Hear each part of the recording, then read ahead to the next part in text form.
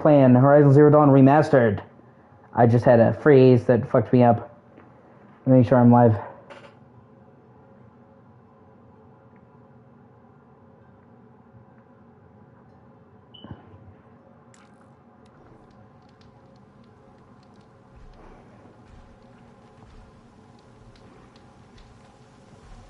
Yeah, fuck. Shouldn't use my weapons up here. It'd be cheating. Okay. Let's try this again and hope it doesn't crash.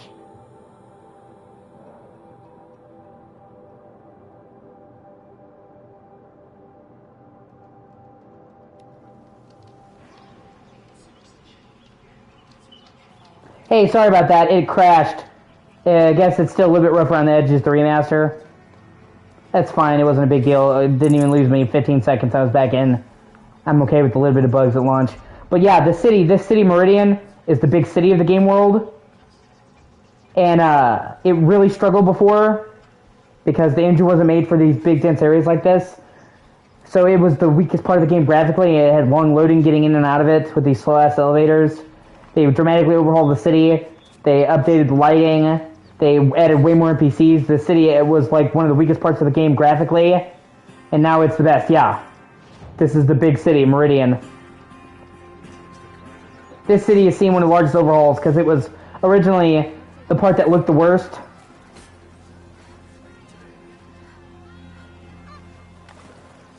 It was the part of the game that looked the worst. Because it pushed the engine the hardest. So they really overhauled it and made it look way better. And yeah, I really kind of like the whole Persian Mediterranean thing they got going on here. Like I said, these shrubbery and this grass, like, the new Meridian looks fucking amazing.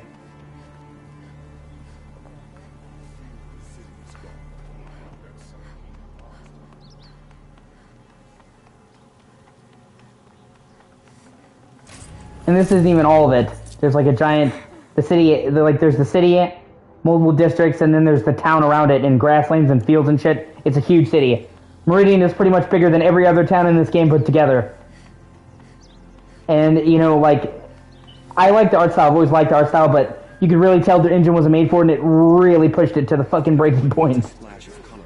What did you want to talk about? You were an outlander, no? An adventurer. I used to be one myself. I admit, I miss the beguiling colors of the wilds. Speaking of which, I wonder if you've come across a very special kind of flower. It's made of metal, like a machine. Other blossoms grow around them in amazing patterns. These gleaming beauties are very much in demand among my clients. If you bring me some, I have valuables to trade for them. See, like, even the merchants are incredibly well acted. You said you were an adventurer. And have the cinematography. The nobles of Meridian crave flowers for their balconies and gardens. So out I went, with bow and spear. I made my name by searching the wilds for the wildest blossoms. No bandit nor machine could keep me from those precious petals. So what happened? Love happened, my sweet. My paramour frets too much when I venture out. So now I collect flowers for those without such bonds. Is it worth it? Being strange like that? Of course. Freedom is sweet, but the embrace of my beautiful Theridine is sweeter still. I really love how fleshed out this world is. These metal flowers. What are they exactly? Even the shopkeepers have unique stories. But some say they began sprouting 20 years ago when the machines started to go mad. Perhaps they grow from the tears of the sun, for he has many faces, does he not? Wrathful one day, cool and patient the next. Perhaps he weeps for our suffering when his anger breaks. Ah, let us haggle over this beautiful bounty.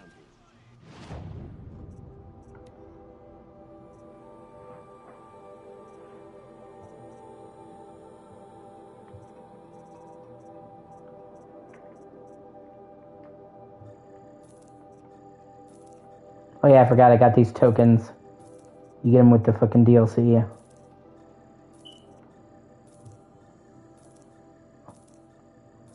Yeah. Till we meet again, my noble Nora. Could you spare a moment to speak of the finer things? See, like, I love the lighting in this city now. The aesthetic is fucking gorgeous.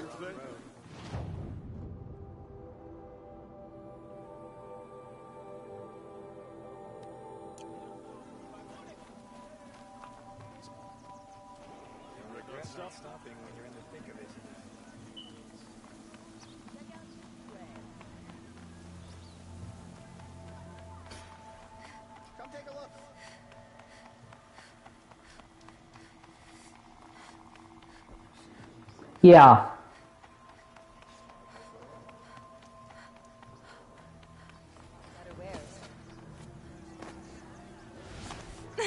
Well, the city is Persian, but the desert around it is the Utah Badlands, and also pretty beautiful. I actually really like it. I like the Badlands, but not a whole lot of games ever actually show the Badlands, so I kind of have a fondness in my heart for it. I'll show you here in a second.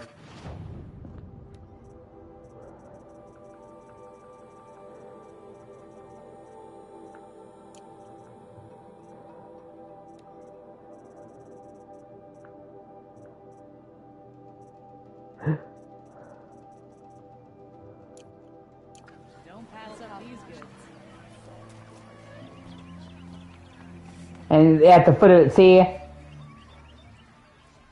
So it's like the Utah desert. And then here's all the jungles and grasslands and shit. Oh, there's the other district of the city, the Metal Spire.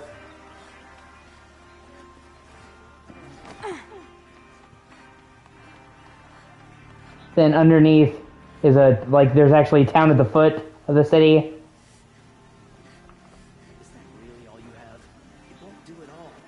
Supposed to be a merchant who has fucking artifact collectibles or collected collectibles.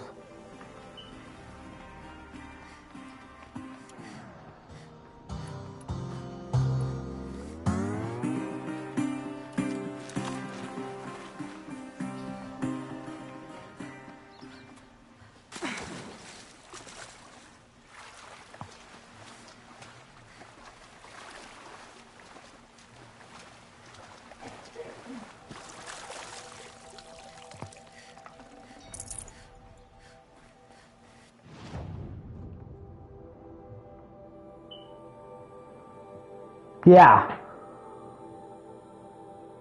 Yeah, exactly. Hold on one second. That's why I think you'll like the desert in this game. Actually. And I'll start by going to the Day Tower. It's where the desert meets the snow. It's great.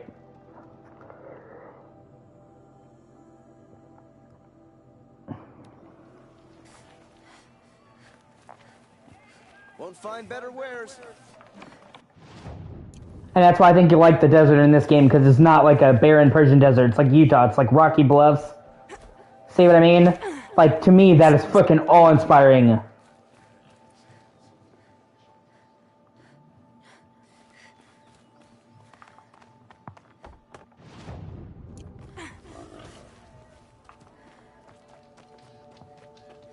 The world beyond the sacred land. I need to find Olin and learn everything he knows. Who the killers were, how they saw me through his focus. Who Olin is. One who looks like me. Why they want me dead. Olin's trail leads to Meridian. When I catch him, he will talk. Then he will pay for all the lives he's ruined. See, it's not like a barren desert with no plants. It's got a ton. It's like a Badlands. It's a very different kind of desert than a lot of the ones you see in games with the rocky bluffs, and I really like it. Like I said, very few games. It's called the Badlands, the Utah Badlands. Very few games ever have actually accurately showed the Badlands. So I was really excited when this game did.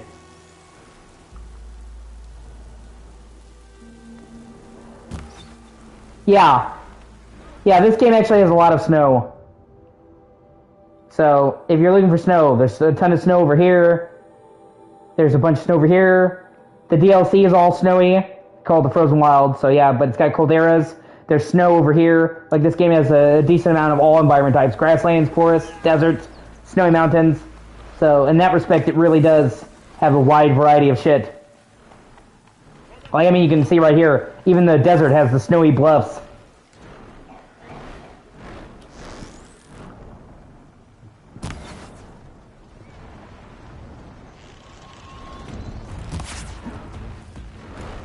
Ah, shit.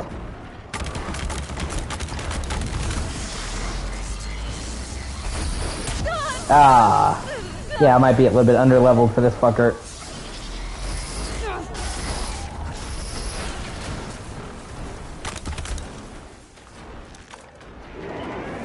Oh shit, he's gonna die bomb.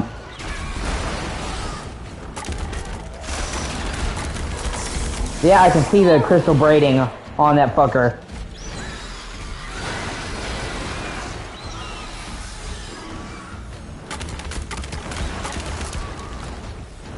Maybe I can knock it down and just get the component I need and run.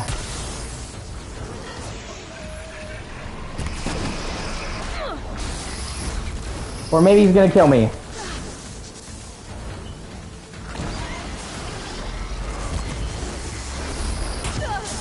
You bastard, I just want your fucking canister so I can get that bow!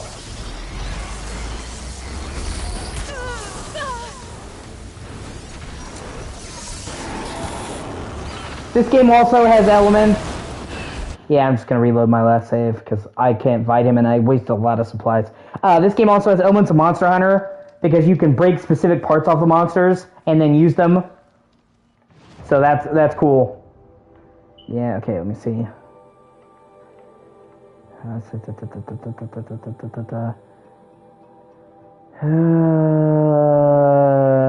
want to make sure I'm not missing a side quest. I'm trying to 100% this and get the platinum, so I'm not just rushing through the main story, you know what I'm saying?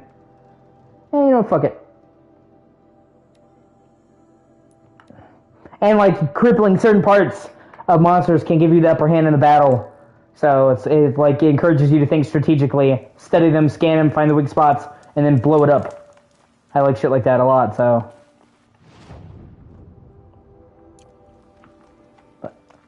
Like, I mean, God! And these, like, this whole... I played a lot of Monster Hunter Ultimate. Like, the foliage here is fucking ridiculous. This is based off the wilds of Colorado. Yeah, I played a lot of Monster Hunter 3. That was the game that introduced me to the Wii Pro Controller. That I would then use to play Xenoblade. I can't imagine playing Xenoblade Chronicles with just the Wii remote. God, like, I tried, it fucking sucks. I mean, when you bought the game in the fucking,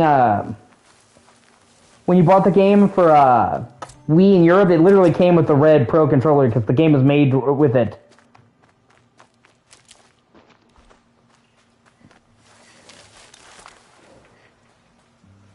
Okay, this is, I forget what they're called, Scrappers. Okay, this is not gonna be that bad. These are much tougher machines that you can optionally clear out.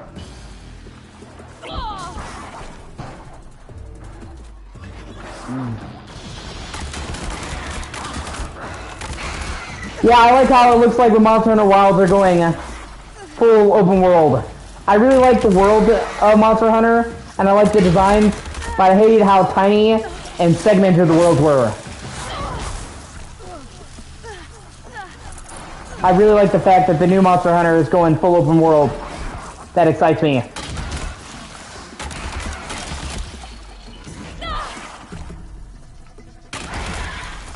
Capcom just seems to be on a winning streak lately.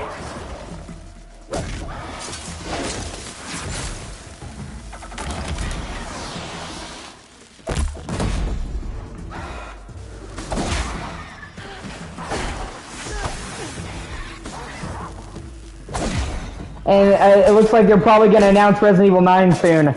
That's a rumor. It comes from a bunch of people who have credibly leaked stuff before, so...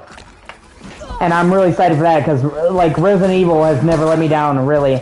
I mean, 6 kind of did, but I stand by the fact that 6 is not actually a bad game. Oh, seriously? Fuck me. Yeah, seriously. Capcom is honestly probably my all-time favorite game developer. If I had to pick, like, you put a gun in my head, it'd probably be Capcom.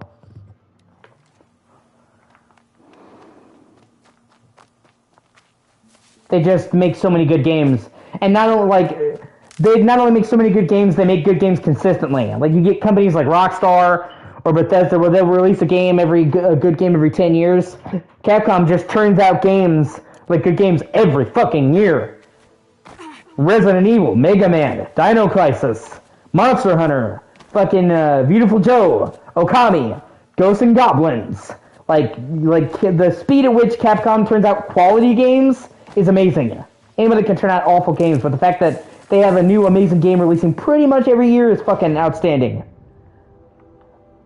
Oh, did it? Oh, it still counted it as I cleared the... Carson, oh, okay, I died, but, you know... I thought I was going to have to do that again. Awesome. I still actually might want to try to head back, because... Yeah, exactly. I think the worst game Capcom ever made was Devil May Cry 2. And I don't hate Devil May Cry 2, it's just fucking mediocre. That was the problem with DMC 2. Not that it was bad, that after, in a series of fantastic games, it's the only one that's eh. You know what I mean? Like, I don't think it's a bad game.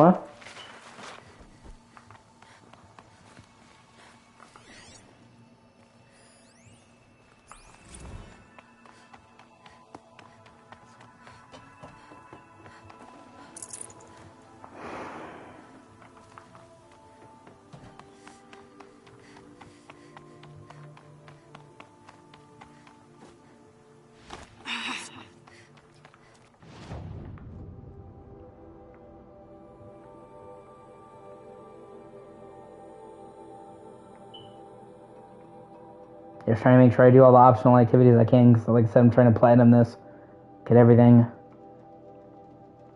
And I don't want to rush it, I really want to take my time and enjoy it. I can't do that bandit camp, because that's level 25. Well, hold on.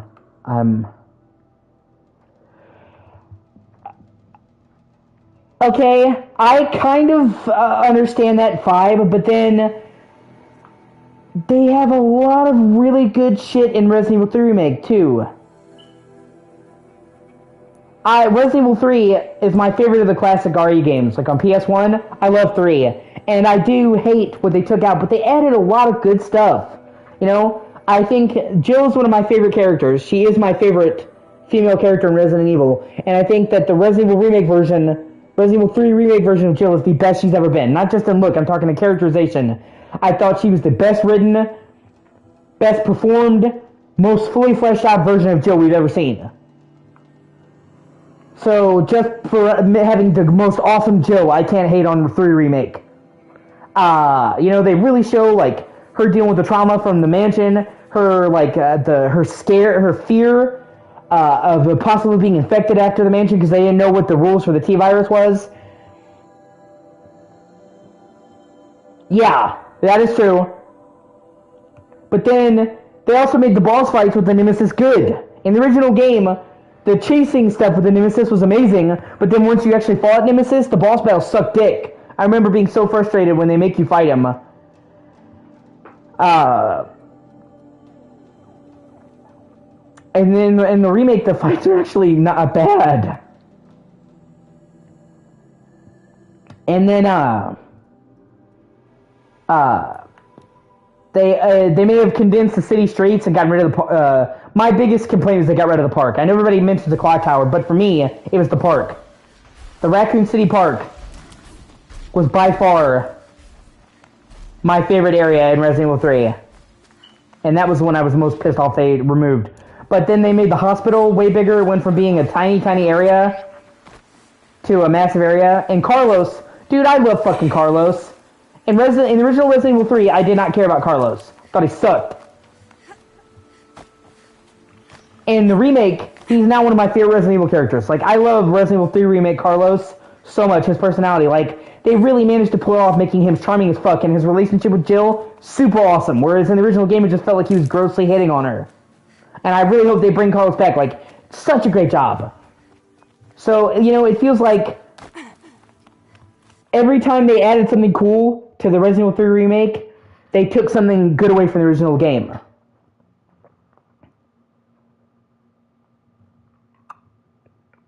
Whereas with Resident Evil 2 Remake, they added all the new stuff on top. They added a lot more new stuff to 3, but it came at the expense of the classic stuff. You know what I mean? They also did a much better job connecting to... they did a much better job connecting to the second game, connecting the second game to the third game. In the original game, they did it really sloppily, and like stuff that was just weird, like Marvin. For some reason, when Jill examines him, she's dead, and it turns out he's passed out. That made no sense. The fact that Marvin actually pops up and has dialogue in the third game was really awesome, and the fact they showed it was Brad that killed him, that turned him, such a cool twist, because like Brad's body just lying around and he had no significance in the plot. He was just dead. They never even showed you like what happened to him after. So they actually like made him so much cooler in the remake, and like you directly see how the stuff you do in the police station in 3 alters the landscape in 2, like where the hall is blown up in the police station. So like they did such a better job of connecting 2 and 3 together. You know, it's just like I said, with Resident Evil 2 remake, all the good stuff they added was on top. And they added some stuff here and there, but kept the core of the game the same. With 3, they added a lot more new stuff, but all that came at the expense of old stuff. If you judge 3 remake on its own merits, I'd say it's still a good game. But yeah, I can definitely understand your issues, but I still think it was a good game. I wouldn't say it was bad. Oh shit, wow, I thought I would get a strike from above and I didn't. Oh well, shit happens.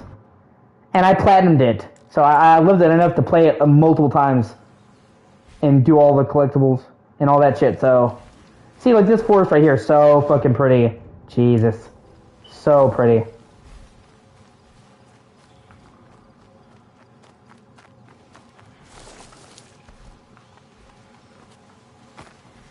They just tried to change too much, you know what I mean? And they went too far with the changes.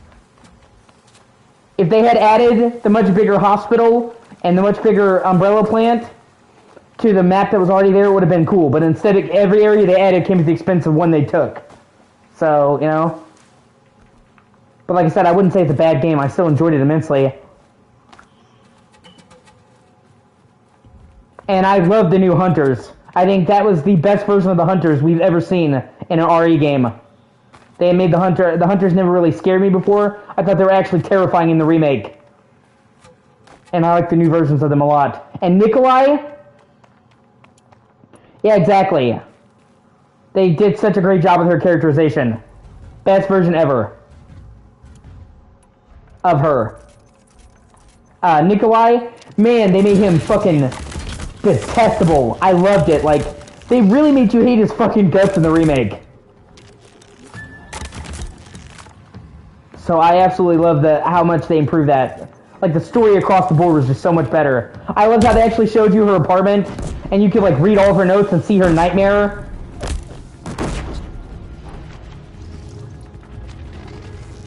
And learn about, like, what she was doing after the first game, and, like, her hiding and being afraid that Raccoon City was going to send someone to take her out, or Umbrella. I thought that was fantastic. Like, so they did do a lot, you know?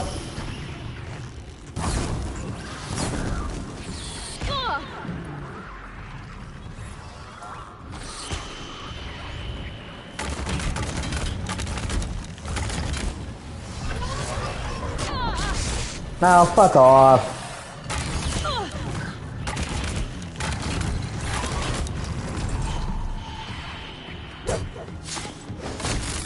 Finally, fuck you. Yeah, exactly. That's fair. But then they gave her such good one-liners. Bitch can't even swim. I, like, audibly chuckled. That, like, that truly is such a great line.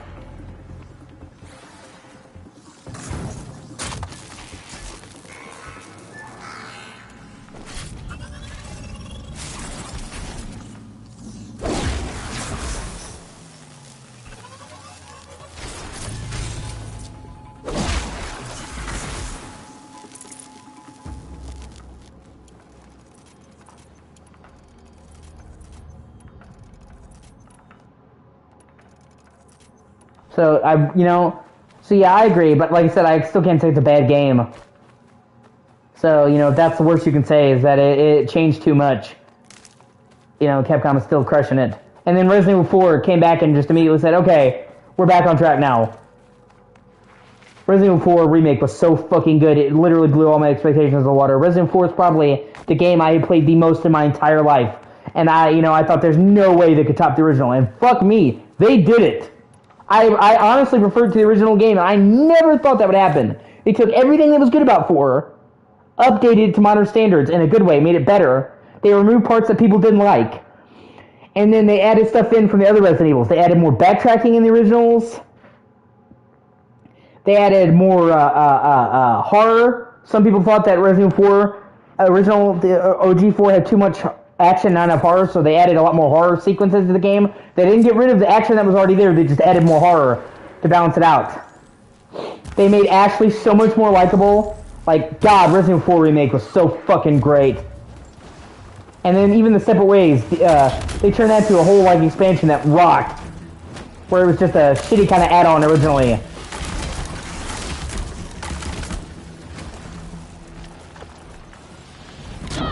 Oh, nope.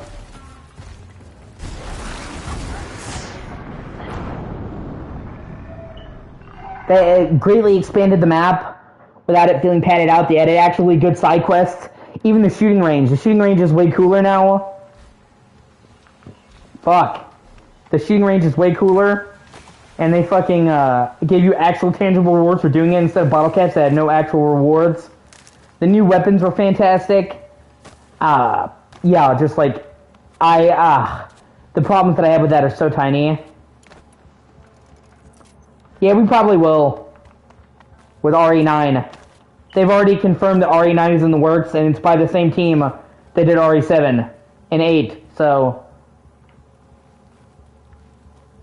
it's pretty much already been confirmed that we're getting...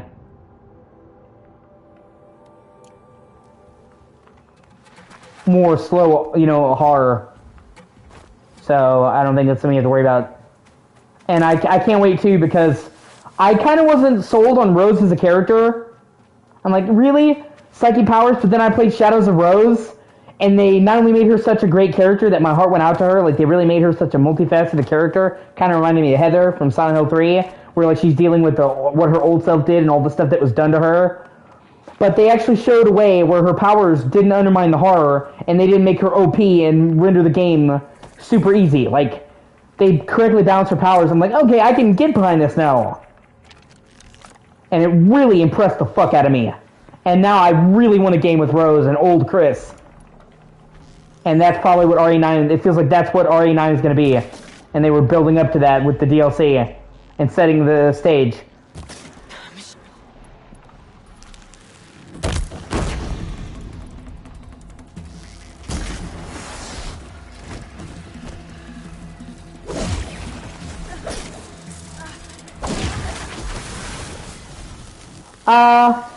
I liked 8. But yeah, it's not everyone's taste. I liked it up until the last act, when it kind of jumped the shark a little bit, but then it recovered. Shadows of Rose. If you ever get a chance to try out Shadows of Rose, you really should. Because it goes for a kind of psychological horror that's much closer to, say, Silent Hill. It feels like they were trying their hands at trying to make a Silent Hill type of game for Resident Evil with that DLC. It's fantastic.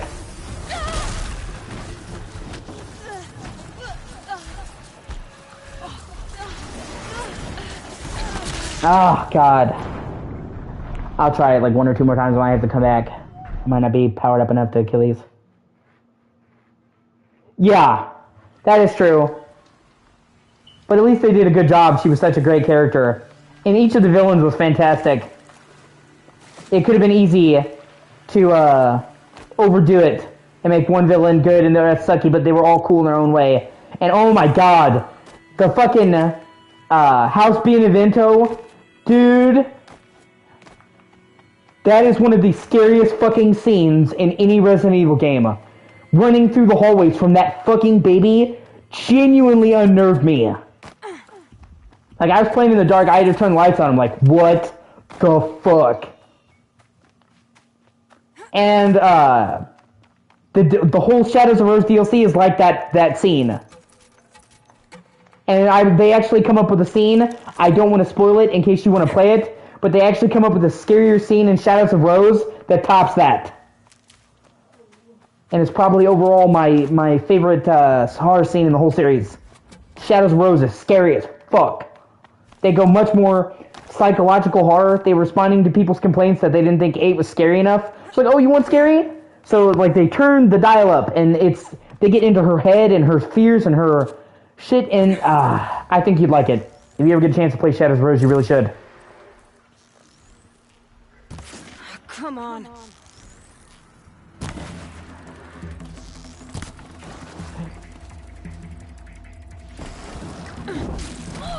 And she has psychic powers, but like her psychic powers are not like a crutch. I was really, really impressed with how they handled her powers. Yeah, exactly. I can see that. I can understand. Yeah, each area in that game has a different vibe. I do wish the castle had been bigger, because I really did like that castle. But for me personally, I also really liked the village, and all the backtracking in the village was great. And then,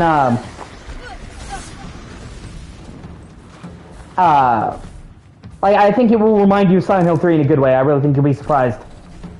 But they have this part where you're trying to get to a stronghold to get the last thing.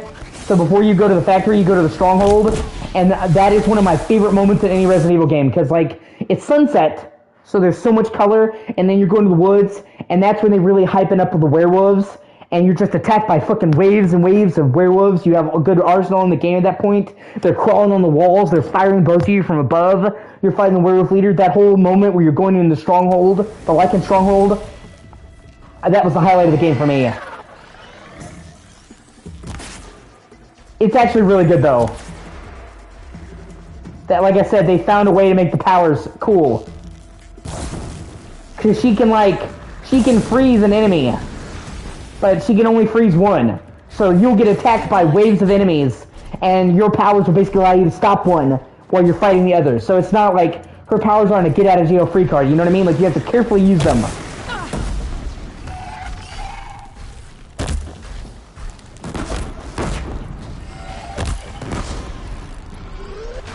And you have very, very little ammo. They really made the resources scarce.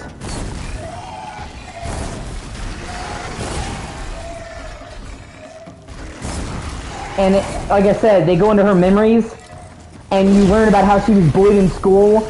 You learn about her fears of being molded, because, you know, she's Evelyn. She's like literally the reincarnated form of Evelyn. So they literally have her normal self and then Evelyn, so it very strongly reminds me of Heather and Alyssa from Silent Hill, and I think that was on purpose. So it felt like, with Shadows of Rose, yeah, that is true. The factory was great, I agree. It felt like with Shadows of Rose, Capcom was trying their hands at making a Silent Hill game almost, like that kind of psychological horror, because you go into Rose's memories, and you see her memories, and see about how she was bullied at school. You see about how Chris stepped up and became her father figure. You see how about she wondered if she was human or a monster. It's very reminiscent of Silent Hill 3, and I mean that in a good way. And she actually has to fight Evelyn, like you have to fight herself, which reminds me of fighting Dark Alyssa on the merry-go-round.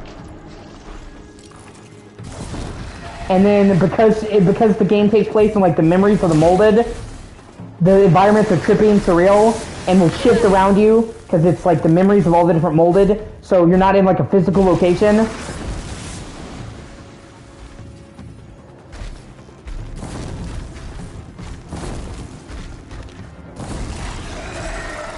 I think you can actually. I have to check. I actually like damage numbers.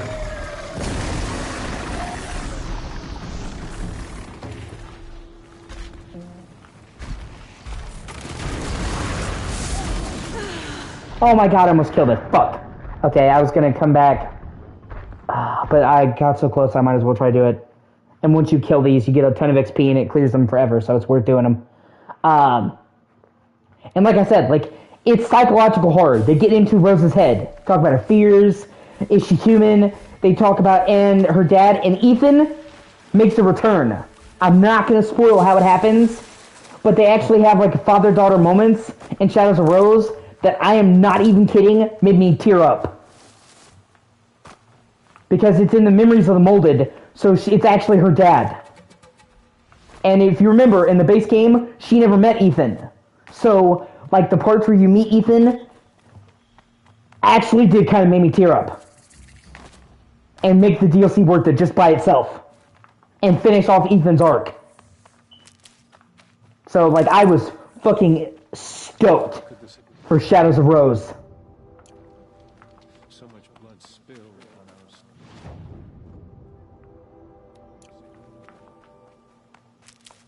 And its similarity to Silent Hill 3, its psychological horror, the trippiness of the environments, and it's set in the castle, just so you know. You mentioned you like the castle. It's set in a warped version of the castle. So that alone might also make you like it. It's not the same layout, it's all warped and twisting, but it's like a shadow version of the castle. So, if you ever get the chance to try out Shadows of Rose, I really think you'd be surprised. And it's like 3 or 4 hours the first time, so for a DLC to a short game, because none of the Resident Evil games usually are that long, it's more than, you're getting more than worth your money's worth. Plus, they added a third-person mode to Silent Hill, they added a third-person mode to Resident Evil 8 for the main game, and that totally changes the game. It's optional, but they had to make so many new animations and shit like that, and the third person was really good. So, when you buy the DLC pass, you get this cool DLC with Rose. You get a third-person mode for the main game, which makes it like a whole new experience. And then you get to play Lady Dimitrescu and Heisenberg and Mercenaries.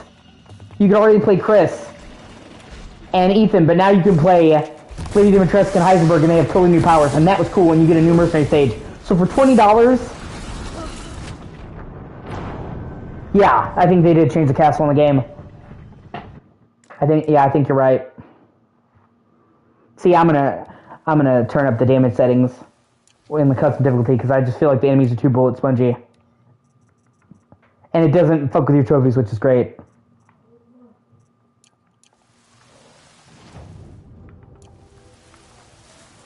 But,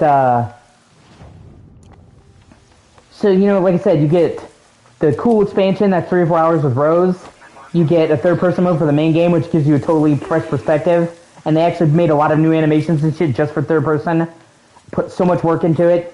And then you get the new Mercenary stage and 2 new characters with totally different powers and abilities. Like, you can actually use Heisenberg's gravity powers.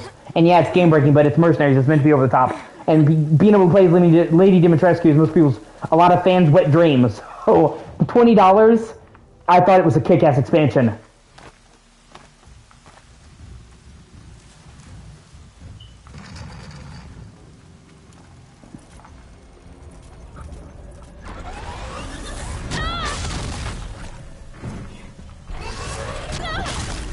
Oh, fuck off.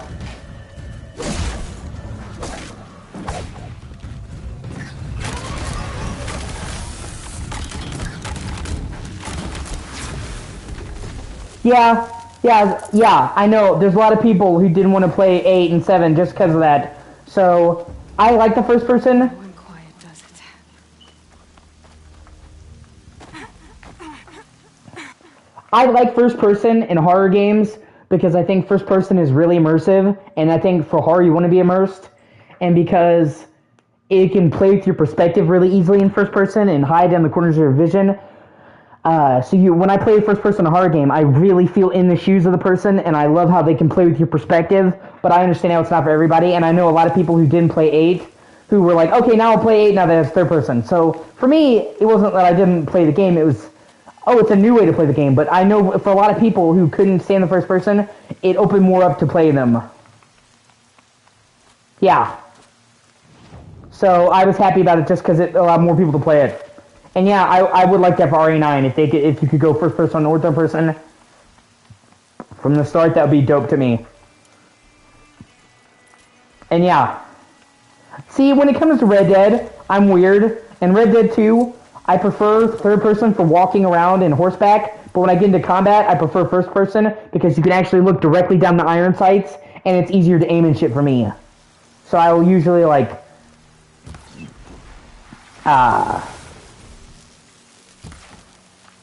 play it in third person for the exploration, and then switch to first person when I'm doing the battles. just because being able to actually directly aim down the sights of the gun is a lot easier for me.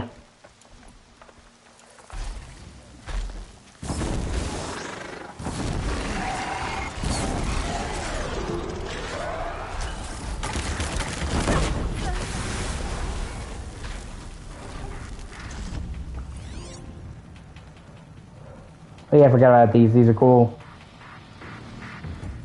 These let you see glimpses of the past, which I'll do after this enemy stops trying to kill me. Yeah, see, that's much more manageable and way less bullet spongy. And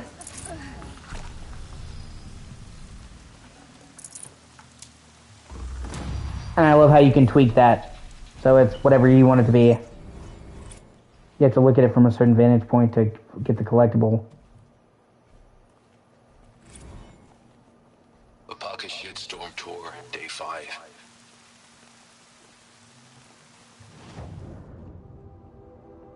Okay, got it. Let me get more skills. Yeah, the animations for Arthur are so great. That's what I'm saying. Like when I'm horseback riding or I'm running around, I usually, like I said, go for third person. But in combat, being able to, like I said, directly look down the barrel of the gun really helps me for lining up great strikes.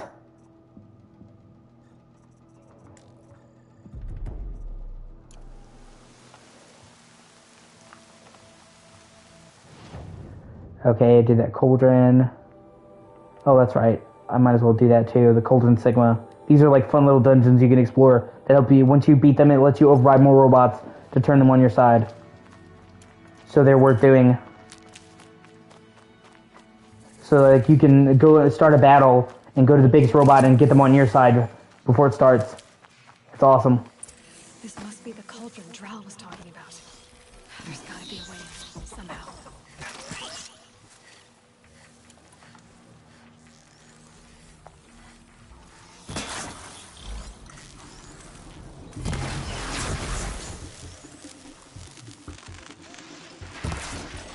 Yeah, I agree. They did such a great job with Red Dead 2.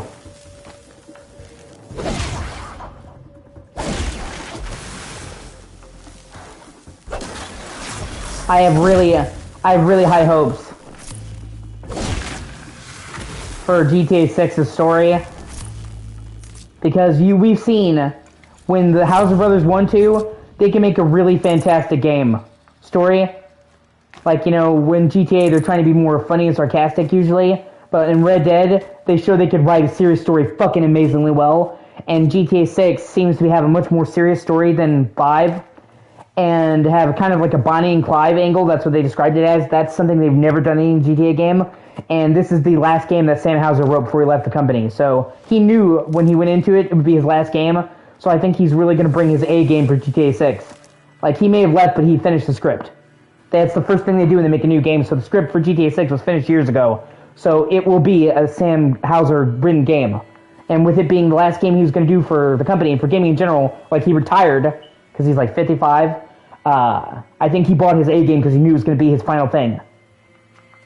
And I can really see their writing chops with the whole Bonnie and Clyde angle, and that being his last game, they're really blowing it away.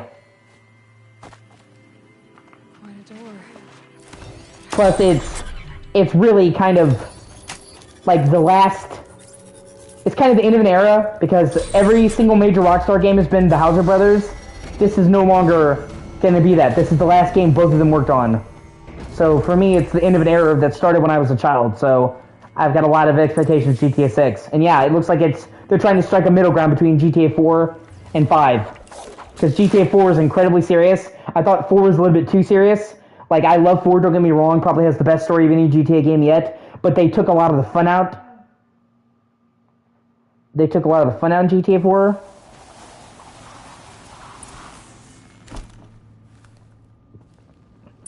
In the effort to make it serious, and then 5 was silly, and I love 5, but it didn't have the gravitas. I think for 6, they're trying to go somewhere in the middle, which I think could be the best story if they play their cards right. It would be a shame. It would be a shame if Dan Hauser went out without a good game. So I don't think that's going to happen.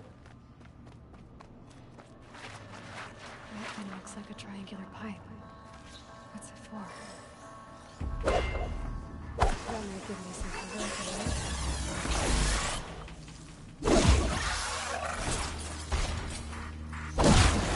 I like 5. They restored a lot of the fun, and I think Trevor is one of my favorite characters in any GTA game.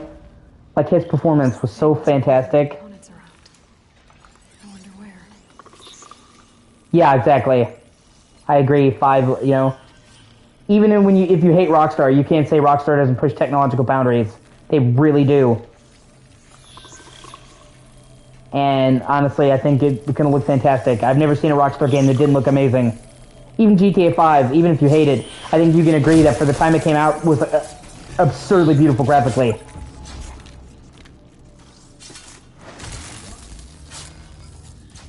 I remember playing GTA 5 for the first time on 360 and being gobsmacked by how good it looked.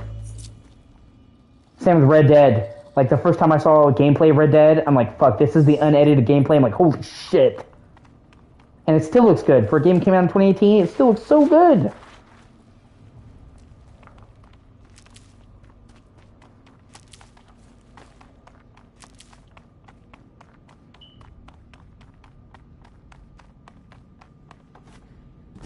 Exactly. And it didn't have enough color. It was mostly brown. Like, I thought GTA 4 was way too brown. That's why I like the art style of 5 a lot more. They added so much more color back. GTA 4 looked too realistic and too drab. You know what I mean? Just, What does it do? look at the difference between, Spider-Man. Look at the difference between Spider-Man 2018 and Spider-Man 2, and then GTA, when they're in the same borough. Like, it's a night and day. You can see they can do Manhattan with color. They made GTA 4 too saturated, and with GTA 4, I love the story, I love the gameplay, I even love the gunplay. I thought it was the first GTA game that had good gunplay. Like, up till San Andreas, the gunplay was just passable. I don't think anybody loved the shooting. But GTA, I hated the driving in GTA 4. They went sim. I hate sim driving. I really do.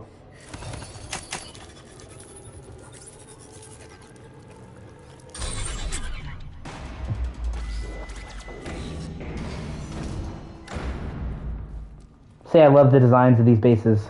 It looks like those flying machines move components around. Might be able to take me somewhere. These are a really cool break from the game. They're like little mini dungeons you can do. And after it, you get the ability to take over more machines, so they're all worth doing. And I love how they have almost like they're like a pyramid. So it's true. Machines are built in these places. But why? And by who? Yeah, that's what I'm saying. Like, It's gotta be. it's true. I don't like it when games don't have a rich color palette. You know, you can have a mature story and still have a rich color palette. I just thought 4 was too desaturated. But you know, to those stories, I still love 4. Like I said, it still has probably my favorite story of any GTA game, and probably one of my favorite crime stories. Like, Nico Bellic is such a great protagonist. Roman is so lovable. I've gone as far as this thing will take me.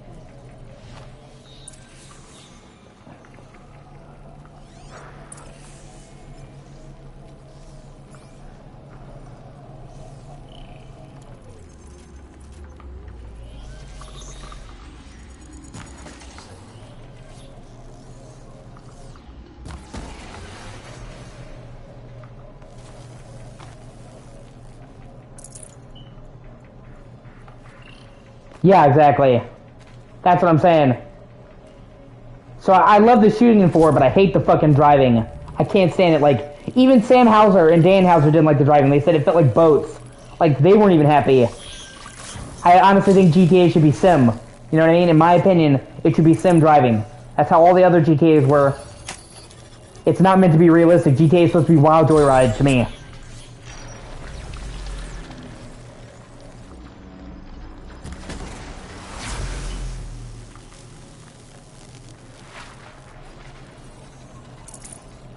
Also, can I just say, on a related topic, we're talking about sandbox games, how much I love Watch Dogs 2.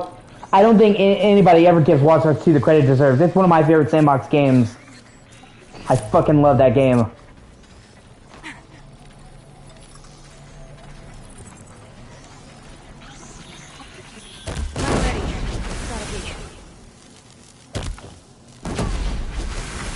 Ah, fuck you.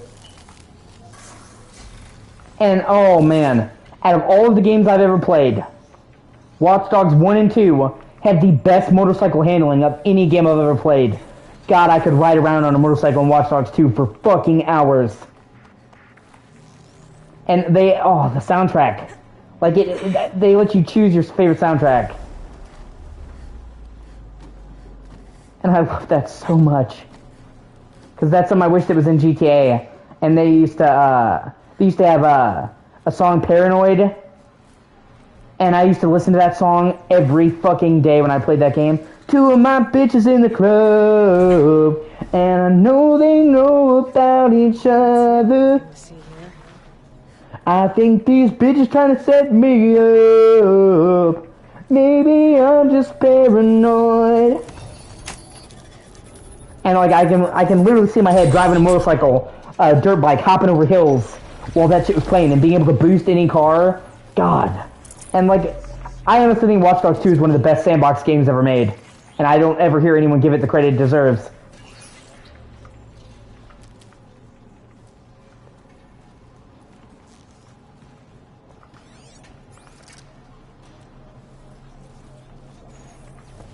Finally, I was able to get a death from above. I get... Chicago! I think Watch Dogs 1 was the rough draft, and Watch Dogs 2 was the best. Watch Dogs Legion, I like Watch Dogs Legion, but it felt like it belonged to a different series. It didn't even feel like a Watch Dogs game, you know what I mean? Like, I liked Legion, it didn't feel like it belonged in Watch Dogs.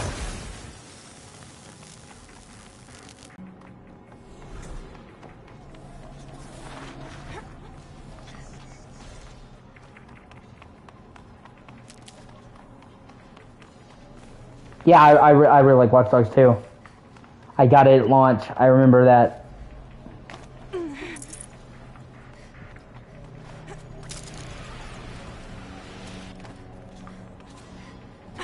And I love the fact that his melee weapon is a bungee cord with the ball bearing attached to the end. Like, that was such a cool, unique weapon. I don't think I've ever seen any other game have that weapon in it.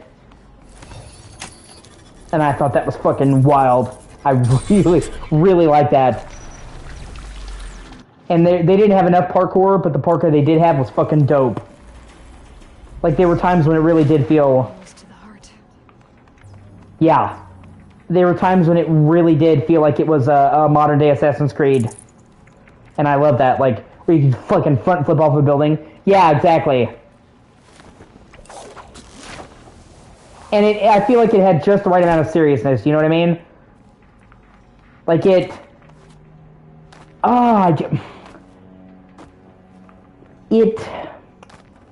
knew when to take itself seriously and when to play around and have fun.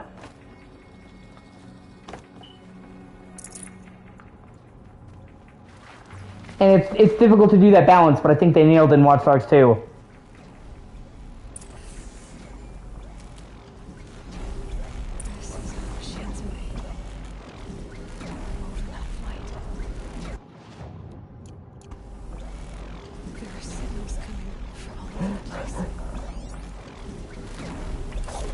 I should actually mow the floor at this. I'm like level...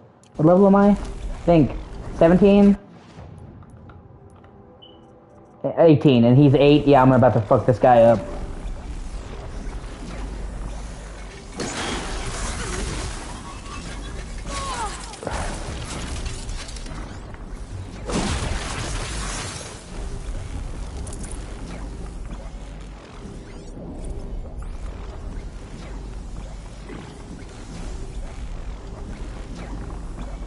Yes, I agree. The shooting was really good. And the cover system was great, too.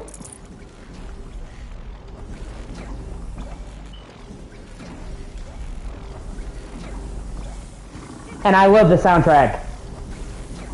That's where I first heard one of my favorite songs, Miss Me Blind, by Culture Club. I know you miss me. I know you miss me blind. If you wanna get good, then you know how to have some fun in it. Tinker with this stuff. And turn it around on me because I'm better than the rest of the meal. Fuck that.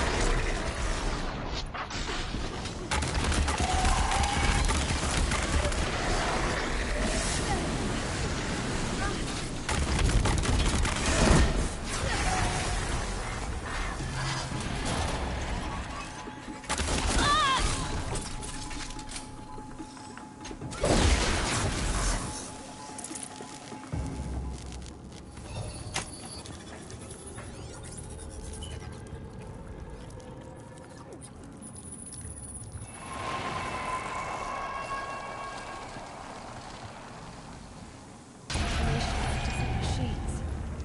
This Yeah. will overwrite them. I also really love Wrench. He's such a great fucking character. Oh, that's cool. They also got Hudson Mohawk to do a bunch of songs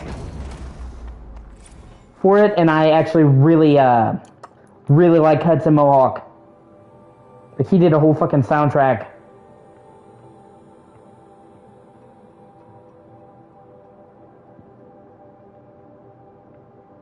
I'm close enough to level 20, I might as well do that. Oh, fuck, I ran out of fast travel packs. Awesome. And he actually did another song I really like in fuck. He did another soundtrack I really loved in another game. Hudson Mohawk did a bunch of songs for Sleeping Dogs. And that's where I first heard of Hudson Mohawk. He did a song called Fuse that I fucking love.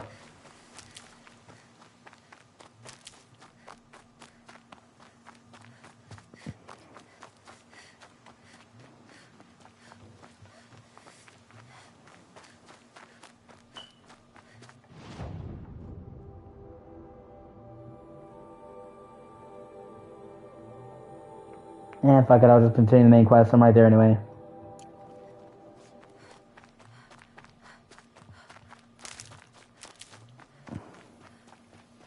Stocking up. Yeah, especially because we're about to get into a big-ass story mission with a lot of enemies. So, might as well fucking fill up the coffers. Yeah, that's what I'm saying. I really love the driving, especially motorcycles. Like, the dirt bike in that game is, like, the best fucking... Like I said, I said earlier, I think Watch Dogs 2 has the best motorcycle driving of any game I've ever played. Actually, I might fucking install Watch Dogs 2 and play that. Talking that, it kind of made me want to. And I never 100% completed it. I might start over a new game.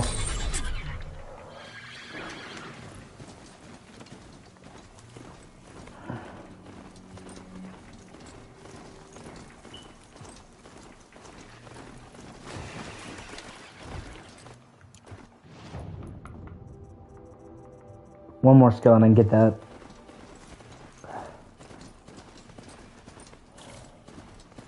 Well, I think, hold on. How many? Yeah, 2 skill points. Yeah, that gives me a mount no matter what. Because right now I can get a mount, but if I fast travel, I lose them. Once you get that skill at the end of that tree, you can have a mount no matter what, so it makes getting around a lot easier. That's the next big skill I'm going for.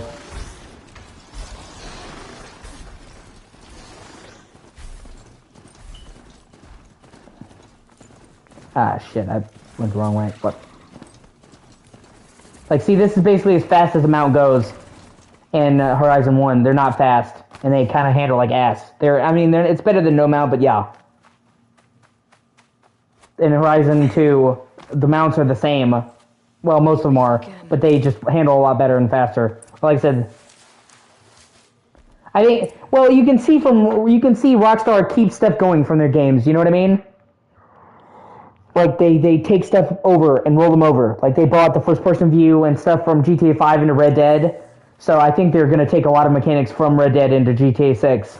So I don't think you have anything to worry about.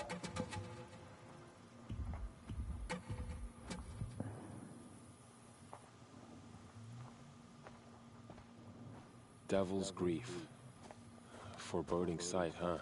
Don't you ever wonder what it used to look like? Back when the old ones lived here.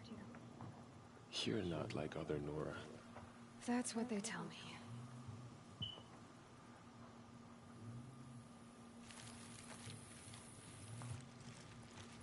War Chief? Our scouts found enemy camps in the ruins, guarding the approach to the Ring of Metal. I love Varl. He's one of the best characters in this game. First. Make sure they stay quiet. Agreed. Wipe out the camps, and our enemies in the Ring of Metal won't see us coming.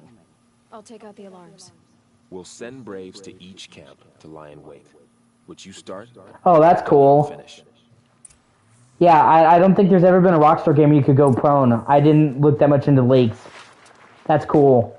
Actually, I could see a lot of use for that, especially with there being like swamps and stuff like you could hide in the foliage, ambush people. I'm sure people online are gonna love doing that. Fucking go prone and ambush somebody. Surprise, motherfucker!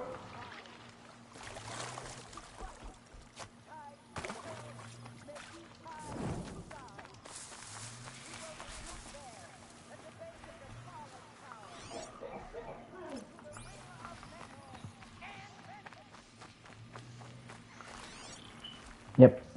Bandit camp.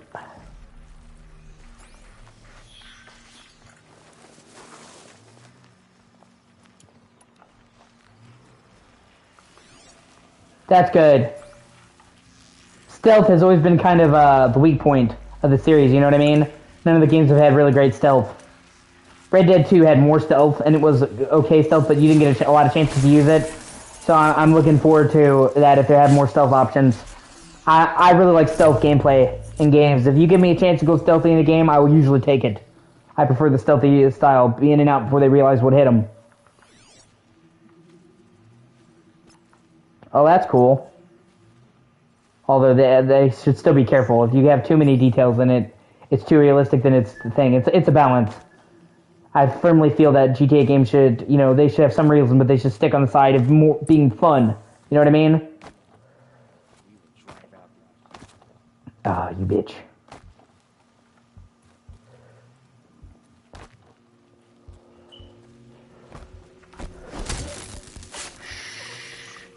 It's okay.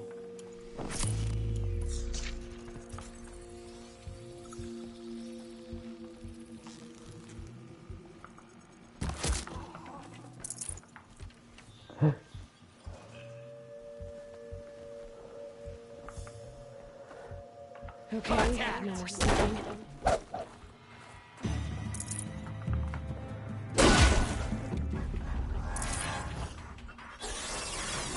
Oh, that's cool. I like that as well. For the Nora, we are all brave today. I liked how you could use gasoline cans and actually have a trail and use it, but you had so little opportunities to use that in 5 that seemed like they went out of their way to make a mechanic that you only used in one mission when you burned down that farmhouse as Trevor, the O'Neill farm. And I was like, wow, like they put a lot of time into something that most people will never use except for this one mission. So if they have more shit involved, that's great. Because it didn't feel like they had fleshed it out enough, you know, for such a cool mechanic, so. This grapes.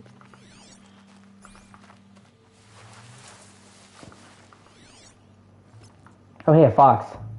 What did the fox say? Ding, ding, ding, ding, ding, ding, ding, ding.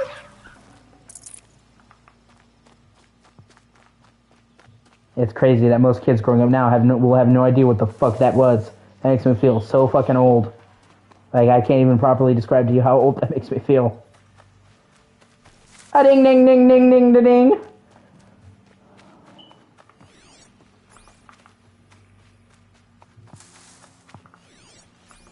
Cause that when I was young, that was fucking everywhere.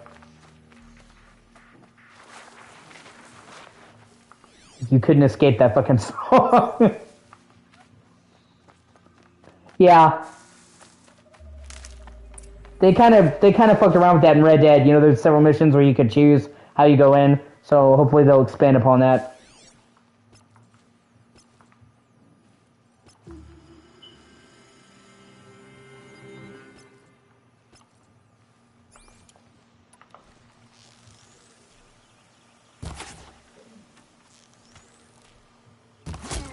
Yeah, I mean, Yeah, I can see that, but for me, I kind of expected it. Rockstar goes for more guided missions, you know? But that's kind of what I expect from them. Because they do set-piece moments like nobody's business. But yeah, a little more openness isn't really going to hurt.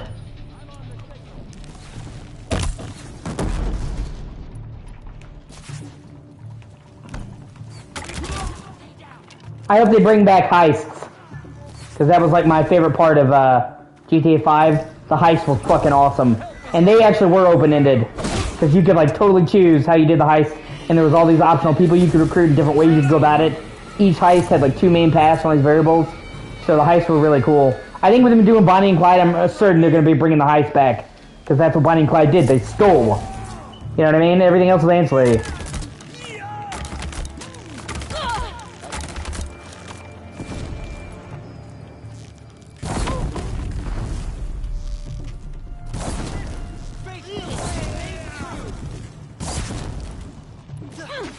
Yeah, I can see that.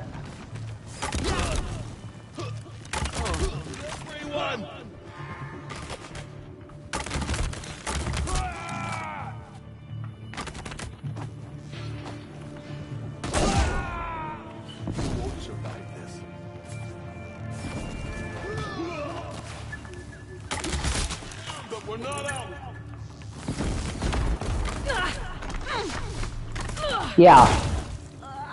Although, you know, I know everybody loves 3, and I appreciate what 3 was trying to do, but I have to be honest with you, I think 3 has aged terribly. I recently played through 3 again as part of the Definitive Edition, and even with, like, quality of life features, man, I thought 3 is really rough. I don't think it's held up very well. Nowhere near as well as Vice City or San Andreas. And there are some missions in GTA 3 that I think are just badly designed. The final mission with Catalina, for example, is just fucking bullshit.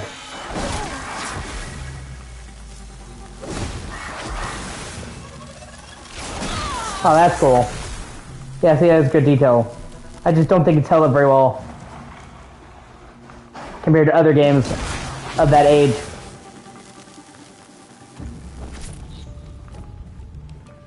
Okay, one more camp left to go.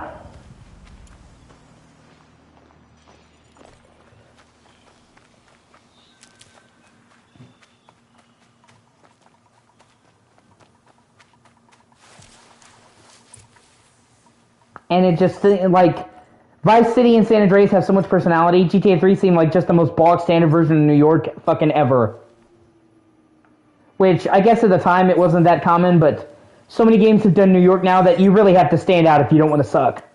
And by being one of the first games to really tackle New York like that, it does not. It feels like the most token version of fucking New York, like, ever. Which I understand is not really, you know, when they did it, it was fresh. But I'm saying now that so many games have done New York, it just feels like the worst. Because it was the first.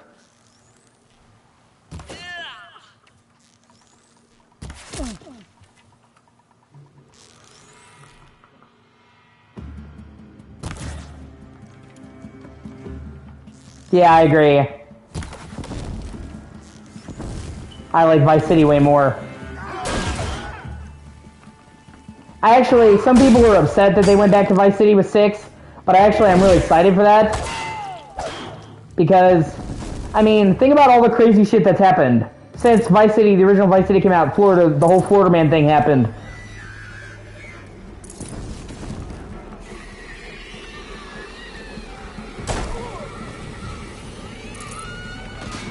Like, so many of those stories that have happened in Florida are, like, made for a GTA game. Like, they have such a wide, like, thing of crazy stories to take inspiration from. And it still feels different because when they first did Vice City, they only focused on the city. But now they're doing the whole countryside and world like they did in, you know, San Andreas and 5. So we're going to get to go to the mountains, the swamps. And I think it creates a really cool contrast because... Yeah, exactly. It creates a really cool contrast because on the one hand, you have the city of Miami with its elegance and lights and culture and a strong Spanish drug influence, and then you have the fucking sticks with redneck hillbillies and gators and meth heads. Like, there's a lot of a really cool dichotomy between the city of Cali, not Cali, I'm sorry, the city of Vice City and the countryside.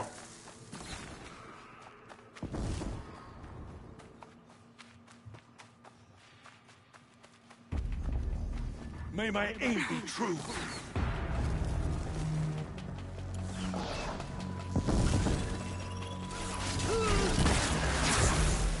I was wondering why the fuck they kept fighting. One less thing to think about. What the fuck? Yeah. Yeah, I love GTA 5's map, but it did kind of disappoint me that they just focused on the southern part of the map, basically LA only. I hope one day they return to San Andreas and they redo the map with a whole map, with San Fierro and Los Venturas. That was actually my favorite city in San Andreas, was San Fierro, based on San Francisco. Still is by far my favorite city in San Andreas, probably in the classic games. Yeah, I'm sure they will. I'm sure they'll put a much bigger emphasis on wildlife hunting since Red Dead went so heavy on it.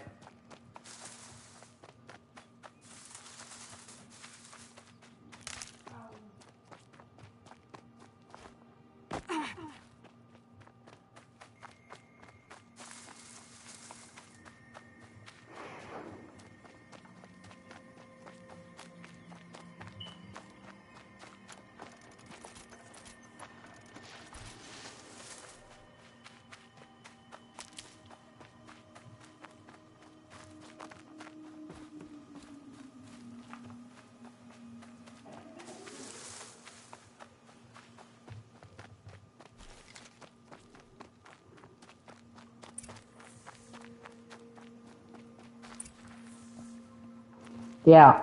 I mean, would it even be a proper game set in Florida if you can't get mauled by a gator? Probably not. Camps have been dealt with.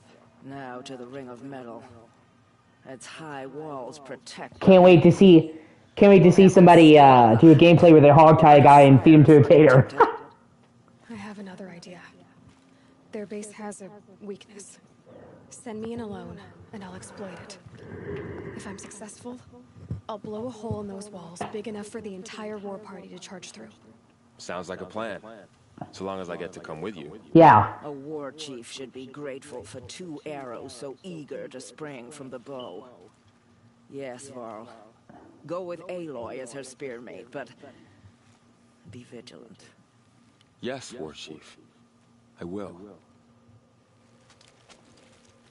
Yeah. I can't believe the bandits thought it was a good idea to put all their dynamite. We wait on your signal. They thought it was a good idea to put all their dynamite in one place.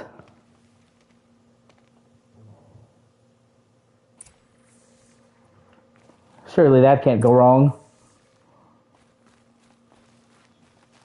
Spoiler alert, I'm about to use that to blow the shit out of their base.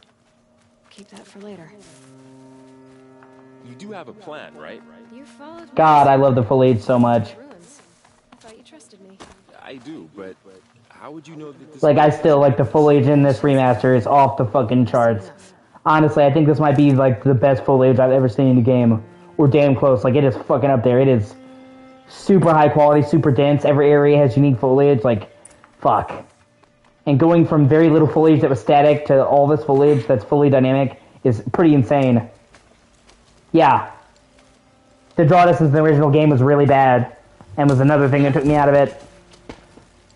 Just about, like, all the shortcomings of the original game they've shored up. It's fantastic. Take my hand. Like I said, this is one of the best remasters I've ever seen. And, like, the sheer amount of quality they put in for this. And, like I said, for $10, like, fuck. Most game companies that put this in... Take the one on the right. would have fucking,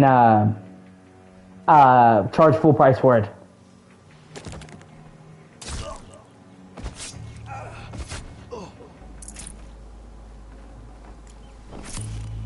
I'll take the one on the left. Don't fight it. Don't fight it. Who's up there?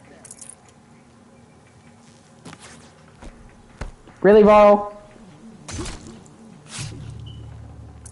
Drop the ball, man.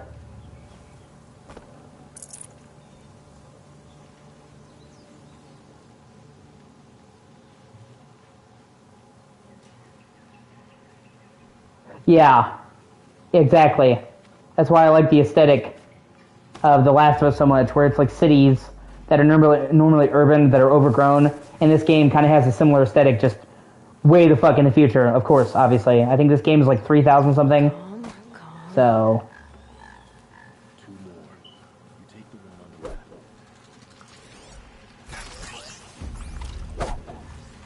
I'm trying to figure out how the fuck I'm... Oh, never mind. I'm dumb. I was like, how the fuck am I supposed to get up there? And that's how I was supposed to... There's a thing right there, fuck. Oh well.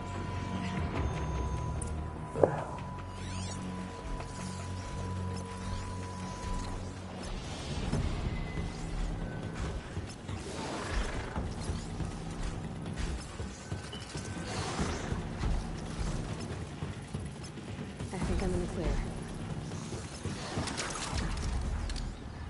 I'm also thinking about getting Metaphor, Refantasio, however you fucking say it. Because, like, the one thing I didn't really like about the Persona games, I love the story, I love the gameplay. I didn't love how limited the exploration was. Like, you're just basically running around a small school. And from what I've seen, Metaphor Refantasio is like Persona in a lot of ways, but it's like a full world that you can explore. And I like that a lot better.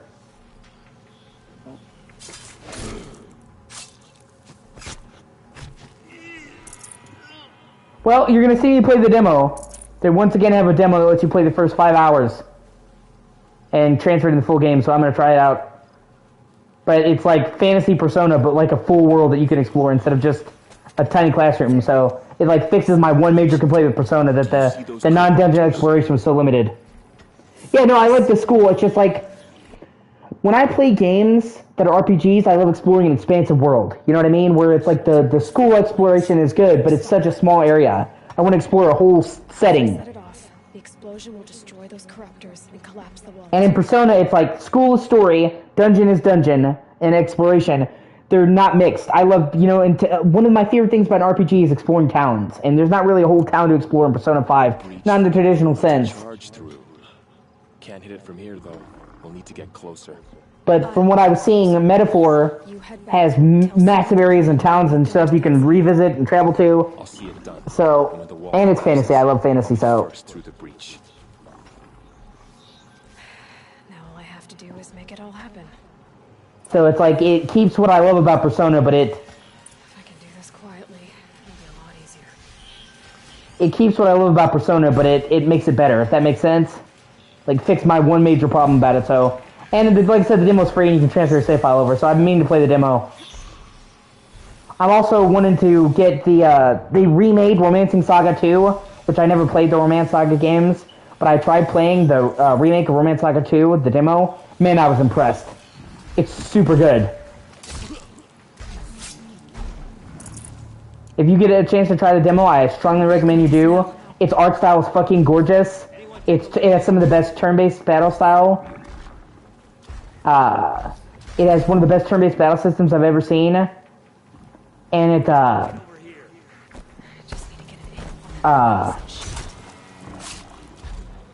it is made by the same people that did the remake of Trials of Mana, who I really like Trials of Mana, the remake.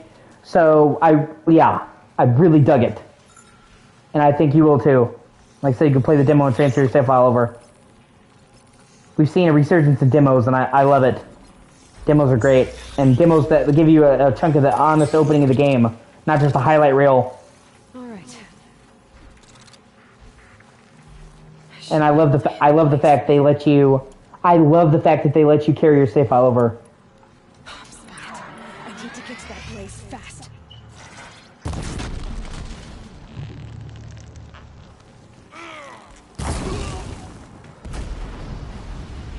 This is why you don't keep your explosives all in one place. Fucking numbskulls.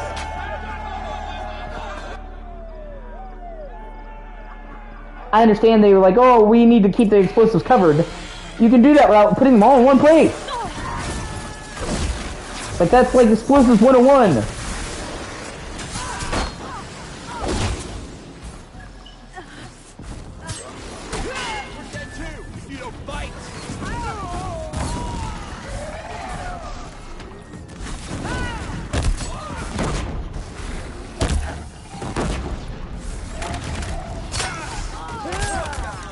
I haven't played that yet. I need to get to it. I actually have most of the Yakuza games, and I haven't played through them. I played a good chunk of Yakuza Kiwami, and it was in my backlog. I need to play through it because I have Yakuza 0 through 7, and Judgment 1, and I need to play through them all. I just wish more of them were dubbed. I have a problem when the games are only subtitles. Or subbed. I know it sounds silly, but it just takes me out of it. And I've heard a lot of good things about Infinite Wealth. Like, I really have.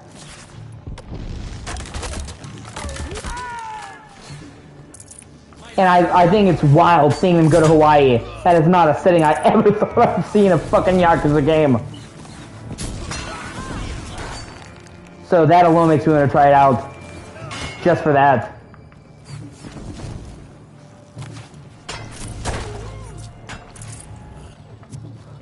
It's hard for me to connect to it as much when I can't understand the language and it's not subbed. And so few of the Yakuza games are subbed. But I do like them. I like the world, I like the combat. You know, and I do intend to play them through them. It's also just a time sink. Just beating the story is going to take you ages, but if you want to fully complete a Yakuza game, each one's like over 100 hours, and I've got like 7 of them. And Yakuza 5 is fucking gargantuan. Like 200 hours for that one. All Mother, look upon our victory. A debt of blood is paid. Remember this day, brave Nora. From your lips to the goddess's ears. So it's just about setting the time to play through them all. In order, you know what I mean? Yeah.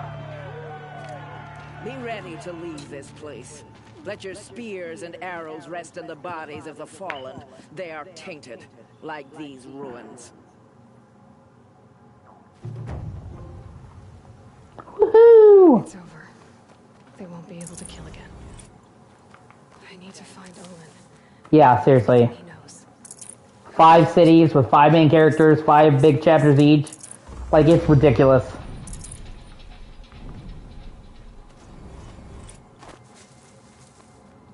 Like I said, I do want to play through them all. Just, they, you know, doing them in order is a massive time sink, so it's just about finding the time, slotting it in.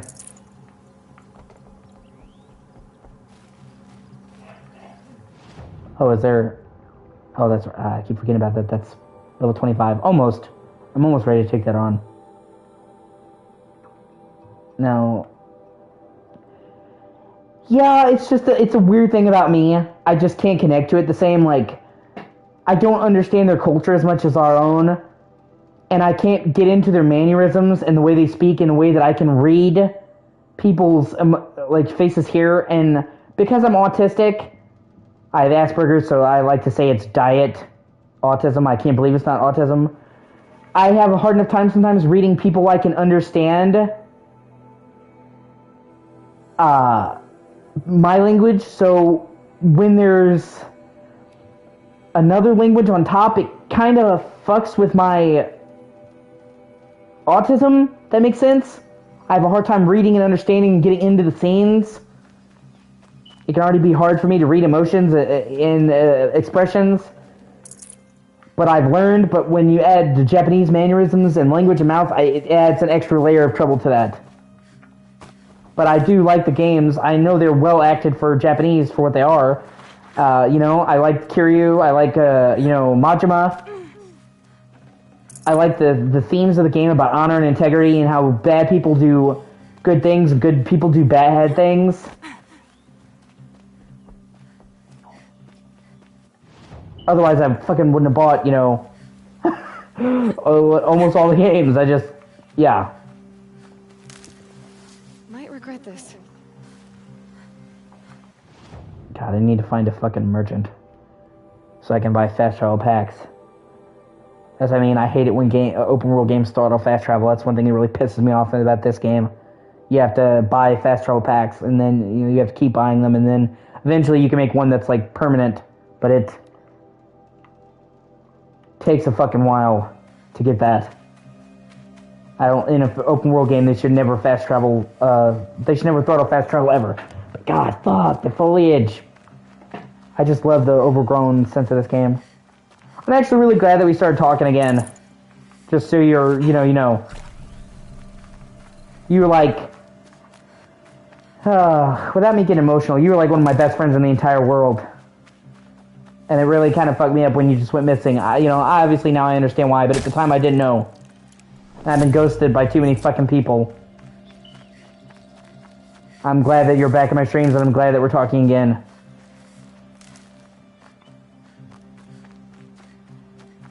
Like, there was a time when we were, like, talking every day, and you were in my streams every day. And I missed that, and, like, I didn't know that you were in jail or whatever happened. I just thought that you didn't want to talk to me anymore, and it really hurt. You know, I mean, I understand now what happened, but surely, from my perspective, you can see what it seemed like to me. And if you didn't know what happened and somebody just stopped talking to you, you'd probably think they ghosted you as well. You know what I mean? God, the fucking forest is so pretty. Yeah. No, I know. It's not your fault. I'm just explaining to you why I was angry. I actually sent you some slightly hateful messages to your Discord. Nothing like crazy, but it was like, why did you, we were friends, would you do this to me? And I feel bad about that now, but like I said, I didn't know.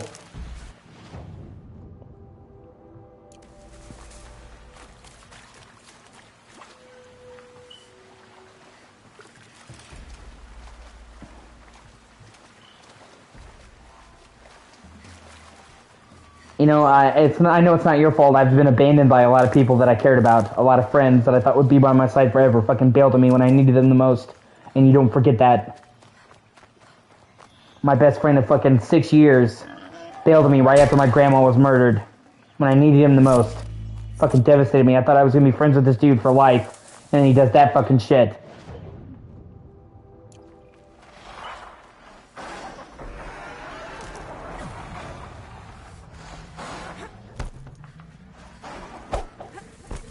Now, if somebody attacked you, it's not your fault for defending yourself.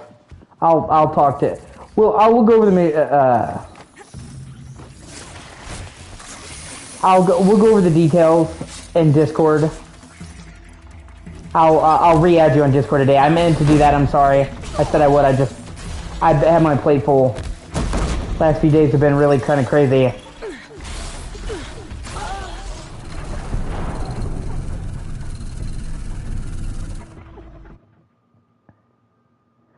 But I'll add you on the Discord, and you can explain to me the whole situation there. I don't want you to share sensitive stuff over YouTube stream.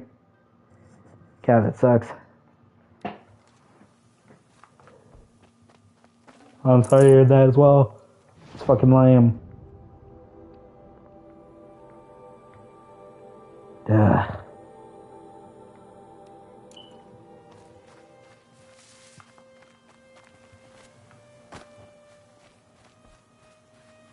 Yeah, this time I'm gonna buy a lot of fucking pastoral packs, so I don't have to worry about running out for a while.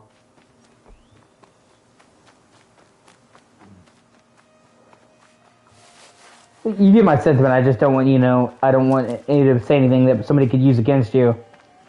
You never know who's gonna see these streams, so I don't want you to think this. Like, I don't want to talk about it. I just don't want you to do anything that could expose you.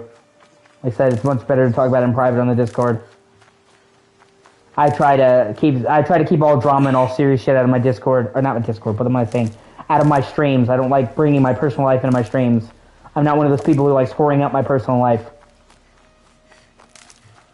The other day, I had a friend who kind of pissed me off come into my chat and start bringing up personal stuff, and I'm like, what the fuck are you doing? And it felt like he ambushed me, and he fucking knows I hate that shit. Like, I don't talk about personal shit in streams. Especially not like things I think should be kept private. And my disagreement with my friend should definitely be kept fucking private.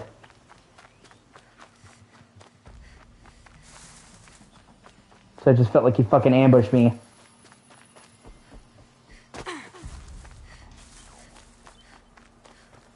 Like, I constantly helped this dude. Constantly mentored him. Constantly helped him when he had an anxiety attack. Constantly helped him when he was asking for advice about dates and shit. And then I told him when the launch of Silent Hill 2 came, I thought he would be asleep because he's in a different time zone. So I didn't expect anything from him. I thought he was asleep. But then he turned out he was awake. So I was like, okay, if you're awake and you're not going to school or anything, can you come by the stream? And he was like, yeah. And then hours went by, he didn't show up. And then he told me it's because he was talking to some chick. And it's like,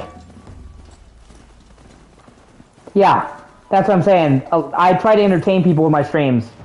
I don't want my streams to be a place to add to people's stress. I want people to come to my streams to get away from the bullshit of their life. To be a fun place for them to relax. And when you talk about personal stuff like that, it's not that kind of place. And also, on top of which, I don't like my personal stuff being made public. I'm a private person. I don't believe in whoring out my life for content. So I really disapprove of that. But so I told him, could you come? And he said, yeah. And then hours went by, and then he's like, oh yeah, I couldn't come because I was talking to this girl that he talked to for fucking hours. So it's like, I'm constantly helping you. I drop what I do to console you when you have an anxiety attack. I do all of this, all of that, and then the one time I tell you, could you come to my stream, it's important, because I never tell him that. I'll say, could you come to my streams if you want to, but no big deal. This one time I told him it was important, because it was the launch of Silent Hill 2. It had been 12 years since Downpour, the last Silent Hill game. I've waited for this for so long, and I told him it was important to me, and he couldn't show up for 5 fucking minutes. That's what I'm saying. I didn't say, well, give me hours of your time, okay? And he bailed on me for this chick. And if he had been sleeping, because I thought he was sleeping, I'd be like, oh, okay, he's sleeping. He can't help that. If he had to go to school, it's the fact that he could have been there and he wasn't that really pissed me off. With all the stuff I do for him, with how I'll stop my streams to talk to him, I'll stop what I'm doing to talk to him, and then the one time I'm like, hey, dude, this is important to me. Can you show up for 5 fucking minutes? He bails on me for a girl, which, bear in mind, he was already talking to her before. Like, he had just finished a several-hour call. And it just felt really shitty, because it's like all of the shit I do for him, and it's like he can't show one time that I need him. And since he did that, I've distanced myself from him, because I don't hate him, I don't have ill will for him. I'm not going to invest my time in somebody that's not going to do it back. Friendship is a two-way street, and if he's just going to do whatever... Oh, no, I know that's fine. Like I'm saying, it's not that, like I said, it's the fact that he didn't have anything to do. Does that make sense? Like, if he had something to do, I would be like, oh, okay, I understand. You know? There, I bought like 15 Fast Travel packs. It was the fact that he could have been there and he wasn't. He knowingly bailed on me after everything I did for him. That's what fucking killed me. And like I said, I have no problem being there for my friends. But friendship has got to be a fucking two-way street.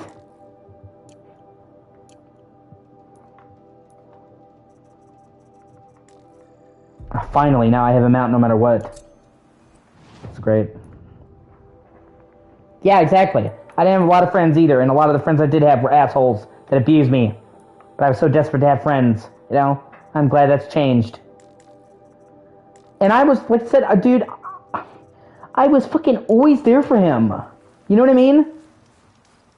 There was never a time, not one fucking time where he needed me that I wasn't there. You know what I'm saying?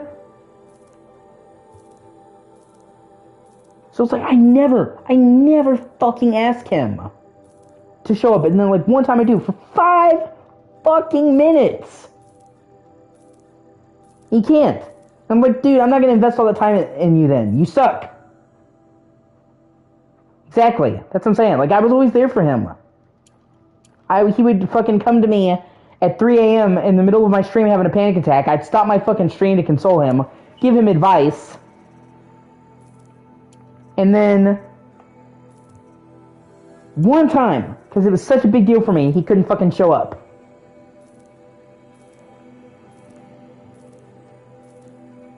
So I'm just not, you know, I'm not going to invest time into somebody that's not going to have me there back. The friendship's got to be a two-way street.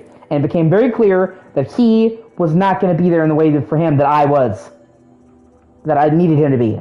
And that's great. Like, I don't wish him ill will, But I'm not going to invest something in my time, my emotions, into somebody who's not going to invest for me.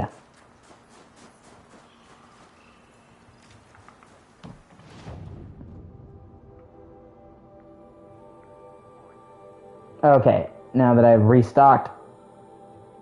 Oh, that's right. I actually need to. I have better weapons now. I need to. Sharp shot bow. Okay, hold on. Let me.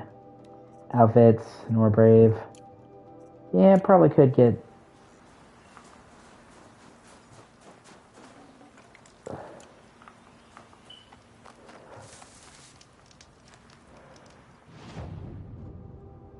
Let me see. Does this guy have better shit than what I've got? Yeah, he's got Karja Tripcaster, Karja Sharp Shot Bow, Shadow Sling. God damn it. I have enough money, but I don't have the fucking... I'll have to come back and get that because it's got the ice. But I do have... No, wait, there's the Karja Sling. Okay, I can get that.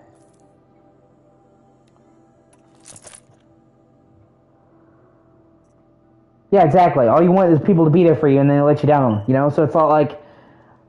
And, you know, and then I told him that he upset me, because I thought maybe he didn't realize how important it was to me. Maybe even if I told him, maybe he was just too preoccupied, you know? I told him, and then weeks went by without him getting back to me, and then he comes up in my stream, and he's like, hey, how's it going? And he made a pirate joke, and he acted like...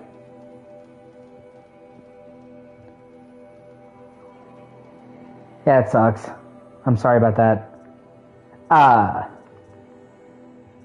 And he made a pirate joke, and he was acting like nothing happened. It's like, dude, you pissed in my mouth, you're not good to me, you upset me, and then you disappear for weeks, and then you come back in my fucking streaming and just act like nothing's there. So I didn't respond, because I was going to be angry with him. You know? I'm like, yeah, I shouldn't, you know, I don't want to really upset him and be a dick. And then he was just like, what, you're so mad at me you can't even say hi? I'm like, yeah, kinda. Actually, kinda am. Survivor, Saw Hunter. I'm not trying to, you know, and I wasn't gonna lie to him, and like, I really, really disliked him bringing that into the stream.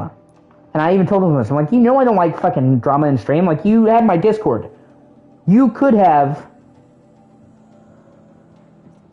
popped up in the Discord.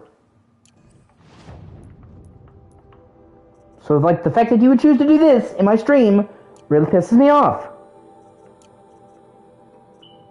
Oh, that's right, I gotta add new shit to my new weapons, the modifications, Karja Sling. That's right, okay, modifications.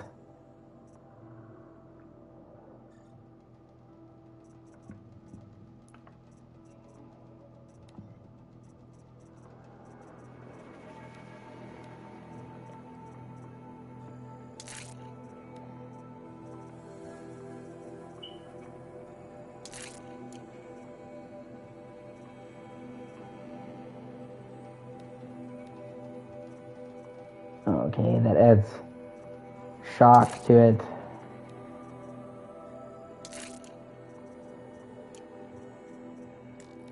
You know, like I said, if I was like trying to say, hey, can you watch my stream, okay, and demanding it, okay, like I said, just 5 minutes.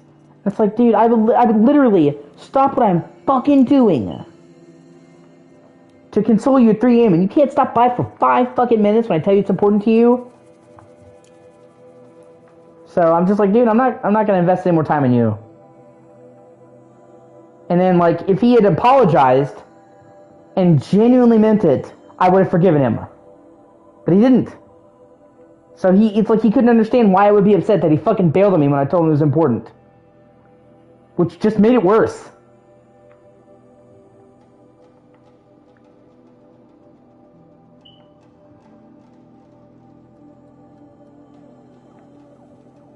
And then, like I said, the fucking coup de grace of him ambushing my stream is like, fuck off. Can I'm pretty sure I can see, yeah, okay. I can see when there's a side quest, that's good, so I can, okay, let me see.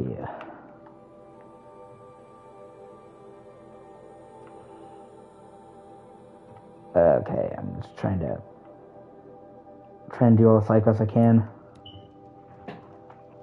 And the fact that he couldn't even understand why I was pissed off, it's like, yeah. Now I'm just belaboring the point, but you get it.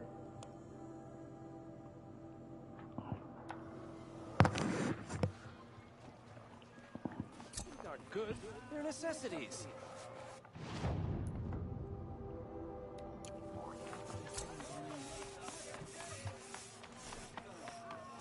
Won't cost you a shard just to look. Captain Ballon, the guard at the gate said you'd been to Meridian recently. What can I expect on the trail? Nothing good. More machines all the time. And our scouts report corruption that way as well. Yeah, exactly. For sealing things off. Keep to the roads. They're safe enough. Though after what you did at the gate, I'll wager you don't scare easy. It's a good quality. I can put it to use, if you don't mind a quick jaunt back east. I know it's bold of me to ask a favor after you just did one, but I can offer you answers in return. If there's anything you need to know about the Sundom.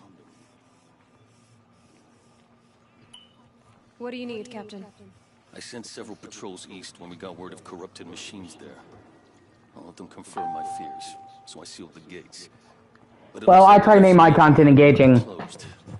My goal is to make my content good enough that even if you don't like the game that I'm playing, you like my commentary on it. It's like, whether I succeeded at that is up to debate, but I try. Try to be entertaining, try to talk about the game, try to include the people that are in my streams. Then I lost sight of the others. Never seen a Nora woman before, soldier? Have some respect. Report to her, not to me. Lakir always stresses reporting back, so that's what I did. I felt terrible about leaving them behind. Now that the gates are open again, I can send someone after them.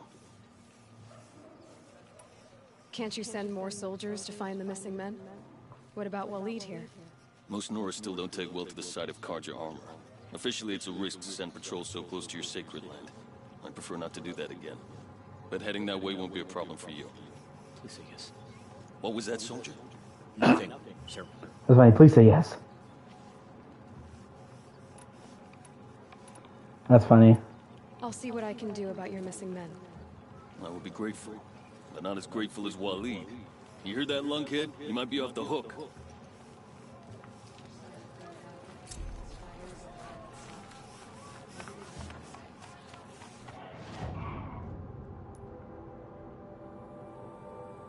Yeah. Well, I play a lot of games from a lot of varieties, so I probably not going to be a lot you're not going to like, honestly, so. Fucking. Sorry, I got hit by bleeding anxiety, it happens. I'll be fine. Let's see.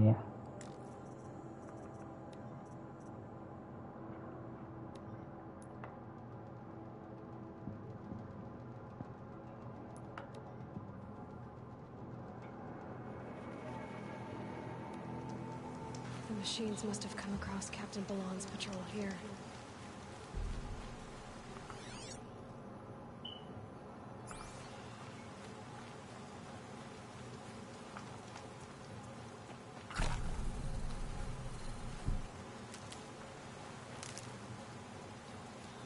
Yeah.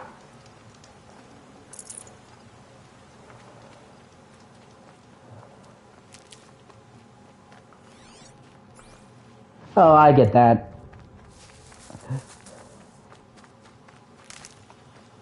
Never know when I might need these. I upload a lot too, honestly. If you want to do well on YouTube, you really got to put in hours. YouTube wants people who make content frequently and often for a long period. Like, they want people to come to the site and stay to the site, so the more you upload and the longer, the more they'll push in the algorithm. They want people who upload a lot.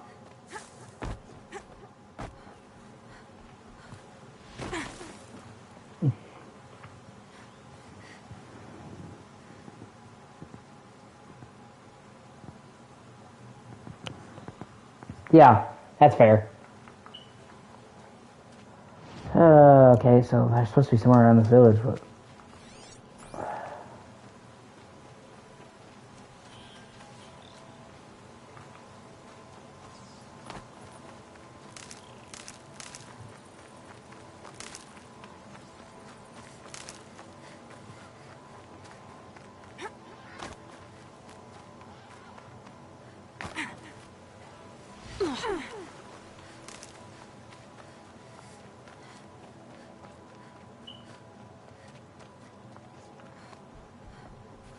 Hello, anybody home?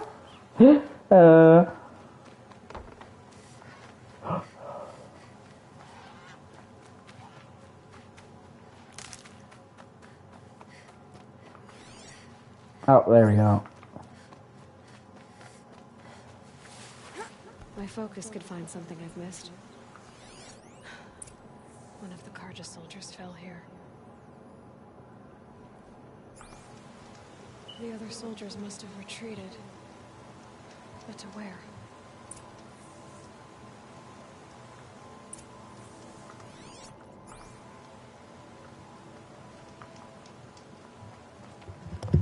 Yeah. That's true. I do eventually want to play that one of these days, because I just of how bad it seems, just like how over the top bad it seems, honestly.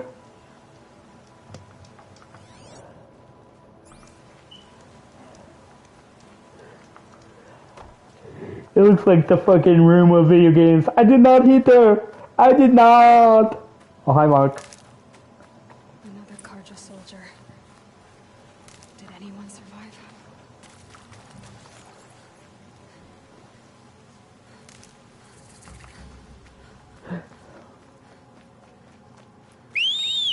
Oh yeah, I forgot. I have a mount I can summon from anywhere now.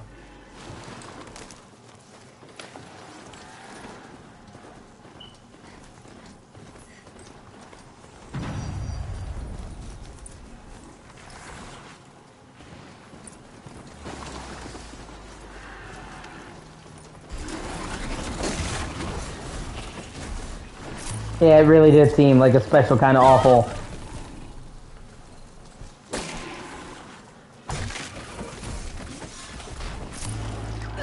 Yeah, like, it's the kind of game that midway through you're like rethinking your life choices. Like, what have I done?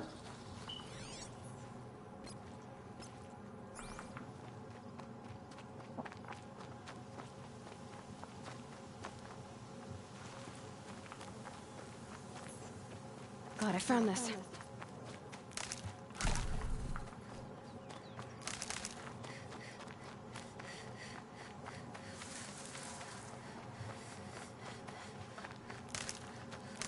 Some games make you reevaluate all the choices that led you. That's funny.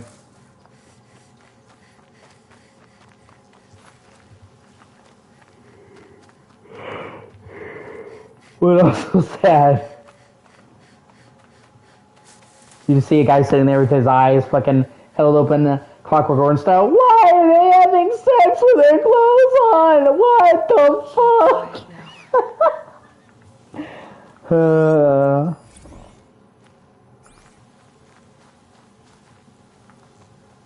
Dude, the more fucking dialogue I see, and shit I see from Dragon Age Veilguard, the happier I am that I didn't fucking get, Dragon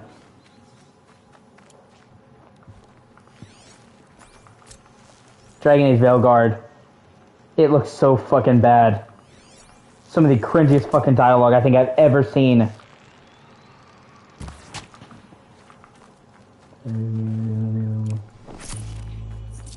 Save these for the trail. Like fucking shockingly bad.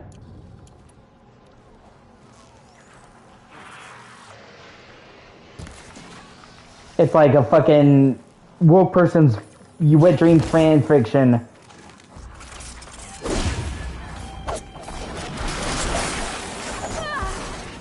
There's like a whole scene I saw where like a Kunari female, which the Kunari female looks like the males.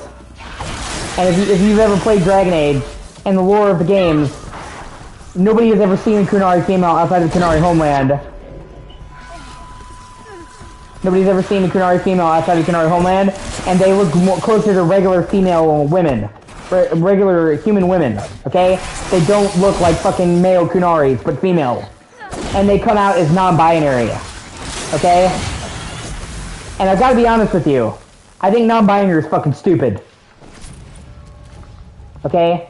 You can't be no gender. I'm sorry. You're one or the other. And it's like, I'm not fucking playing Dragon Age for this shit. What? And then I saw a scene where you can get this guy to kiss you, and it came off as like a badly written fucking fan fiction from somebody in high school. I'm like, what the fuck is this? And bear in mind, the last Dragon Age game came out in 2014, so it's like, we waited 10 years for this? Like, oh my god, like, I'll have to send you the clip when I add you on Discord. Like, it is so cringe. Oh, God. I don't think I've ever seen a game with cringier dialogue. It is so fucking bad. And that's saying something. I played a lot of bad games. This is like fucking terrible. Like second-hand embarrassing.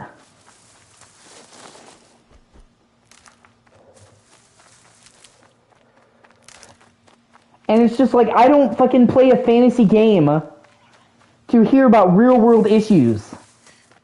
Okay? And none of your other choices from the other Dragon Age games carry over. When, like, all the other games they did, that's like a key pillar of fucking Dragon Age. They even made a... They even made a separate fucking... They even made a separate fucking...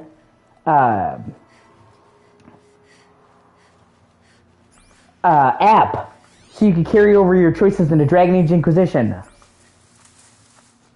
because it was on different platforms, so there's no way on console to carry it over. So they made an app because it was that important. It was that fucking important to keep your choices. No, we're just going with the default thing. Fuck you. After 3 games, carrying over your choices. Like, oh my god. At least like, and after Dragon Age Inquisition was open world, and I thought it was a good open world. It was not big enough that it was overwhelming and just filled with padded shit, but it was big enough you could wander around.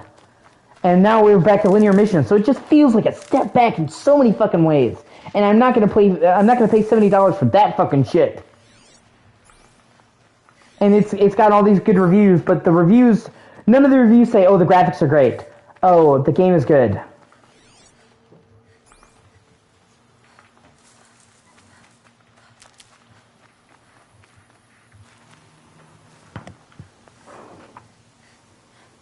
But, I mean, that's the thing, though, is all those sexualities, all those things, were in the previous games. Okay? There was gay men in Dragon Age Origins. There was gay women. There was bi women. Bi men. There were so many different things, but they were done tastefully. This is literally like the definition of getting on a fucking soapbox and saying, well, look at this message. It's not well written. It is, like, legit fucking pandering. This might find something.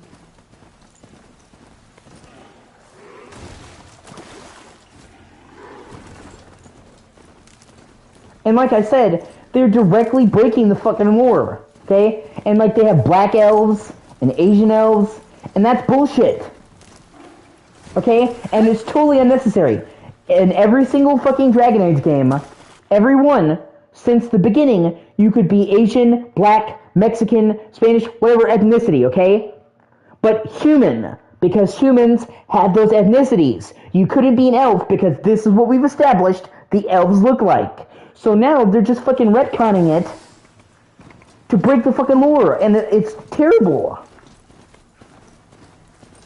And like I said, it's not like black people or other colors weren't included. They just... Oh, okay. There we go. Someone nearly lost his head here, then ran off. So they were always included. Gay people, bi people, black people, they were always included from the beginning. They just weren't put in your face with all the subtlety of a fucking after-school special. This is cringy. And breaks the lore. And I'm sorry, but when it comes to stuff like that, I'm a stickler for the lore. Blood everywhere. A machine dragged something into the water here. But maybe he made it to that island. And not even like little pieces of lore. Major fucking lore. Like the stuff with the Kunari pisses me off so much. They have multiple games talking about the fucking Kunari. and how nobody's ever seen a female Kunari, and how they're actually close to human women. So making the female ones look identical. Ah.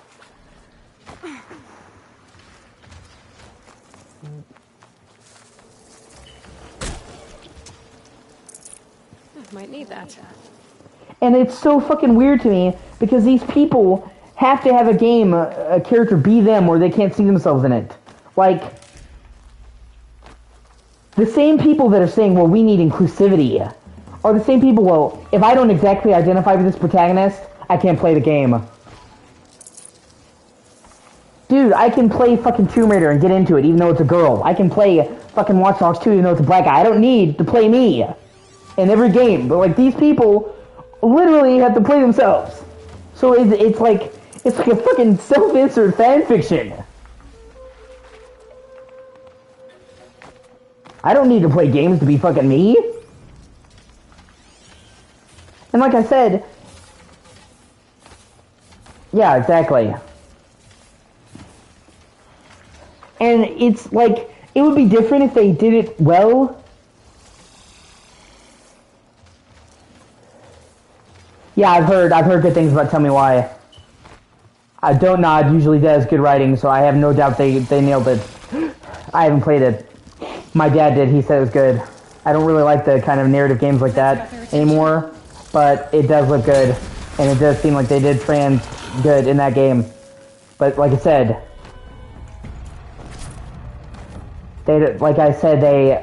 well, I mean, it's okay to like playing yourself. They're literally, don't you think it's a little hypocritical? They're like, well, we need representation in games, not just white men, but then they say, well, I can only play a game character if I feel like it identifies with me. That's what I'm saying, like, they're saying, let's have inclusivity in games, and then I can only play this narrow thing. It's just crazy. And like I said, maybe if they handled it well,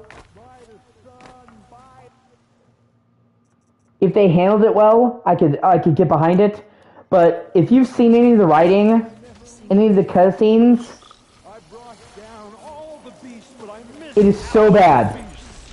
You know what I mean?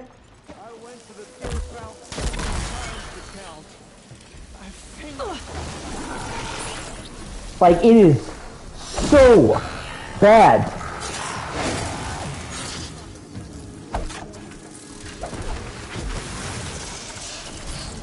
So it's not like they're doing it good. Like, it honestly feels like a bunch of EA executives are like, well, we have to be hip with the kids for Dragon Age to do well.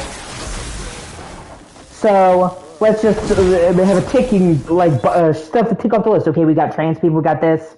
You know what I mean?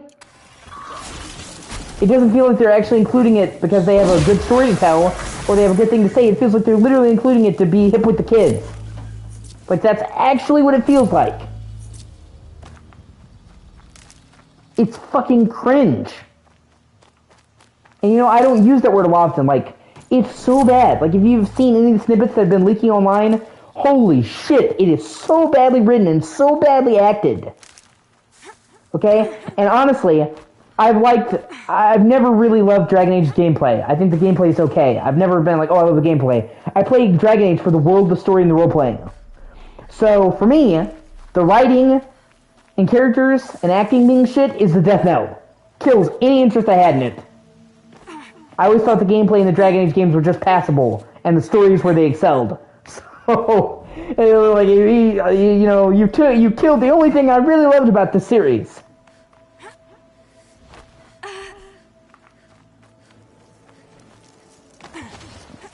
Like, it literally feels like, how do you do fellow kids the game? That's what I'm saying, like, it literally feels like they were just including this shit in the game for, oh, we gotta appeal to the kids. It's so bad.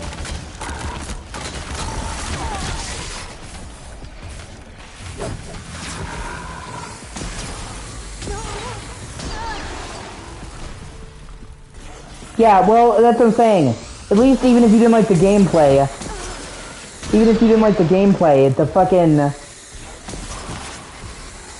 story was so good, you know what I mean? And it's like they saw, it's like the best way I can describe it to you is it's like they saw Baldur's Gate and they thought that people liked Baldur's Gate 3 because it was woke. And they said, well, let's copy Baldur's Gate 3 without, you know, taking a second to realize that people like Baldur's Gate 3 because it's really well written. Even I'm not even a fan of that type of game. I will admit, all the dialogue and shit I've seen, it's really well written. It's like, they're just like, yeah, copy Baldur's Gate 3 without understanding why people liked Baldur's Gate 3.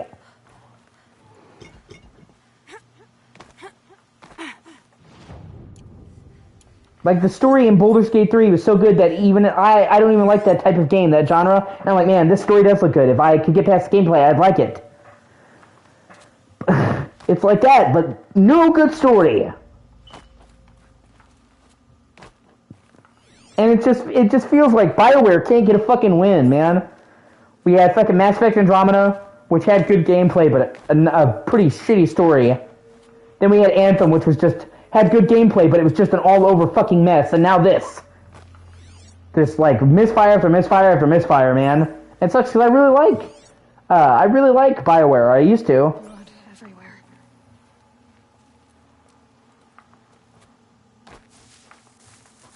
If you include a game and have inclusivity, what you should do is write about something you care about.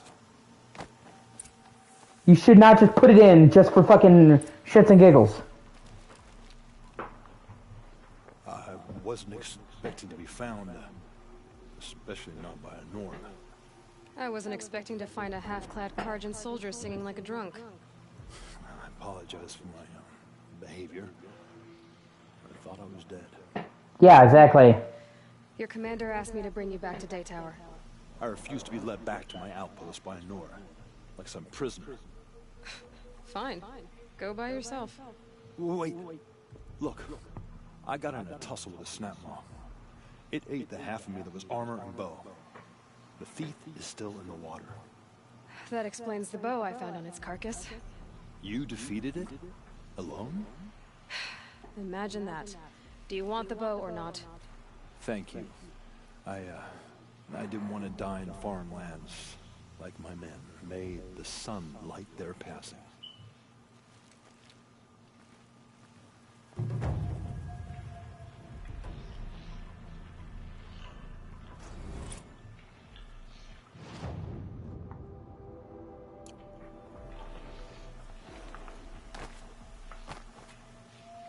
You know, the other Dragon Quest games had different races. They had different races, they had different sexualities, they had all these things, but they did it good. They didn't make it the whole fucking character, and that's what I'm saying. That's another thing I cannot fucking stand about modern woke shit. They can't just have a character that happens to be gay. If they have a gay character, or a black character, or this character, they make them being black, them being gay, their entire fucking personality. Okay? A black person, their entire personality is not them being black. Yeah, everybody's sucking that game's dick. That's... like, it's so shitty.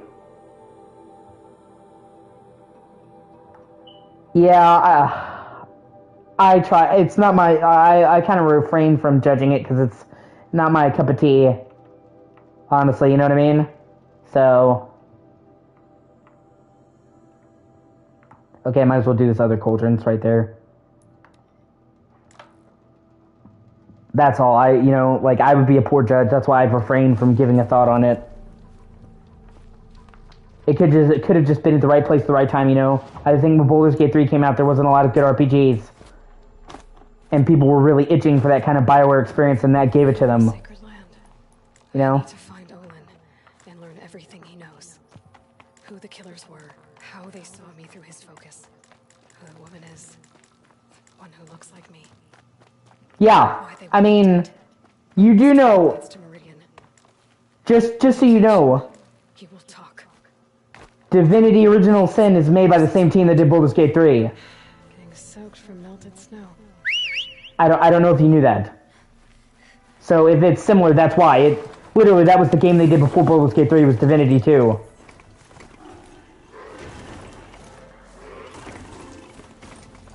So in that case, it's not really copying, it's, you know, them iterating on their own work.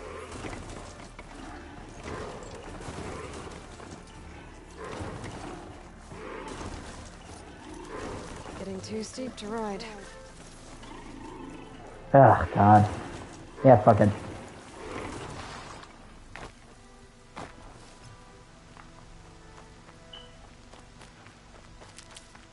Yeah.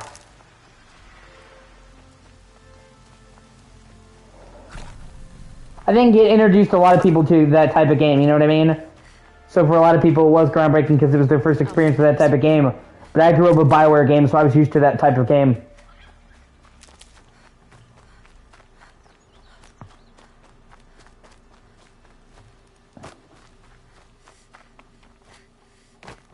I also really, really loved Spider-Man 2. I don't understand what people's problem with it was. I keep hearing people say it's so disappointing and such a disappointment. Dude, I fucking love Spider-Man 2. I thought it was a million times better than the original game. In every way. Ah, shit. Hold on. Yeah. Like, I really don't understand why people thought it was disappointing or not as good as Spider-Man 2018. I thought it was better in every way. Like, I platinum Spider-Man 2. I fucking loved it. So, kind of mystifies me.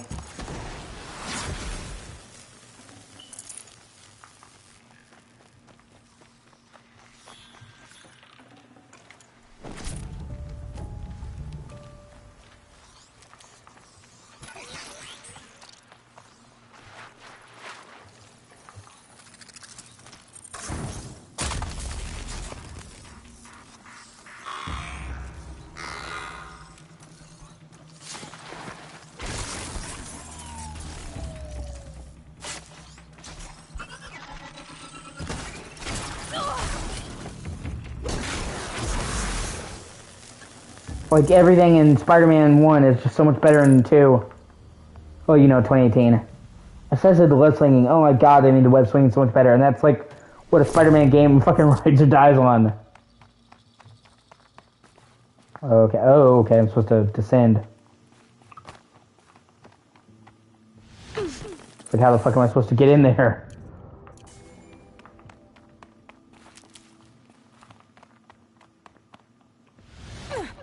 Oh, shit. Some kind of liquid flowing through that pipe. I also think, like, so, you know, like, people trying to say Baldur's Gate 3 is the new Witcher 3, and I'm like, no, I disagree with that. I actually feel like Witcher 3 was groundbreaking for when it came out.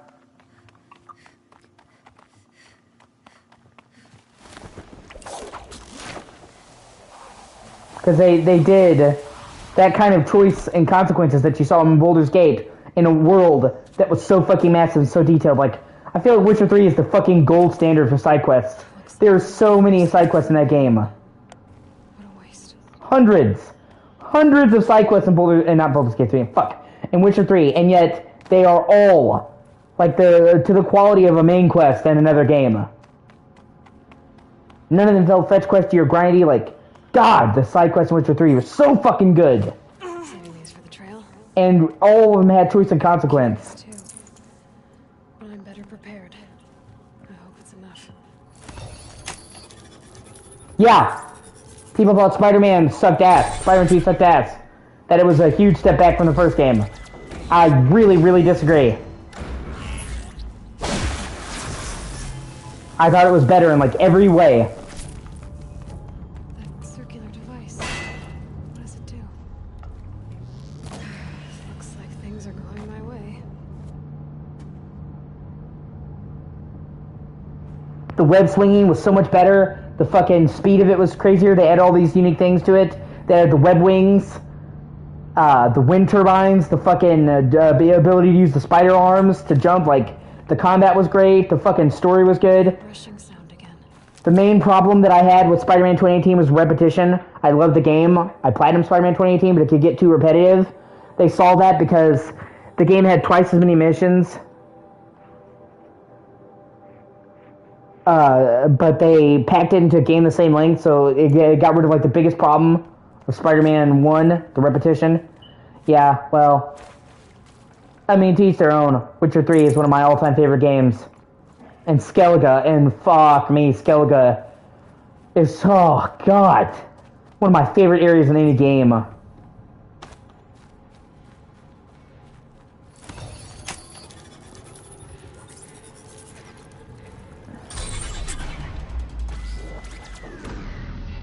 Hell, I would say fucking, I would say Cyberpunk was more groundbreaking than Baldur's Gate. Nobody had ever done a game like Deus Ex on that fucking scale. And a city that fucking dense. Like, I know it launched with problems, but the scale and ambition of Cyberpunk is fucking insane.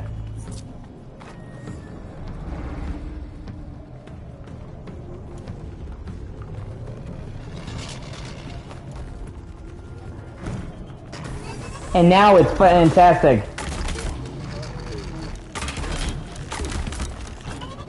Like, every problem has pretty much been fixed.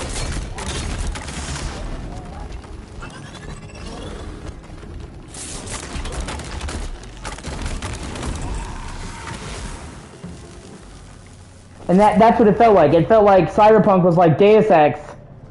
The best parts of Deus Ex, you know, and games like that, but on a massive scale that had never been done. You know what I mean?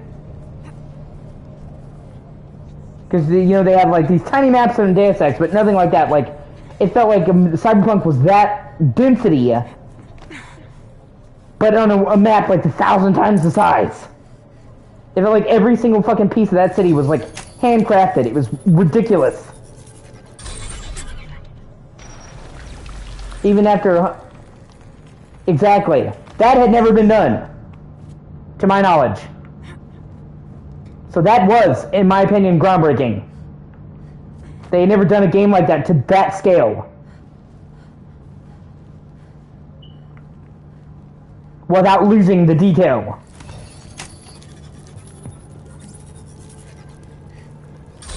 Alright, that should get me through. And once again, the side quests were fucking amazing. There's basically no delineation between the side quests and the main game quests.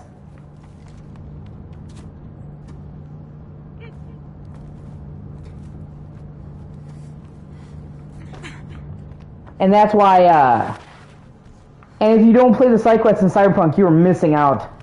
Actually, I'm wanting to play through Cyberpunk now. I've been meaning to restart Cyberpunk since they released the big 2.0 update. I played some of it, but you know, it's best to experience it from the start with all the changes because it's such an overhaul. I might install that and play that as well. It's once again on my list.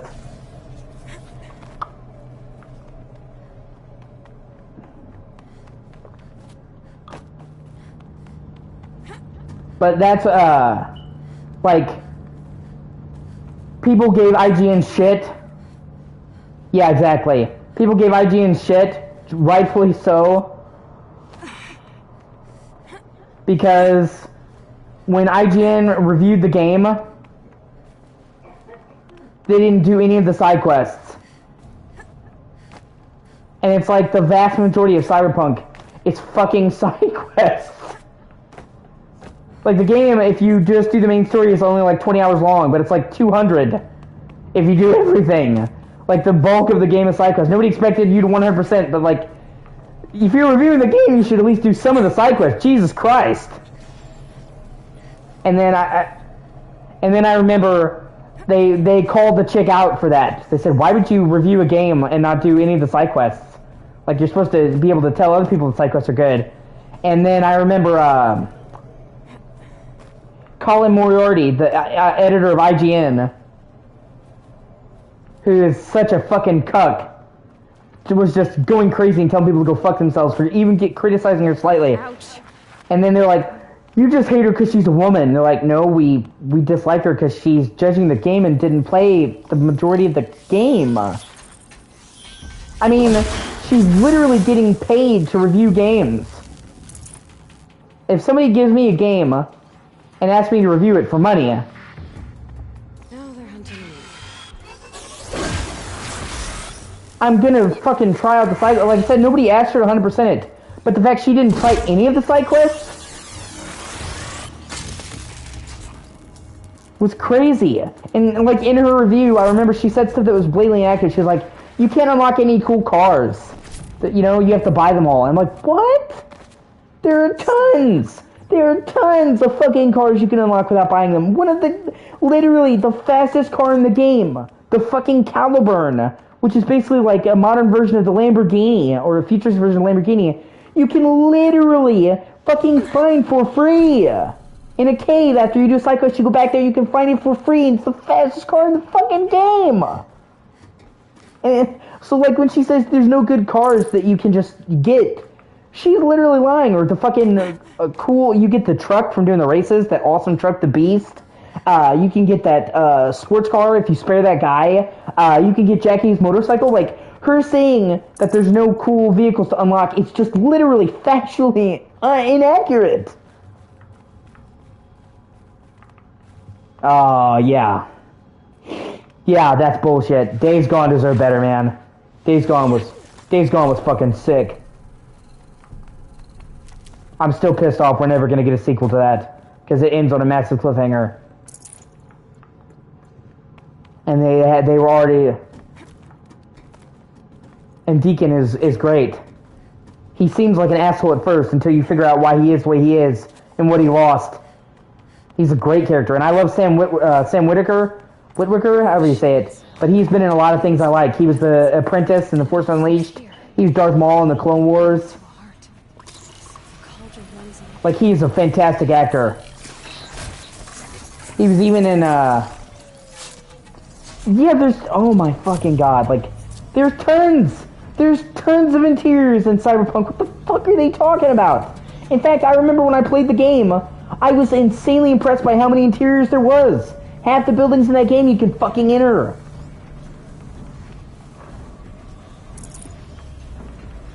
And then when they got called on their shitty review practice, you just hate her because she's a woman. It's like, no, dog. No. I hate her because she sucks at her fucking job. You ever thought about that?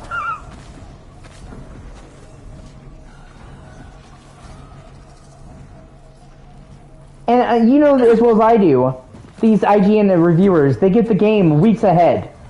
For these big reviewers, they get the game weeks ahead so they can have the review out. So it's like, she had the game early access for weeks. For weeks and didn't do any of the side shit. What?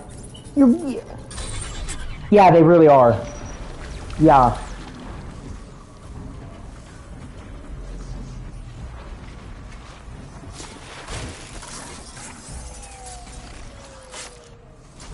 Despite the absolutely massive role that has been in Japanese gaming, Japanese culture has played on gaming. It's insanely fucking influential.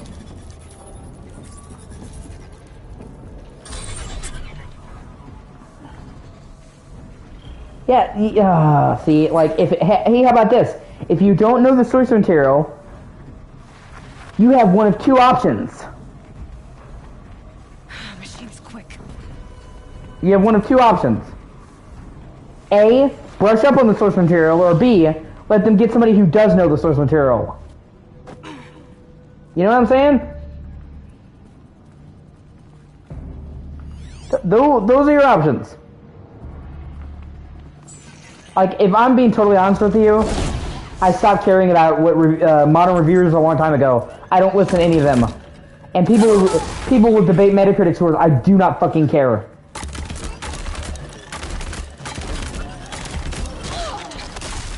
Game review scores mean very little. Why would I respect? Why would I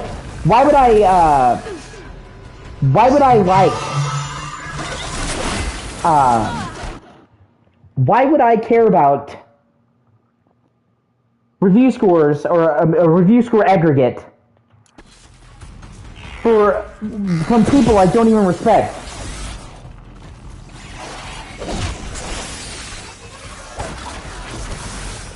I will care more about what the fanbase says than anything else. A perfect example of that is fucking Dragon Age Veilguard. The game is getting rave reviews, and it's fucking garbage. Yeah, exactly. Which I'm like 90% sure that's EA paying them off, okay? Because they haven't made a good Madden game in like 20 years.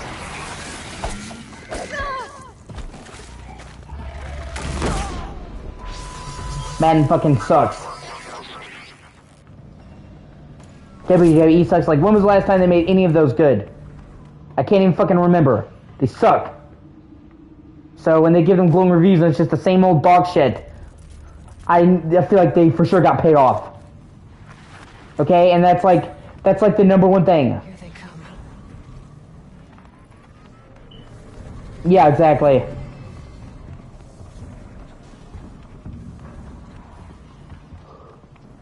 Like I said, people are sitting there sucking, reviewers are sucking Veilguard's dick, but the fan base hates it. That to me tells me all I need to know.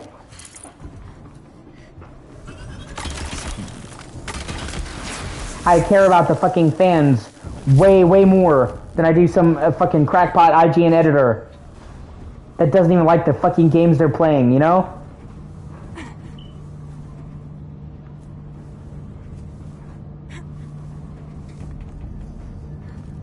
That's it.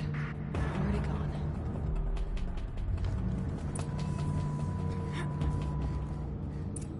Well, I'll have to trust your word for it. I don't really play those games. Where I need to go. The belly of this giant beast.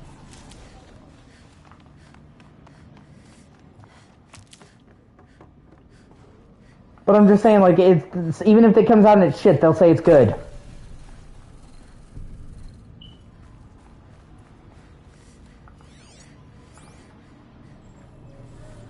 So I don't really trust their opinions, honestly. So like when a game comes out, they're like, "What do you think the Metacritic will be?" I'm like, I don't care what the Metacritic will be. Days Gone got a shitty Metacritic, like 70, and I fucking love Days Gone.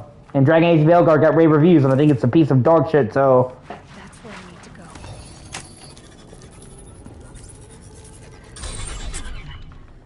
people get way too up in arms about fucking. Yeah, exactly. Even though COD is, God, I can't remember the last time I had a truly spectacular COD game, man. I'm not even a huge fan of COD, but most people will tell you COD hasn't been peak in fucking a decade.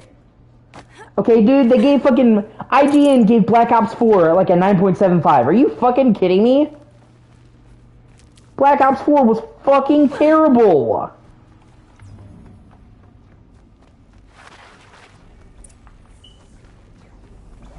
Like, what? What's a 10 for fucking Black Ops 4 that had shitty maps, was all Warzone focused, and didn't have a fucking single player? It's like, come on, man. Okay, I want you to understand something. IGN gave Black Ops 4 almost a perfect 10, and it was dog shit, even by COD standards. But they gave Alien Isolation one of the best fucking games ever made, one of the greatest horror games of all time ever, a fucking 5.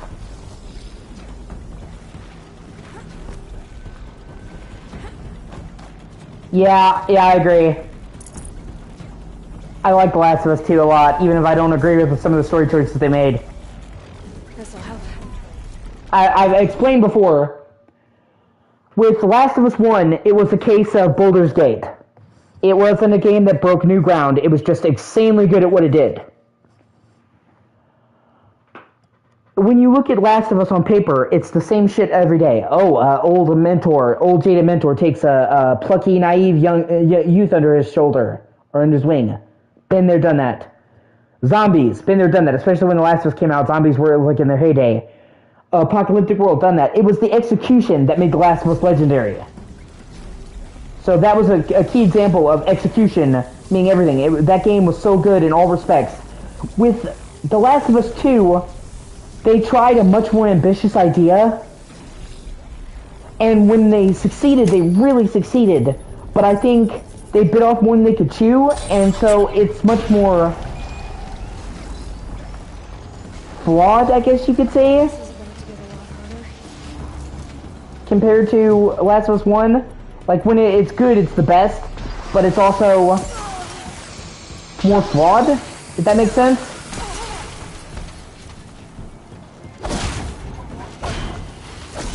Because my problem isn't just that they kill Joel.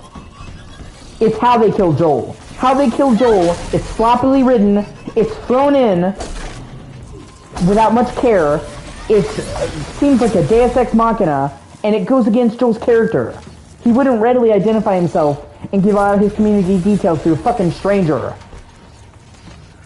And the fact, like, even in the game, they literally tell Abby, what, you think you're just gonna run into him? You know how ridiculous that sounds? Even the game says it's insane, and then she does. And they basically revealed that was done due to time constraints. They originally planned for the opening of the game to have a sandbox in Jackson, and for it to be several hours, and Abby would join the community undercover. She would work her way up to Joel with Ellie, like help out Ellie, she'd be your friend, then she would kill Joel. Okay? That was the plan. So you get to know her as a part of the community, and then she would turn. And you'd be like, what the fuck? Why did she kill Joel? She was our friend. That was good. And then they decided to remove that for whatever reason, and then they had to figure out a new reason to kill Joel, so they threw that together. So it literally was just fucking thrown together. And like I said, it's not that they killed Joel. It's how they killed Joel. He really deserved better than something that was just fucking thrown in there, a slap shot at the last second. And then it sets Abby up in a really bad way. The entire point of The Last of Us 2 is every story has two sides. Everybody's to hear their own story. You're supposed to feel for Abby and Ellie. It's supposed to be two people in a cycle of revenge, but you can see both their sides. None of them's good or bad. But by introducing Abby to the player with the first thing she does is killing Joel, they really stacked the cards against her so much. It would have been so much better if you had got to know Abby as a friend. You get to see her for the first several hours, then she kills Joel, and then you figure out why she killed Joel. Then, you would have people would have liked her a lot more.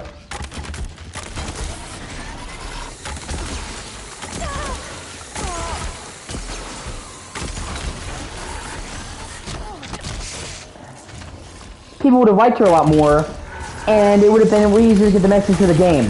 And it's just like, Joel is one of the most famous characters in gaming. He's beloved. He deserved a better send-off, okay? It's like, look at Red Dead Redemption 2. They killed Arthur, but they did it in the proper way. They fully fleshed it out. They gave him a conclusion that was meaningful and made sense. No matter which ending you get in Red Dead 2, it makes sense. You see what I mean? The difference between, like, doing a proper send-off and just throwing shit in there. And, I mean, I didn't hate it, but he deserved better. And that is definitely a shortcoming of writing for something that's so pivotal. And on top of which,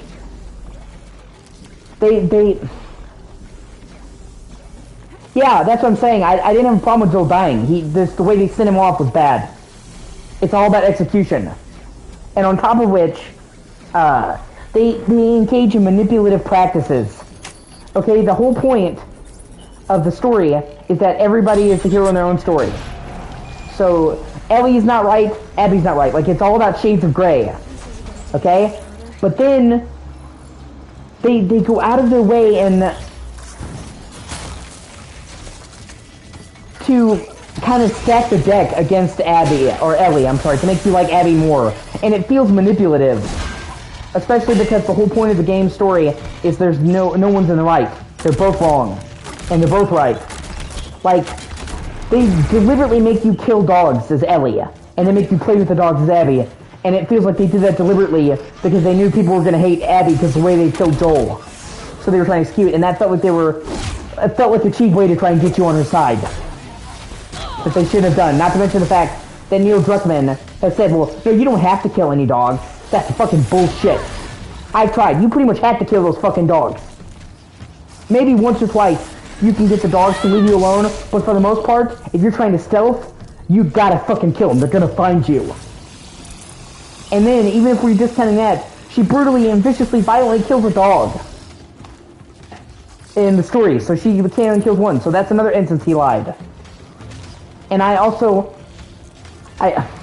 don't think the reaction to Abby in The Last of Us 2 would have been so bad if Neil Druckmann hadn't lied. It's one thing to not give spoilers. It's one thing to say, well, we don't want to spoil it. But they, I understand it's brutal and abrupt, but I'm saying the situation that gets him to die is insanely contrived. That's my problem.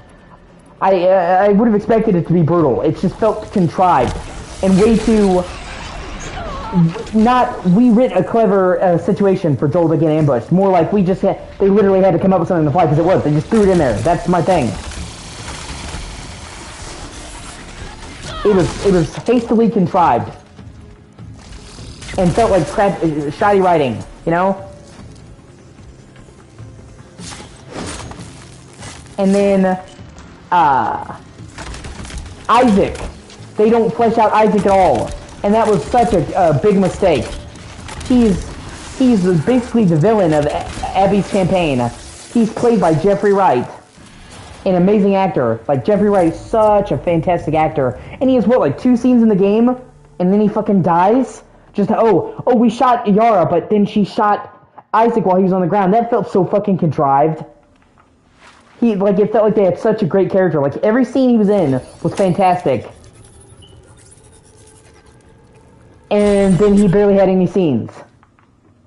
And he's supposed to be the main villain of Abby's campaign.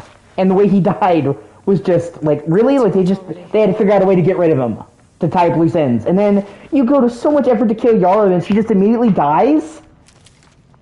It's like half of Abby's story is going to the fucking hospital to rescue Yara and then she just dies? Give me a break! And stuff like that is just shoddily written. And that's what I mean, but then there are parts of the writing that are great. So, I think story-wise, The Last of Us 2, when it's better, I think story-wise, when The Last of Us 2 is good, it's amazing. It's better than the first game. But it's also much more uneven. You know, the first game didn't have that sloppy writing. It didn't have those contrivances, you know what I'm saying? So it's like,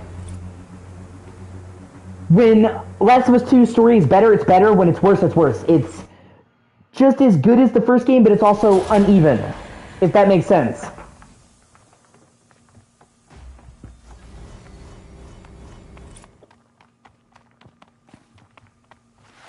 But I do like it. It is worthy of playing. And yeah, the gameplay is fucking amazing.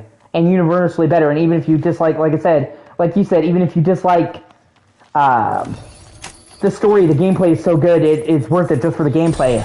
And it's crazy long for a game of that ilk.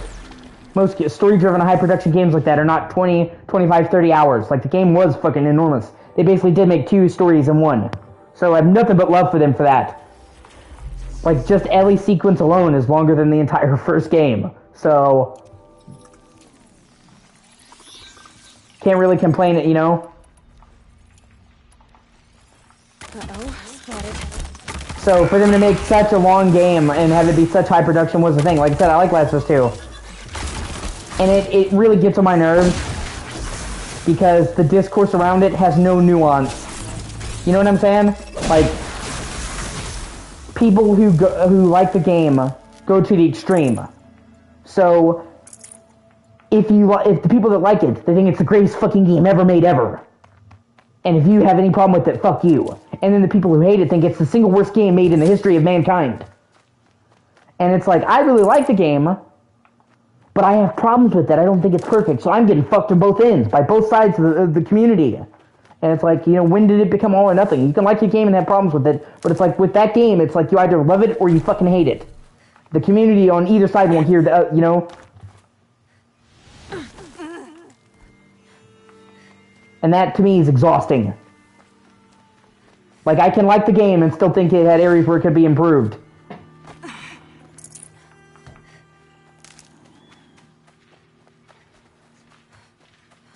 Yeah.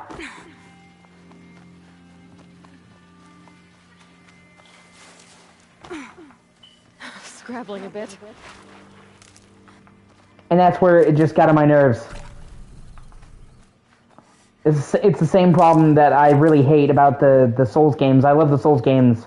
I'm a massive fan of the Souls games. But they think the games are perfect and have no flaws, and if you have a problem with a problem with the game, then you're not a real fan, and it's just because you're not good enough to play it.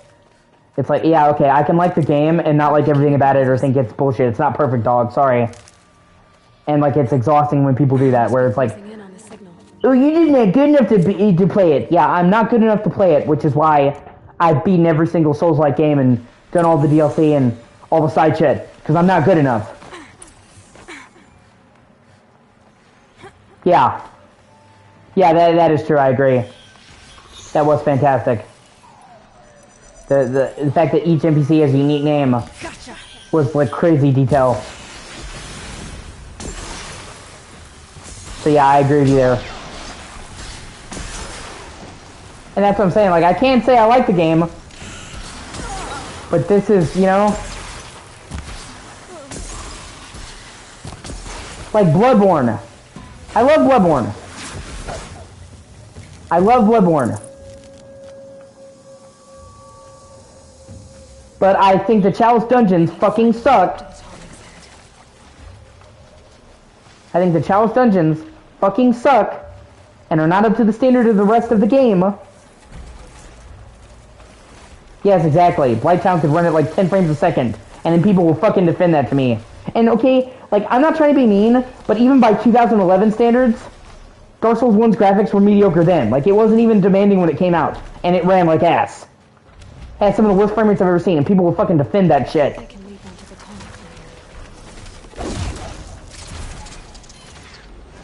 Like, there's no way you're trying to defend a game going down to 10 FPS to me. Especially a game like the Souls games, where your frame rate is crucial.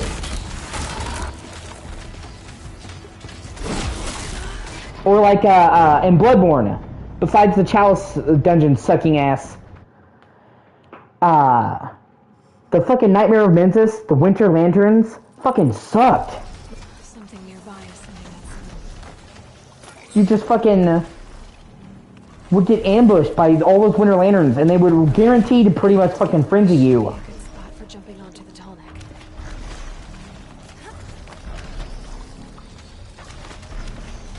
And then that boss fight in the Nightmare of Mensis, the fucking Nightmare Host Mikolash, God, that boss fight was fucking awful. I mean, that was like one of the worst FromSoft boss fights ever. Just chasing that guy through a fucking labyrinth while he repeats the same shitty dialogue over and over again. And his moveset fucking sucks. That boss, and they're like, oh hey, I ambushed you. Oh hey, you have to constantly chase me around 3 times. While enemies will try to surprise you and one-shot you. Like, that boss fight was terrible.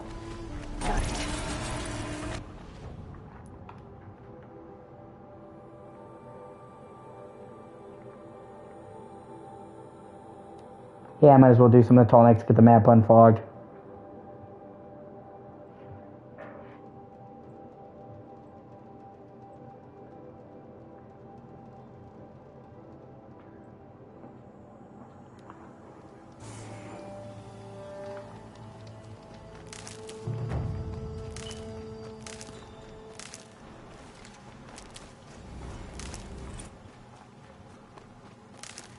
And I mean, like, fucking Dark Souls 1 has one of the worst boss battles of all time. It just depends, but yeah, I can see that's not for everybody. Like the fucking... Dude, the old Bed of Chaos is such a fucking bad boss battle. It's so bad they keep your progress when you die. That's how you know they fucked up.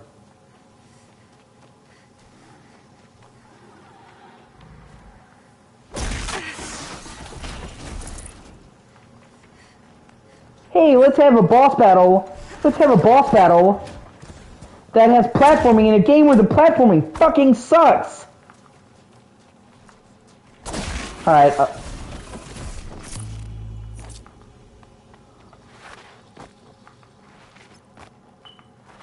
Another signal.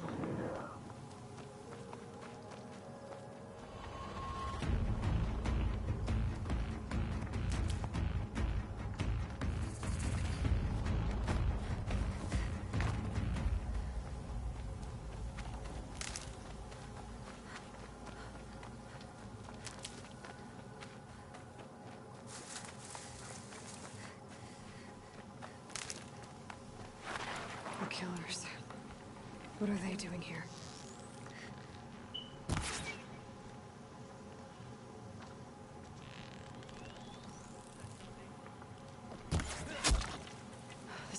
signal must be close.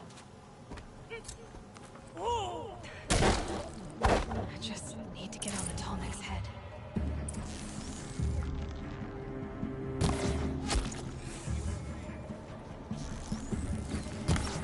I'm trying to capture the Tallneck.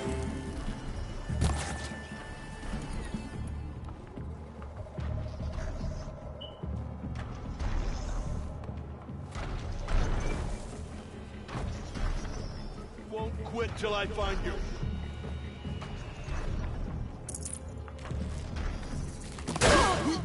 I mean, okay, just for the record, okay? The reason why Dark Souls 1 has so many issues is because it literally was rushed. Okay? They wanted, Bandai Namco didn't expect Demon's Souls to be a hit. So when it was a huge hit, they expected it, they wanted them to capitalize on it right away.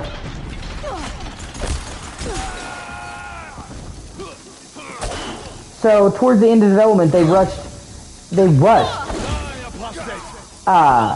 game out.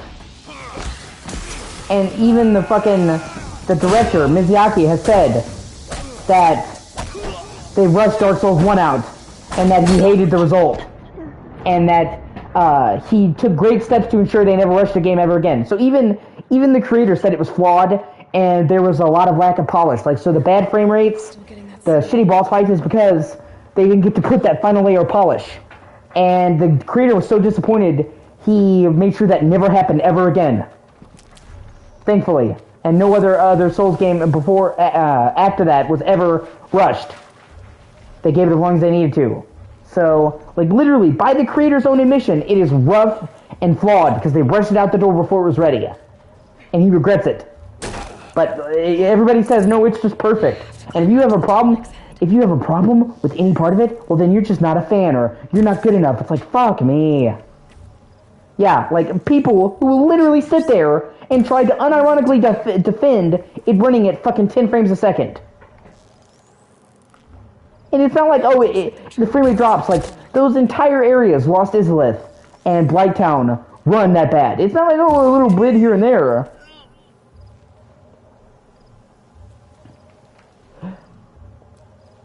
And I'm sorry, but fucking 10 FPS is not literally inexcusable.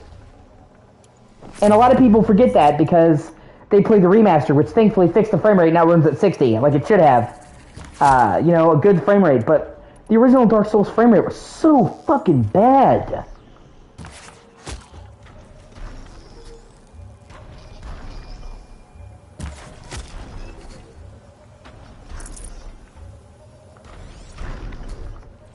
You know, and it's okay to say you like the game in spite of its problems.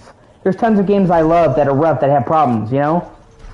But when you do that, you have to acknowledge the problems. You can't just say, oh, no, this is fine. Well, see, actually, it's a good thing that it operates at 10 frames a second.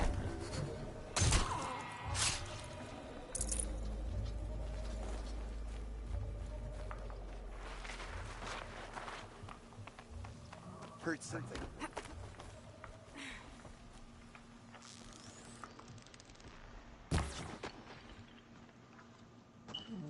Yeah, I can see that.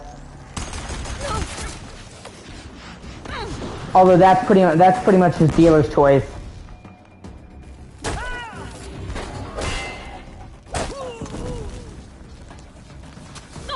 Because Dark Souls is far from the only game that does that. They have lots of games that do that. Like, the Metroid Prime games have a story that's really deep, but you have to look for it. This is it for you. Yeah. And a lot of people like having to piece the story together and searching for lore and shit, which I can see that too, like I said. I should be able to jump onto the Tallneck from here. That's not really a flaw so much as it's just a design decision. You either like it or you don't, you know what I mean? But the bad performance is just objectively a flaw. It's not a design decision, it's a result of not optimizing, literally rushing the game. Yeah.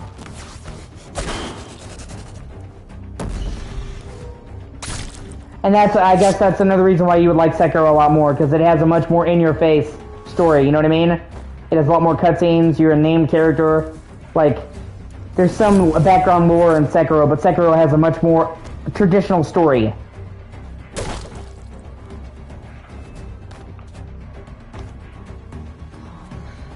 Yeah, I agree. This should be a good spot for jumping onto the tall neck.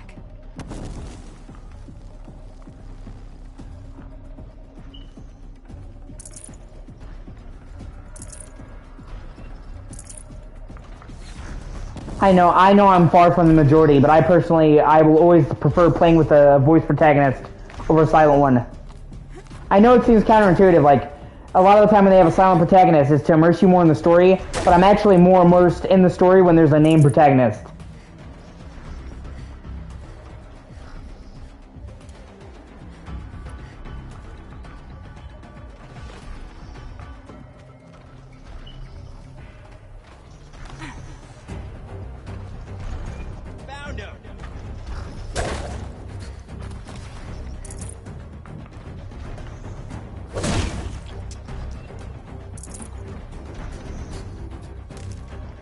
That's also, like, one of the things that I hated about Dead Space that I loved about the remake is Isaac is a silent protagonist in Dead Space 1, and to me that just didn't make sense, because there's a bunch of games where a silent protagonist works, where you're a self-insert, okay? But Dead Space is about Isaac searching for his missing girlfriend, and literally relates to his personal trauma. Like, it's a profoundly personal story. So the fact that he doesn't talk in the original game just didn't make sense to me for the type of story they're going for.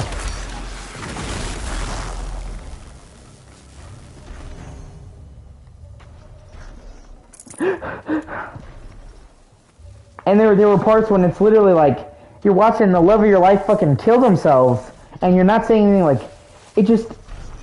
you know, with Dead Space, they were very much trying to go for a Silent Hill kind of story, and in Silent Hill, it's a personal protagonist story. It's rooted in the protagonist, so it's like, doing that with a mute protagonist just was fucking weird. And when they, you know, in future games, they had Isaac talk, and then when they remade Dead Space, they rewrote the plot so Isaac talked, and I thought it was 100% better.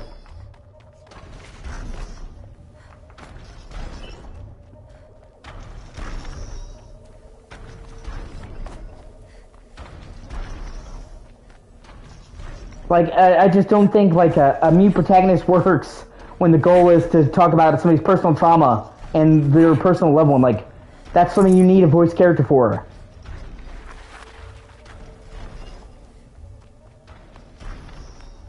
And in the remake, they added so much detail about his backstories that wasn't in the original game. Like, they fleshed him out so much more, so you really cared about the shit he was going through. Whereas it's hard for me to care for a protagonist that literally says shit. Especially, like, it's not like in Doom. Doom guy doesn't need to talk because he's not important to the story. He's there to kill demons. So it makes sense to have other people talk, but, like...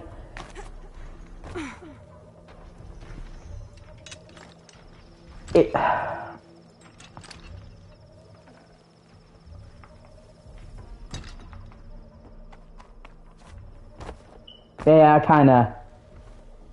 I still wish he would talk, though, honestly. Especially because ever since Skyward Sword, they've literally tried to make a Link more emotive and give him more personality. So if they're gonna go and give him more personality, then they're kind of going against the whole self-insert thing. They might as well go all the way and give him a voice. You know what I'm saying? Like, they're already working heavily in Skyward Sword, Tears of the Kingdom, Breath of the Wild, to give him more personality and emote. So they're already giving him his own characteristics. So it kind of defeats the whole, well, we want him to be self-insert.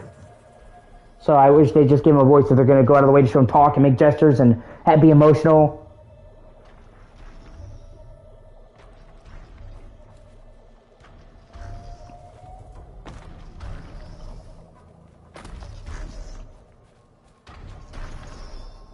Come here, you fat motherfucker. I should be able to jump onto the tall neck from here.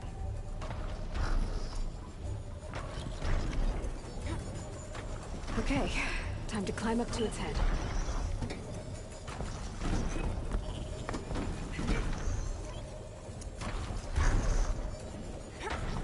I also really like the concept of the tall necks in this game. I think it's a really clever way to take the whole viewpoint thing that's been done to death and put a really unique spin on it.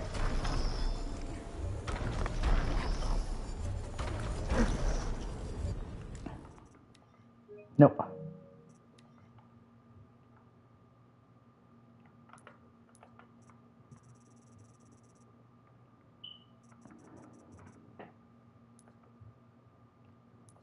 Yeah, that I can kind of see that. Yeah, yeah.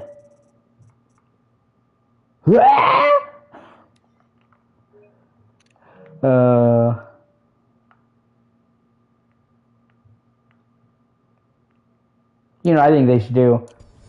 I think they should. They should do a spin-off show about the Happy Mask Salesman. I would play an entire game or watch an entire series with the Happy Mask Salesman, man.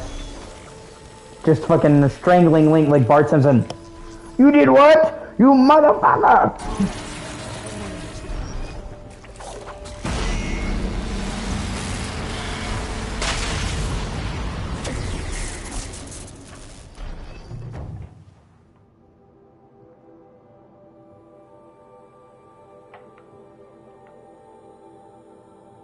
Yeah, fuck it. I may as well try to go and get this one here. I can't get that one yet because it's locked off by the story, but I'll do this. Might as well. I like that feeling of getting the maps. When I play Assassin's Creed, pretty much the first thing I do in any game is go to every viewpoint I can. There's just something about me that has to get the map completed. Yeah.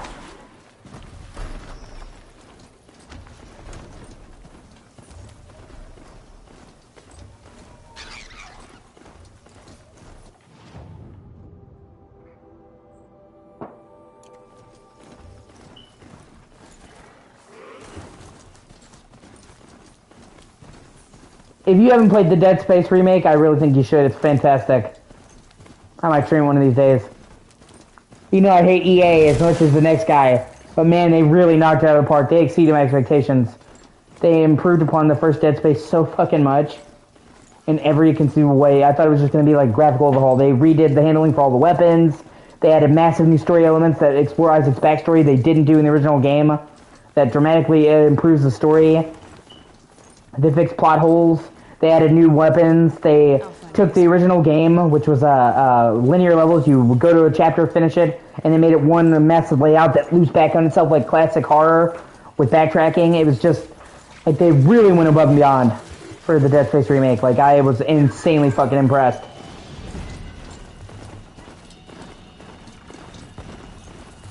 It's one of the few times that I can say EA just fucking crushed it and exceeded my expectations for once. Because normally I think EA fucking sucks.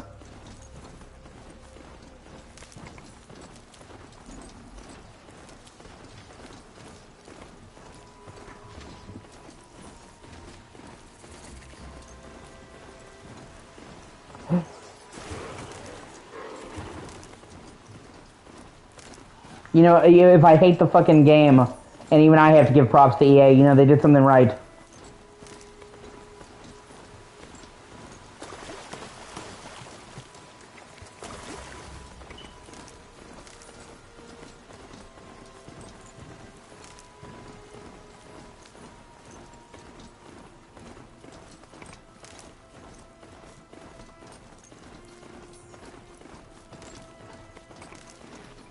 Yeah, they can, that's what I'm saying. I should check on Aaron. Red Ridge Pass. He said he'd be waiting. Every now and then they do knock it out of the park, I have to agree.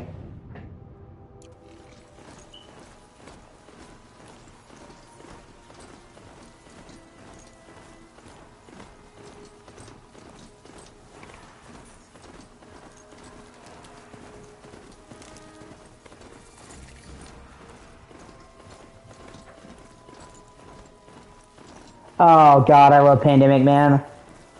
Dude, the fucking Saboteur. Oh god, I love that game so fucking much. God, I struggled to... I shudder to think of what could have fucking been with that series. God, that game is so unique and so fucking cool. I wonder if I can get in there without alerting all those soldiers. Heard that grass rustle.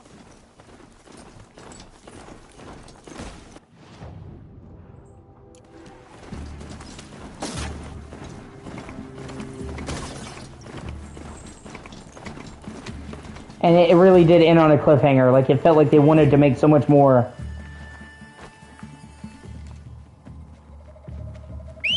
And then the fucking, their Battlefield games were fantastic.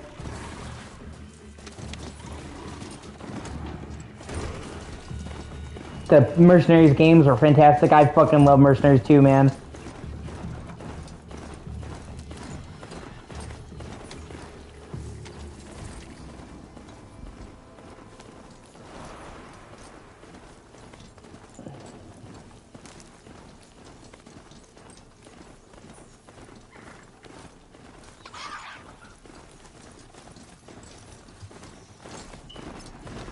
My focus, another signal. Oh god, yeah, dude. Fuck. Yeah, that makes me sad. It really does. Brutal Legend was so great. In on the signal.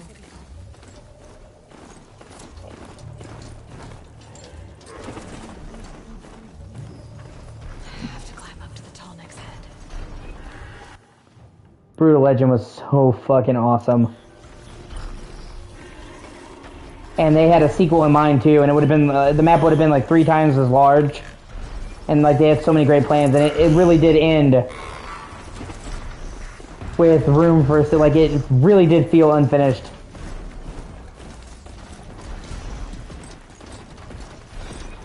But hey, at least we got a sequel to at least we actually got a sequel to Psychonauts. I never thought that was gonna fucking happen. They're scanning for me. So maybe one day we'll get a sequel to Brutal Legend.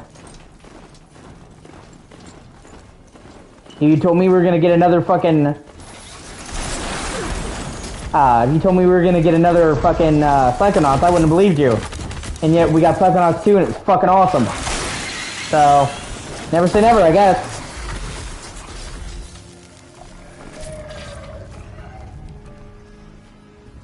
Never say never.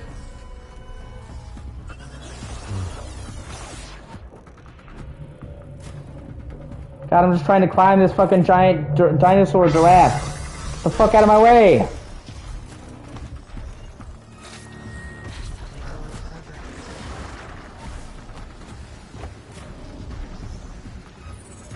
I should be able to jump onto the tall neck from here.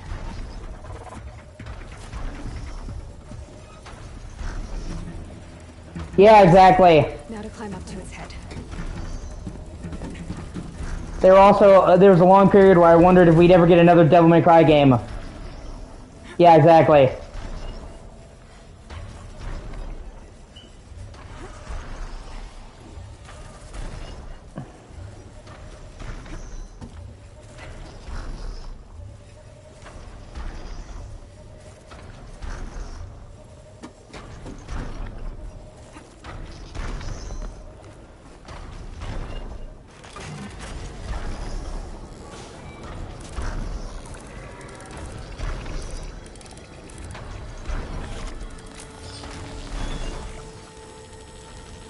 Yeah, I love Devil May Cry.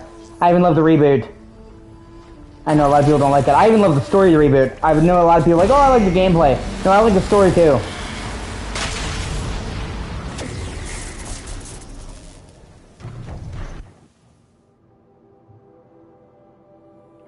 Hell yeah.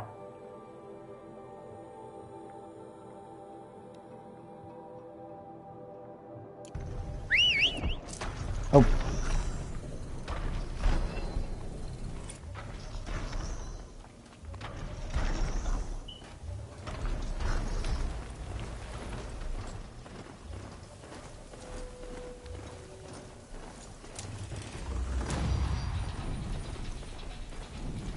Fuck yeah, level 23, bitches. I'll tuck that away. Oh, is that... What level is that? won't tell me. Let me check it out. But if I'm able to do it, I will. It still pisses me off that the best fucking version of DMC3 is on Switch.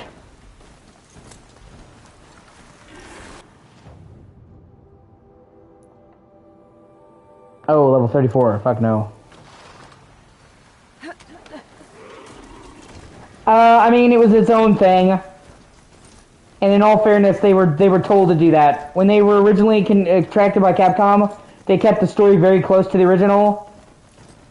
And they told them, no, we want you to do your thing. So Capcom asked them to do their own thing.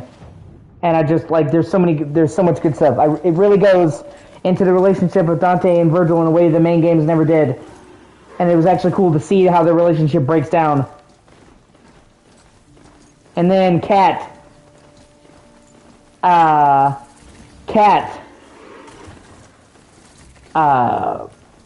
I'd hoped for a different introduction, but you leave me no choice. My focus. Who are you? The powers that ordered your death believed they were successful.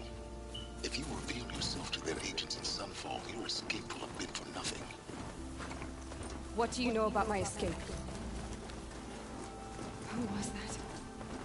How did he speak to me through my focus?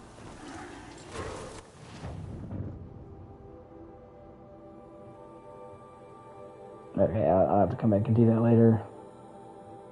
Yeah, go this way, because it's cool. I love this settlement right here.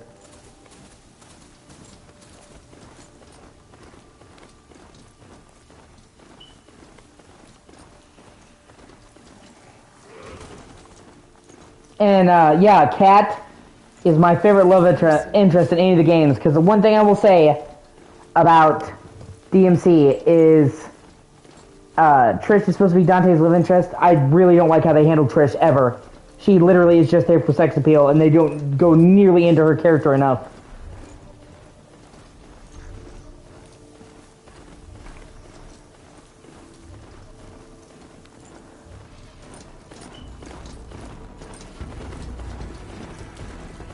And well, with Virgil, he had honor, just not for humans. It still kind of reinforced his story arc that we know, you know? That he thought humans were beneath him.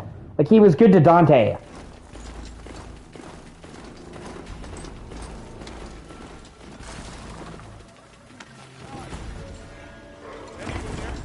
Please help.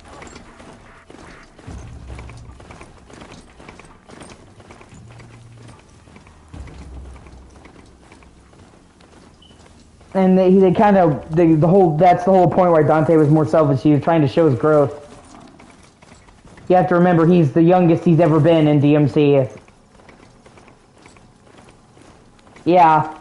But she is literally just there for sex appeal. You know what I'm saying? Like, what does Trish contribute to DMC4 storyline, for example? You could remove Trish from all of DMC4 and Gloria and not miss anything. You know what I mean?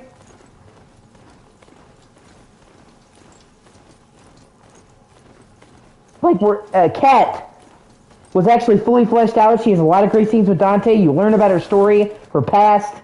Like, she is, in my opinion, is the best love interest they've ever had in any of the games. And the most fully fleshed out by far.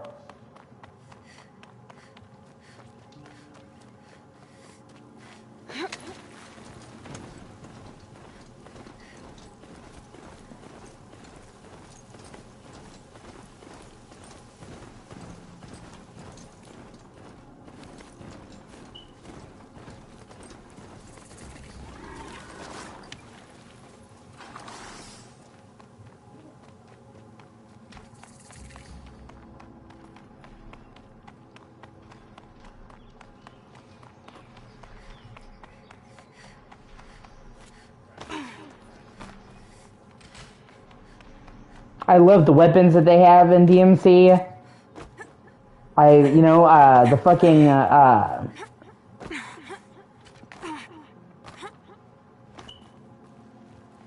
yeah. I really, really loved the weapons in DMC. I thought the fucking, well, I forget what the name of it was. Fuck. The angelic throwing stars and the demonic gauntlets are two of my favorite weapons in any DMC game.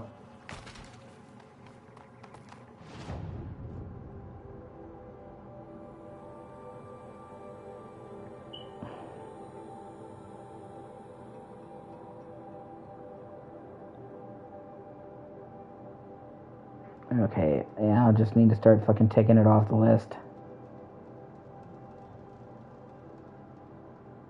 I love the concept of limbo and the way the environment shifts itself around and is actually fucking trying to kill Dante. And how the city itself is alive and how it changes. I love the soundtrack in DMC, how it switches between hard rock and techno, the glitch mob.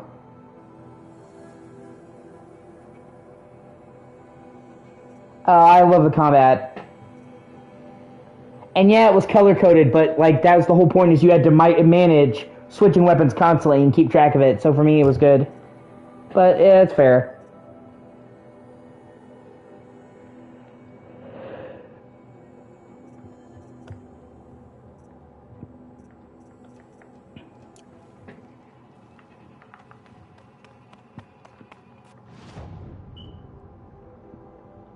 Okay, let's...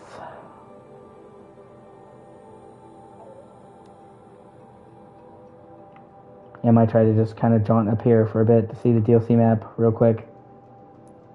I want to see how that looks in this game. I'll come back and do the story later because you're supposed to after you beat it, but yeah. I want to see how much it's been overhauled, honestly.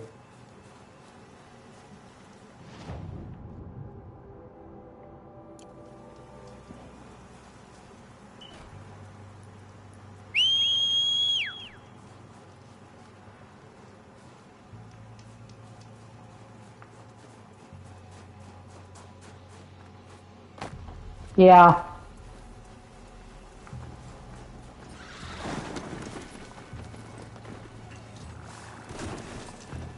God, that's pretty. That's fair. Although it's still, the story didn't feel finished to me. We need a fucking DMC game where you play as Virgil in the main story, not just redoing the campaign. Like, I would kill if they made a DMC 6 and it had Dante, Nero, and Virgil as the main characters. That would, like, oh my god, blow my fucking mind. Because I love Virgil, I love his playstyle, but he deserves more than just going through the same campaign again. Like, he deserves his own story missions and modes and shit, and not just, you know, oh, hey, we're just gonna, you know, reuse the same maps and enemies and shit.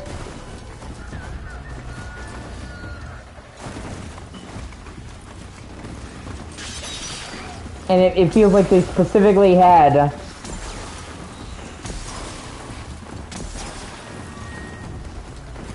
all of the shit that they did in DMC 5 to bring Virgil back to the table. So, like, they were trying to include him in future games.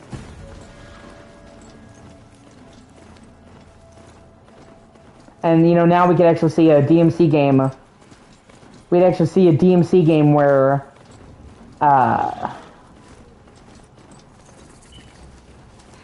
solid ice. I'm not getting through here.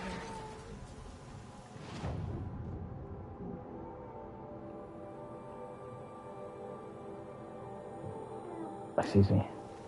We'd actually see a DMC game where Virgil and Dante are friends, working together in the main continuity. That would be fucking great. Territory just above.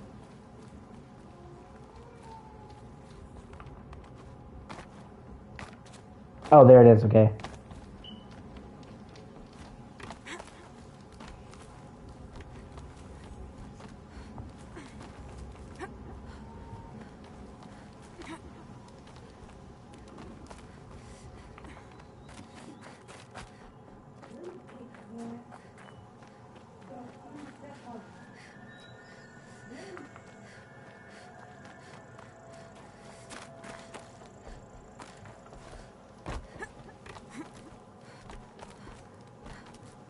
Yeah, you know, and I know a lot of people like V.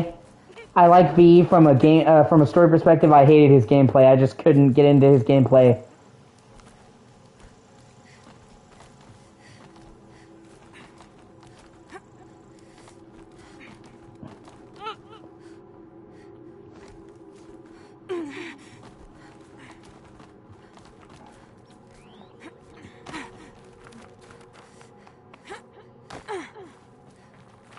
Yeah, I mean, I was passable. I just didn't like his gameplay that much.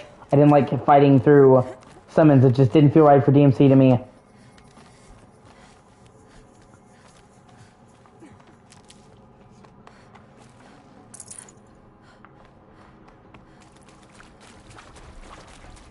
This one's a little hotter.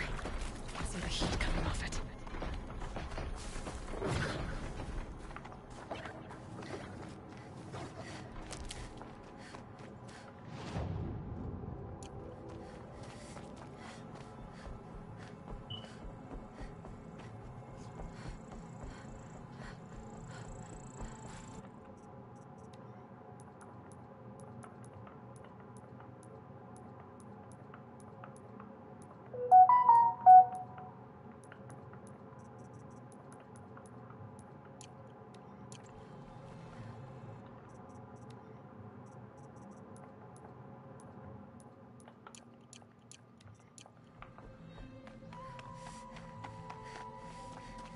Never know when I might need these.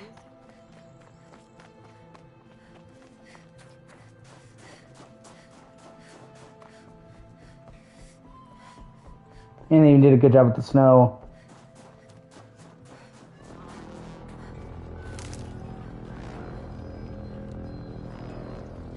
Yeah, that is true. I agree. I think DMC1 had the best atmosphere. Okay, that's a welcome, I guess. Man, I love that blue lighting. Yeah. Well, it was originally intended to be Resident Evil. I don't know if you knew that. They intended it to be Resident Evil, and then they found, oh, the gameplay is too different. Man, that lighting is stellar.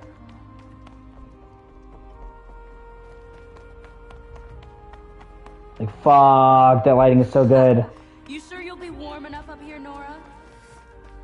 I've worked up a sweat from the climb.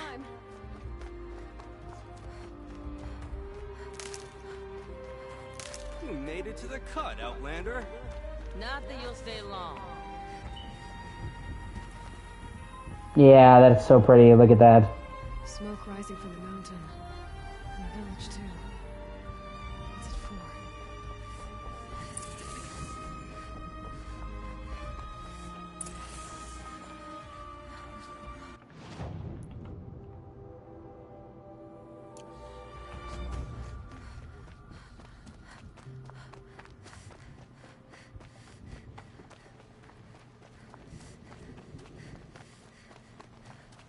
Must be something big going on.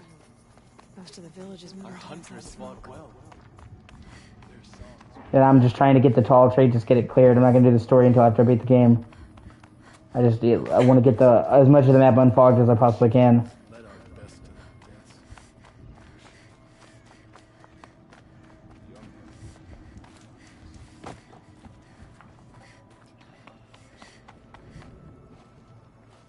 Ah, fuck, it's going to make me see the first cutscene.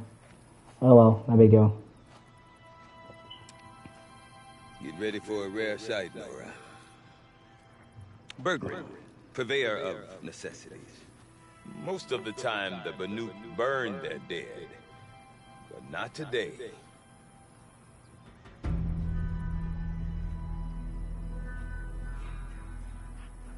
Because the bodies couldn't be recovered. Aye, a nasty business. All their best warriors lost. So they're getting a different kind of send-off.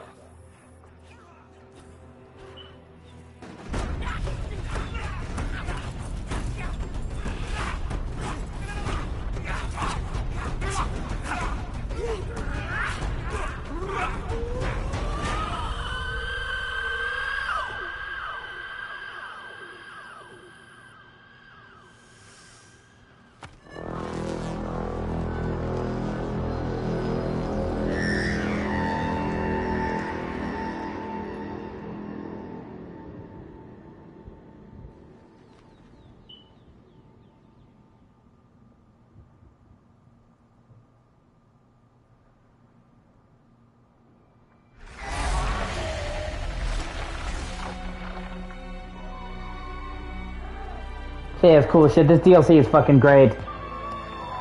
Like, a lot of the improvements that they brought into Forbidden West started in this DLC.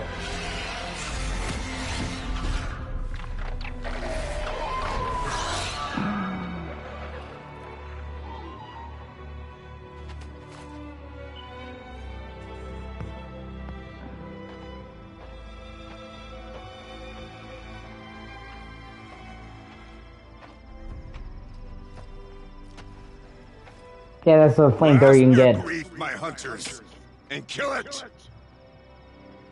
For our kin sees the fate all Banuk long for. Falling with their spears striking steel. Their struggle is over now.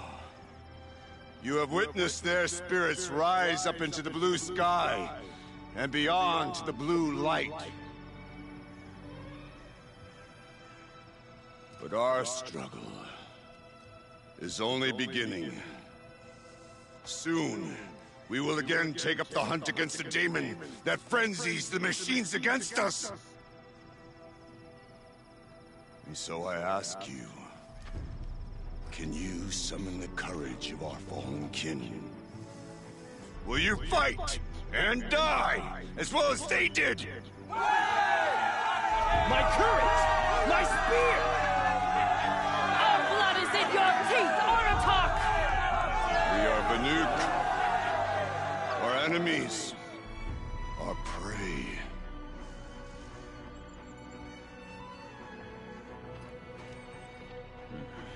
The daemon. It frenzies the machines. Machines that wipe out their best. And what do they want to do? Go back up there. Fools. A little advice. For free. Aloy. Aloy. I've been up here for too long, Lotus, and I still can't make sense of the Banuk. Take this ruckus. It started with one of their shamans, Aurea, spouting on about spirits and daemons up on Thunder's drum. So they marched their Warwick up there, and half of them get slaughtered by machines. When Aurea vanished, I thought that Crazy might have gone with her, but no. Here's Big Aratak, gearing them up to do it all over again. I want to know more about this daemon. Yes, I have. It's crazy talking. And I have really mixed feelings about it. Connected to how the machines behave. Then you need to find Aurea. She was last seen headed for the mountains they call the Ice Rafts. I've heard only the shamans know the trail beyond those frozen peaks. But I do know where you could find her apprentice, Naltuk. He went north of the river, chasing rumors. Rumors? Not the good kind. Sudden attacks in the snow. Strange new structures. Some say a new machine, like no one's seen before. Well, now I'm definitely interested.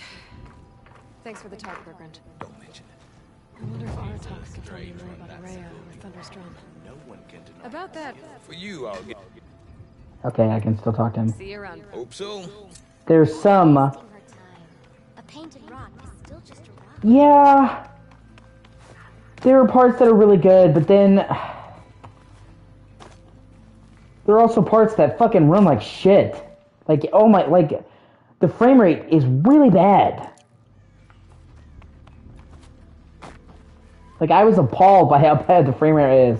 Because, I mean, I could get over the game's graphics not being that great. Because, admittedly, they're not that great. But it's a Team Ninja game. You know, Neo 2, none of those games have had amazing graphics. Okay, if I want to learn more about how this daemon affects the machines, I've got to find Aurea. But... To do that, I need to talk to her apprentice, who followed the river north. It's a game that really demands a good frame rate, and it just... The frame rate chugs so badly, it really makes me struggle to play it.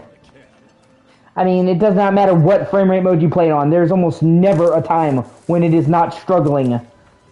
30, 60, like, it is almost always dipping below whatever target it's set. Like, you know, it's kind of crazy because Neo and Neo 2 and Wolong were pretty much locked at 60.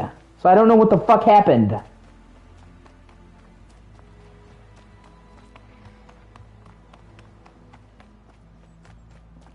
Bergren said Araya's apprentice went north of the river. Hopefully not too far. A Tallneck? What did it take to knock one of those encased in ice? It fell a long time ago. The scavengers have just gotten started.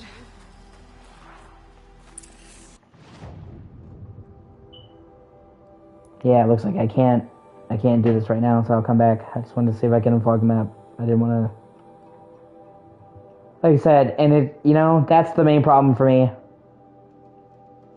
I like the aesthetic. I like the graphics. You know, I love the mixture of colonial and Japanese. I think that's a really interesting combination that they use. And it's so refreshing to see a fucking game that doesn't just focus on Indo period of history. Like, Japanese history is so much, you know?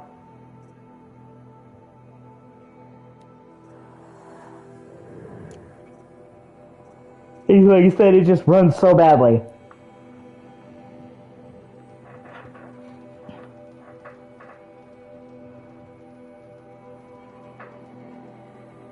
Like, the fucking 60 FPS mode can dip under 30. Like, it's not good.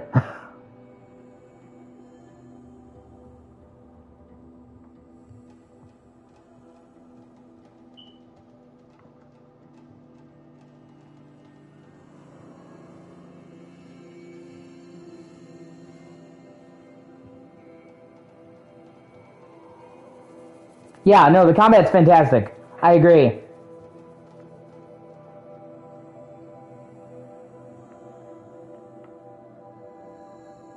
Yeah, I can do that. Hunting lodge now, so I might as well go do that. Like, I do like the game, I just, you know, I'm really sensitive to frame rate drops. I would prefer a game run better more than anything else. Nothing takes me out of a game and breaks my immersion more than the game lagging, and like the frame rate in Rise of the Ronin was really bad.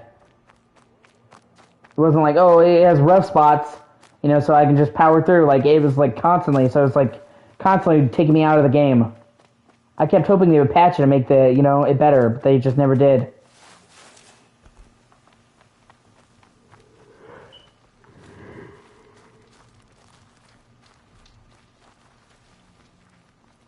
You're back. For this trial, shoot the containers. If that's what... Okay.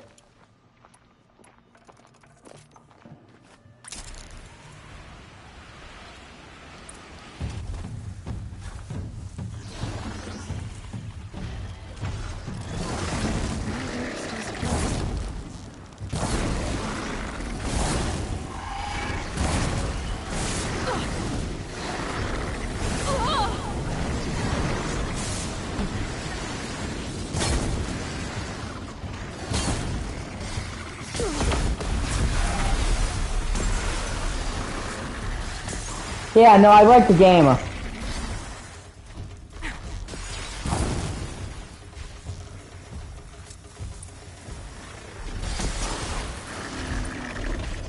Shit. Yeah, I fucked up. I'm trying to get the highest marks in each test. Like I said, I like the game. I just think the frame rate is really bad. And, like, because the game doesn't look that good graphically, it's just like a 1-2 combo, you know what I mean? Like, you think if it didn't look good, it would at least run good.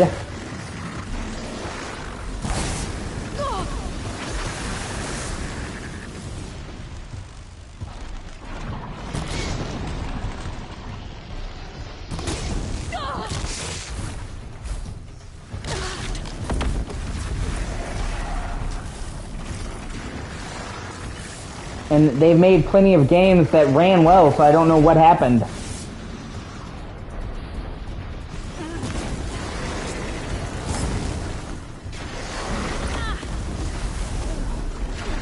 Fuck. Yeah, this one, the time is really tight.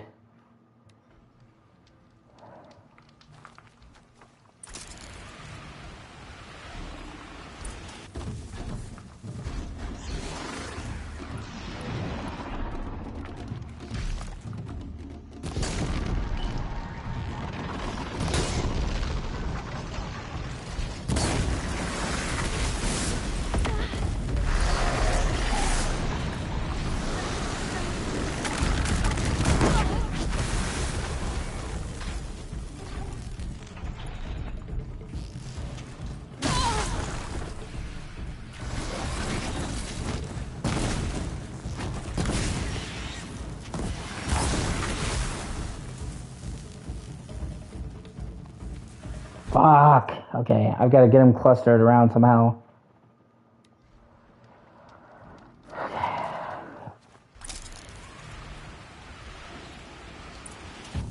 Yeah, that is true.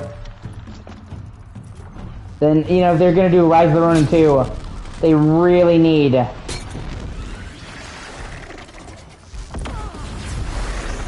to make a new engine, or retrofit the engine.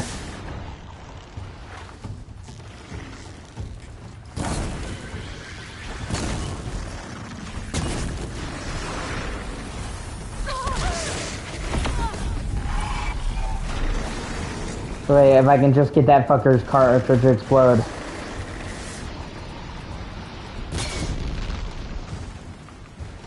Come on, come on. Yeah! Oh, just barely. Holy shit.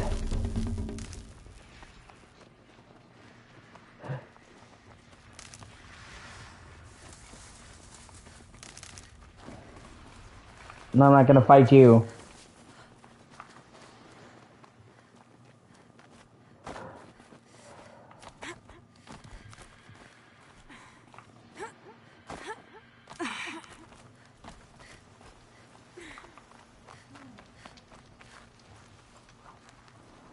You want a blazing sun on your first try.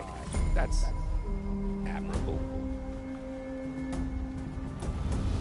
If you can freeze enough machines and take them down, I'll consider it a pass. Good luck with that. Slide down a rope, we can get started.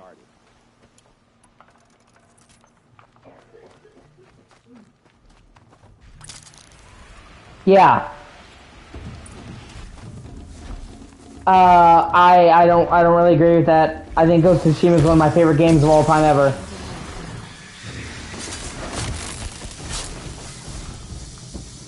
I think Ghost of Tsushima is like literally almost a perfect game. It's like it's in my top 3 favorite games of all time ever. But to each their own.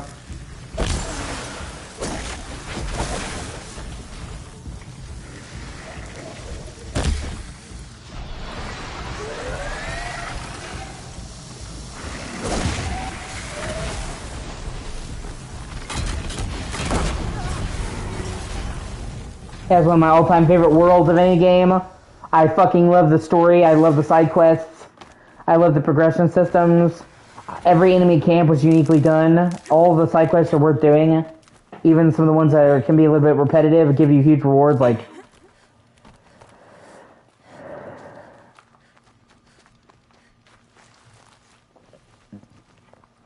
You want a blazing? In this trial, you'll need to stun bellow backs with shock ammo and shoot off the components in their undercarriages. Get going. Yeah, I can see that. Wonderful. But in all fairness, they didn't. In all fairness, they didn't really. You know, they were honest about what kind of a game it was. Not like they lied. You know what I mean? But I definitely understand that. You know.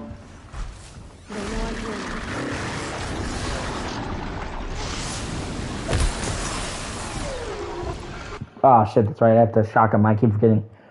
You know, you go into it expecting a certain thing, you don't get it, you're disappointed. But I went into it expecting an open world stealth game, and I think for what it did, it was fucking could not be beat. The fucking combat was super fun. The stealth was amazing.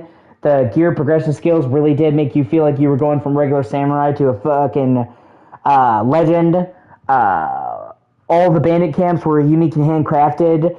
The grappling hook was fucking great. The different combat stances you could switch to were great.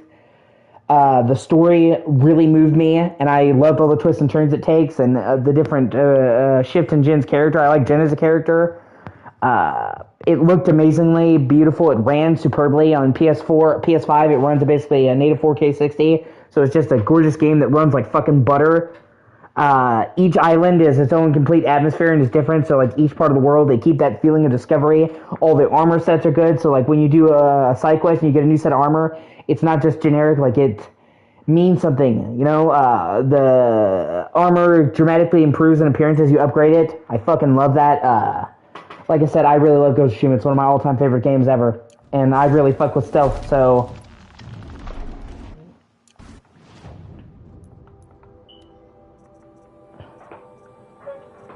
I expected it to be a open world stealth game, and for me personally, it fucking nailed it.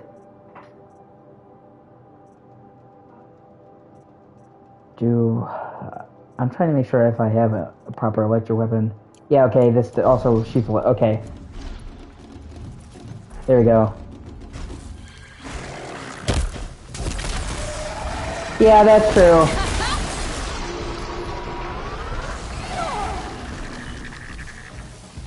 But I will say, even in that regard, I did love the fact that pretty much every building in that game, you could, enter.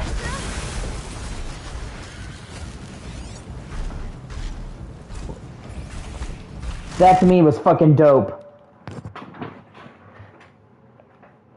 And it was true to life. You know, Tsushima is kind of like the backwater of Japan. I think if you're upset about that, you're gonna love the new game a lot better. Ghost of Yotai, because that actually takes place in Hokkaido, mainland Japan. You're gonna see much more settlements and more lively places. And that looks fucking amazing too. And you can have a katana, but you can also have a Kasurigama now, and other weapons. Yeah, it jumps ahead 300 years to 1600, so they have actual flintlock rifles now.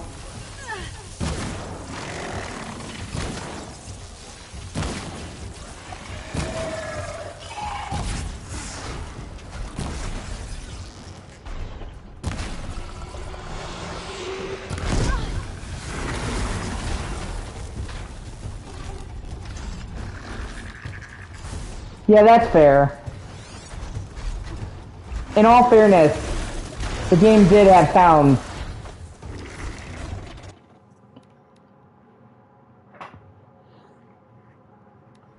And I did like the towns.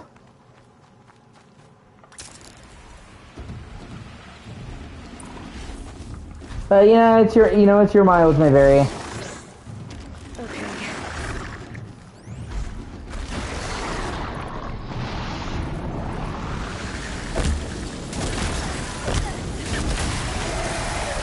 Oh, there they are. Okay.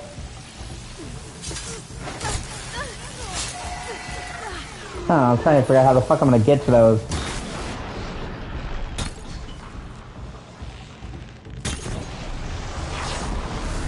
Oh, okay.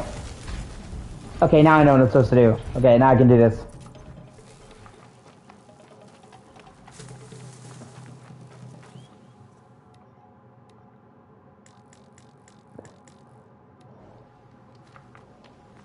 I thought the combat was fantastic, and the stealth gets better. Did you play the game to the finish? Because it gets exponentially better the further you go, in my opinion. Okay, yeah, okay, I gotta.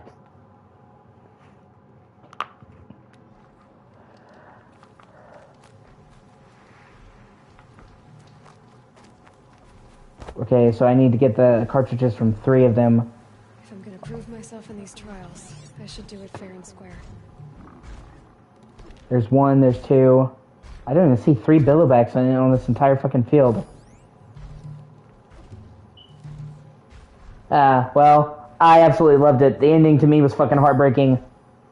Really, really made me sad and felt really moving. I thought Jen had such a great character arc.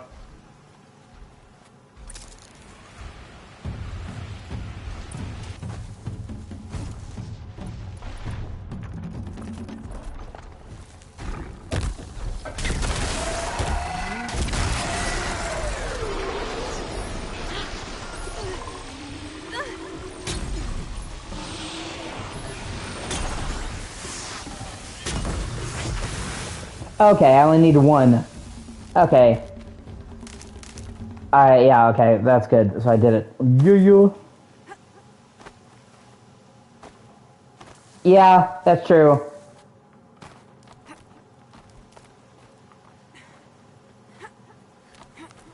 But for what it was, I thought it was perfect. Its open world was so beautiful and so filled with life. It had so many varied biomes. like the sheer amount of different areas they crammed in there. You know, Jin was such a great character. I loved all the supporting cast. The villain, Kublai Khan, was so well thought out and well done, and well acted. Jin's relationship with his uncle was so, like, I fucking loved it. You want a blazing sun? I'll take my leave. You can always come back, but please don't.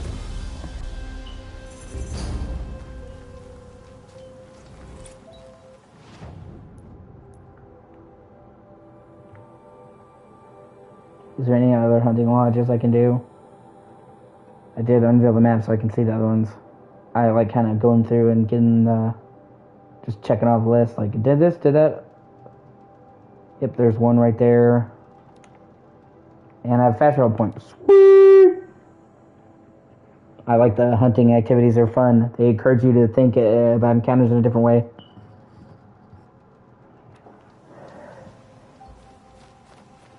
And, like I said, most of the problems...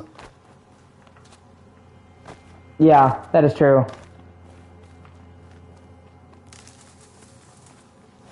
Ghost of Tsushima is a much more fixed story.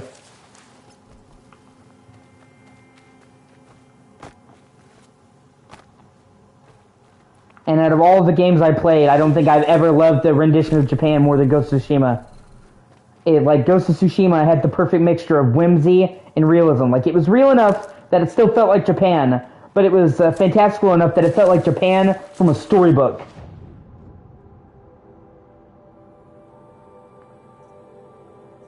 Shit. Okay, I gotta do another one, then let me look for another one. I'm a little bit under level for that one. Oh, here we go.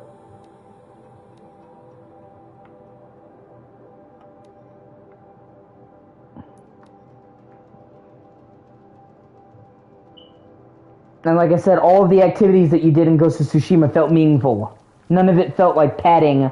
None of it felt like, oh, I'm just doing it. Like, every single fucking quest you did, activity out in the world, gave you a tangible reward. I wanted to go and do all this side shit, because each one gave you a super duper reward. So it's like, it's a huge, beautiful world, and they fill it with awesome shit.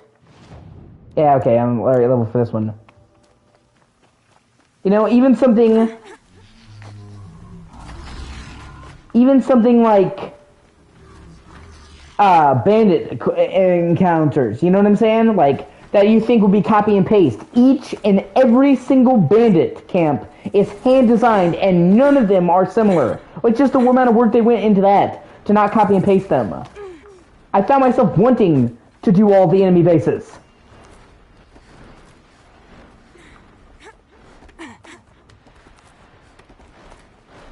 So it just had such a beautiful world with so much variety, and all of the stuff was worth doing.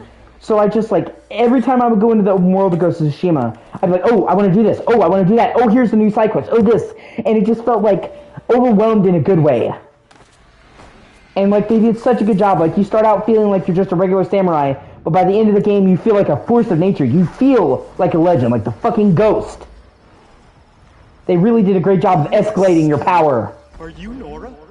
I've never seen one at a hunting grounds before, or at the Hunter's Lodge. How interesting. What do you do here? This is a place to test yourself against a herd of machines in the stamina trials. Think you can handle it? I know I can. Excellent. I like your spirit. You're awfully friendly. Well, you know, it gets lonely in the wilds. Yeah, that's true. Terribly lonely, in fact. What about your friend over there? Oh, he doesn't count. Barely ever opens his mouth, and when he does, nothing interesting comes Well, out. yeah, like I said, I just played the flute repeatedly, but I can see that. Who are you? Why are you here?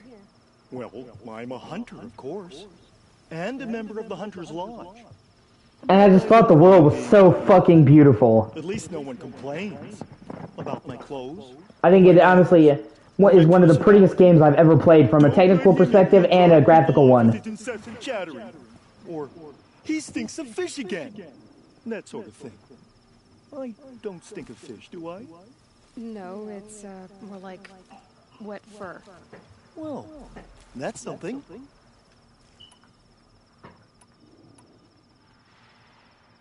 What are the trials?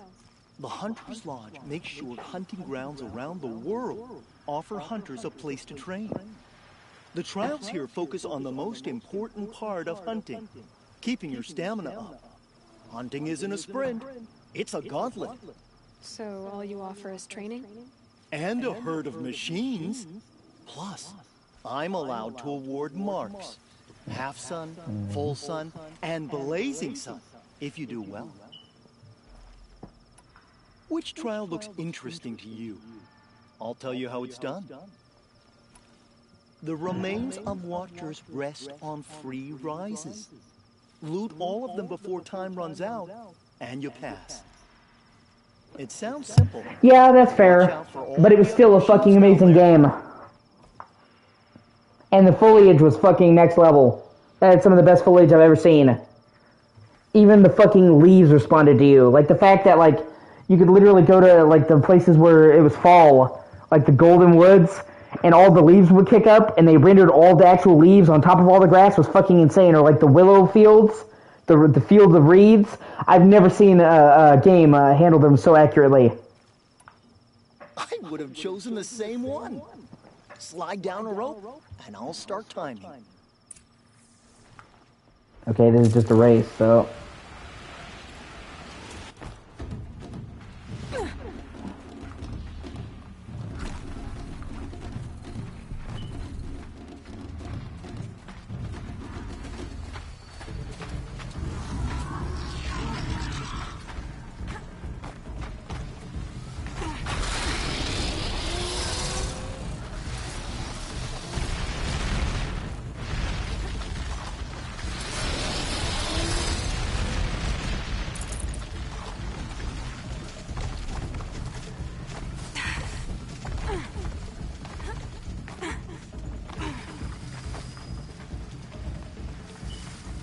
Get out of this.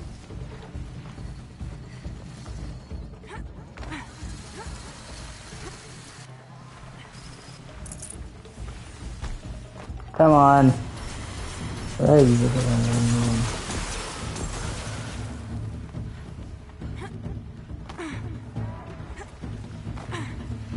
Oh shit, there's 4 of them?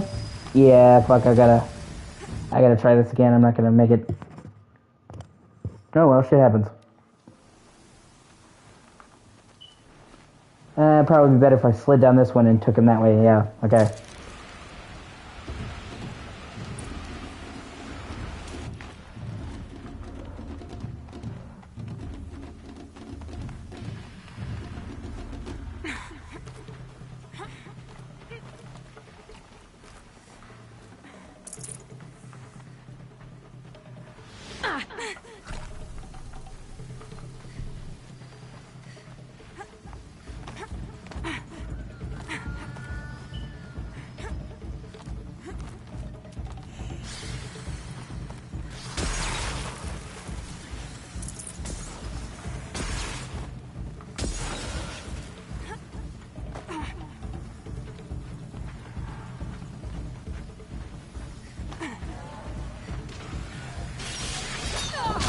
Oh, really? Eh, you fucking asshole.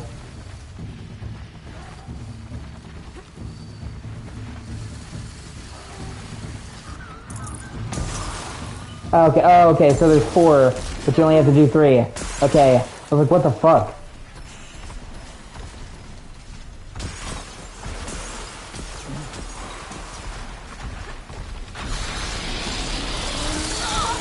Leave me alone, you asshole! God, those bulls are fucking something else.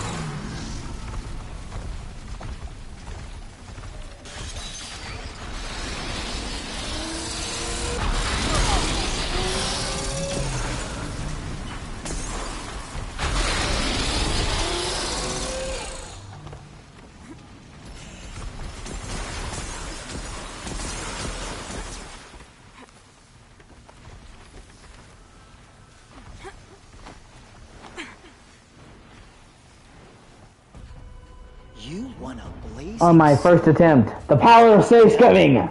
Congratulations! Oh yeah, leveled up.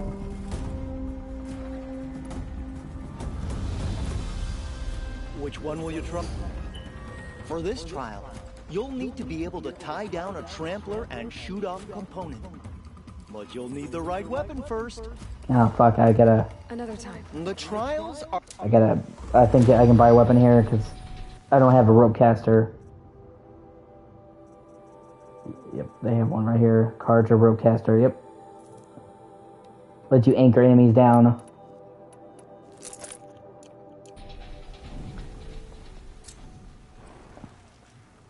Yeah, I did.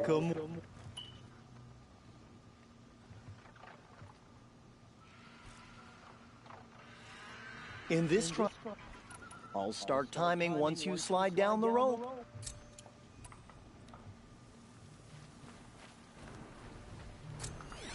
Where are the tramplers? Are those okay. Gotcha.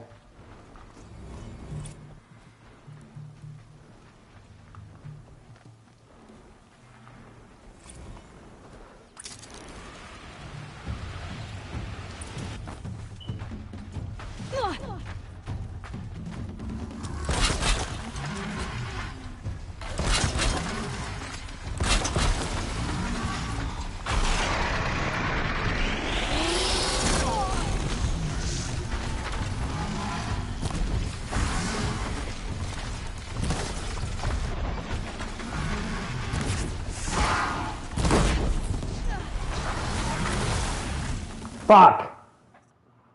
It didn't count because I killed it right after it got loose. Son of a bitch!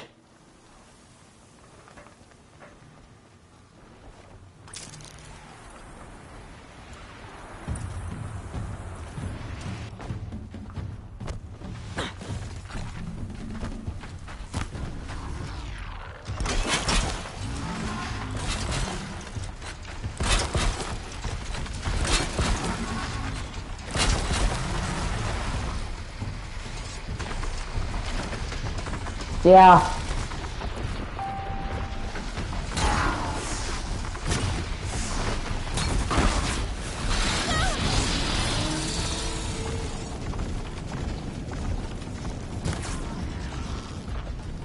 Where is the...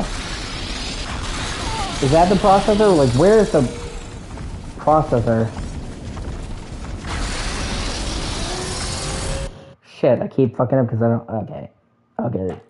Sooner or later. Yeah, when it comes to gore, I'm okay. I don't need a lot of gore. Just depends.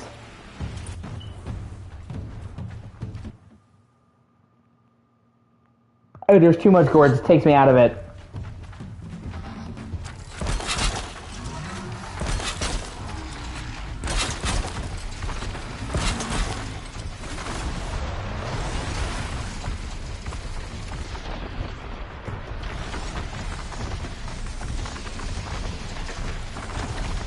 Yeah.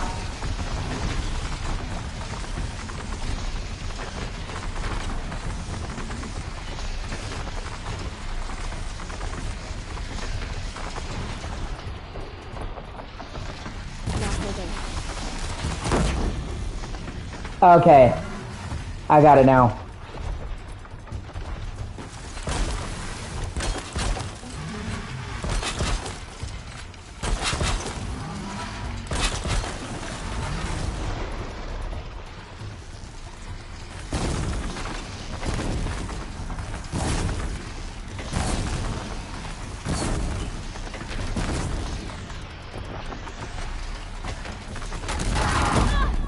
There we go. Ba-boom! Get fucked!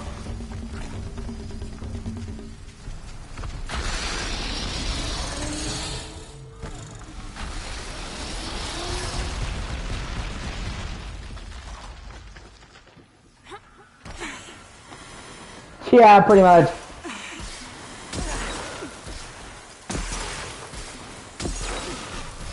I'd be pretty upset if somebody destroyed my processing unit too.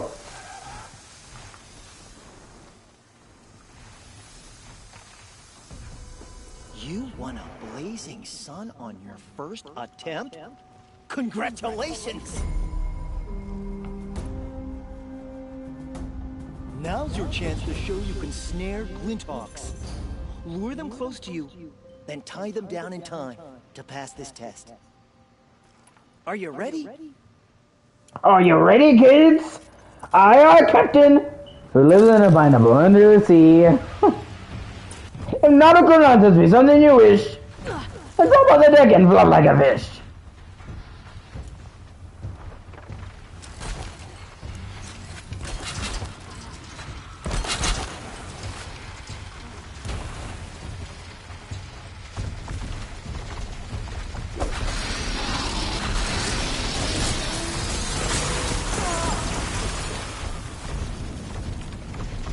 God damn it, fuckers got in my way.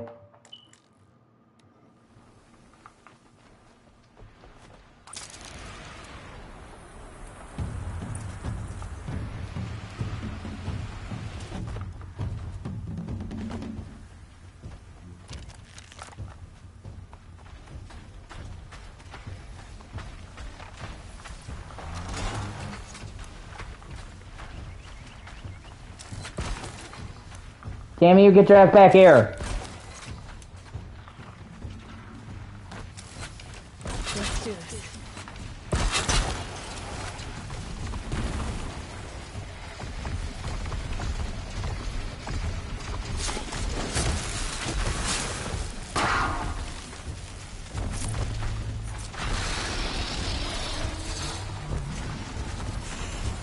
Move, move.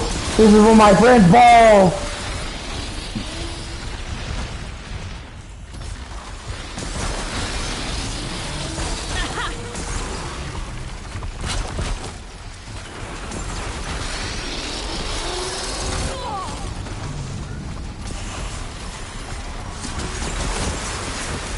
One more. Fuck. God. You took my friend's balls, man. Fuck you.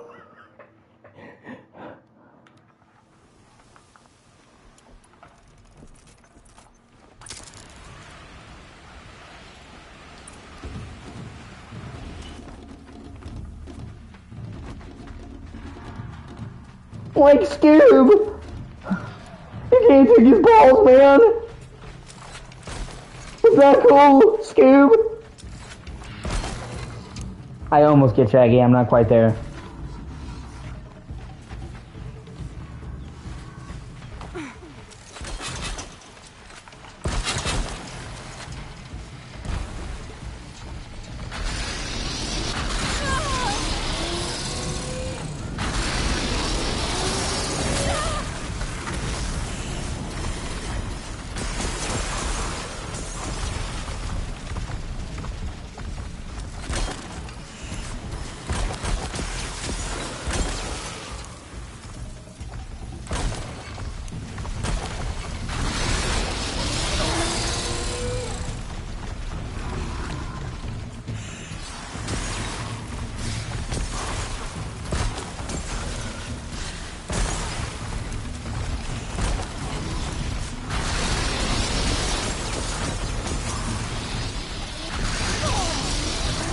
Fuck. I'm about to turn into fucking Chris Cochran, man. Leave it alone! Leave it alone! Ah! What? Yeah, that would have been the end of that friendship for me.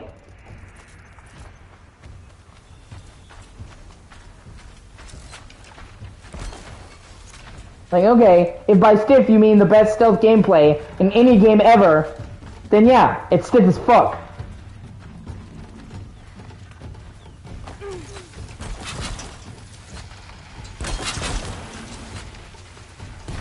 In my personal opinion, it is the smoothest stealth game ever made.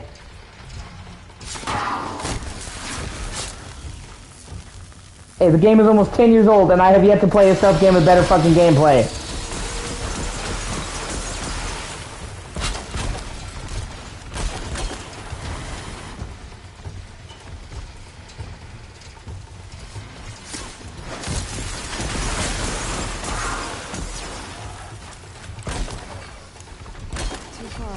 I mean, Metal Gear Solid 5 is literally the gold standard of stealth gameplay for me. Whenever I play a new stealth game, I directly compare it to MGS5.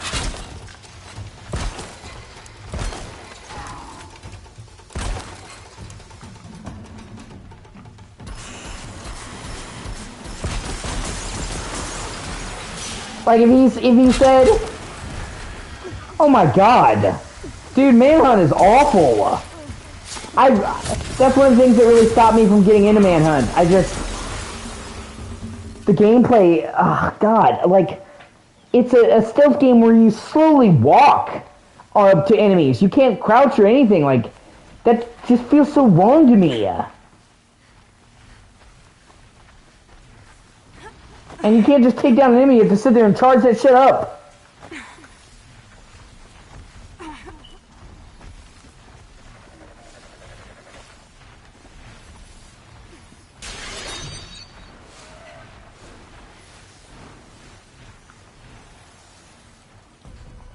You won a blazing sun on your first attempt?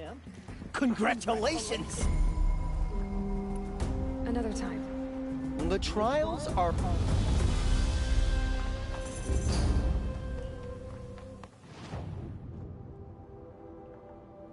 Okay, let me see. Is there any other hunting trials I can do that aren't past my level? Because I know there's one over here, but I'm not leveled up enough for it. It's level 30.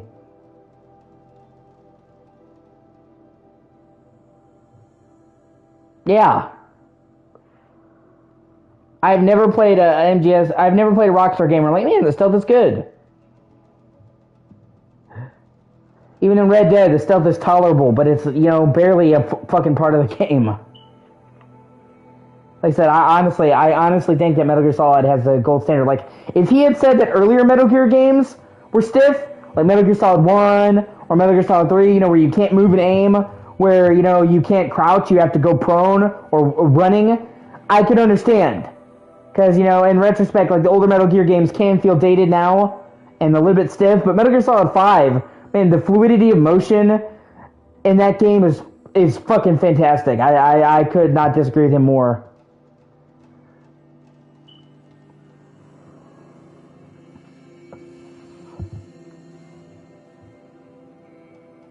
Okay, now I can do the Hollow Fort. I might as well clear up the bandit camp while I'm out here.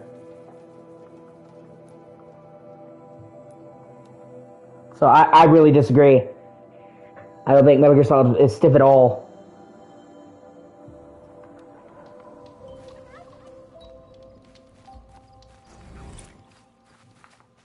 Yeah, that's what I'm saying. I have yet to play any fucking game that has better stealth mechanics. And I love stealth games. I played a lot of stealth games.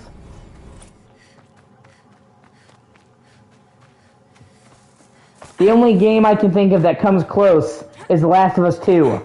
But that still doesn't have the depth that MGS5 does. Besides the fact that it came out many years later, it doesn't have the depth. You don't have nearly the amount of tools, nearly the amount of weapons. You know, you can't change the time of day. There's not 15 different ways to enter every fucking fortress. Can't be too prepared. Like, the gameplay in Last of Us is great, and I would say in terms of the raw gameplay, it's on the par. It just doesn't have the depth that MGS5 does. I mean, not that it would, you know, because MGS5 is a massive open world, and you have hundreds of weapons. MGS5 is like one of those games, one of those rare games, where if you can think about it, you can most likely do it. I can't tell you how many times I thought, I wonder if I can do this. Got one. In a Metal Gear game, and then I could. Just like the craziest shit. Every single base has like 15 fucking ways to enter it.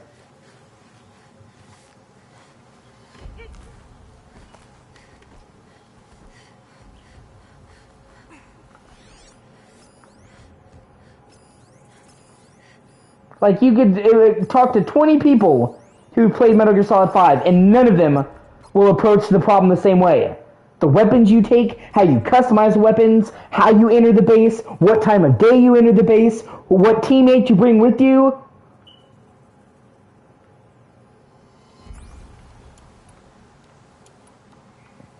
Do you go above the building? You know, and then like almost every single building in that game is enterable, which is fucking crazy. I was still like, I remember playing that game and going to a village, and like you can pretty much enter every fucking building, and like the bigger bases are literally as big as previous bases, like entire bases from Metal Gear. Like obviously they're smaller bases, but the really big bases like OKB-0. The airport, the mansion are as big as the main base from a full Metal Gear game that focused on that base entirely. It's ridiculous. I mean, the final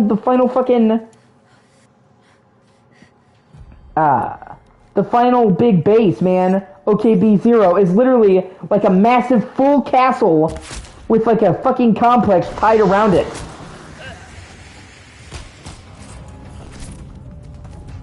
This'll drop ya.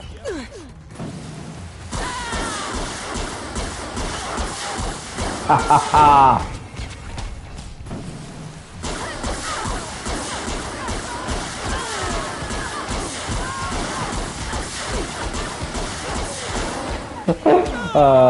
That's fun.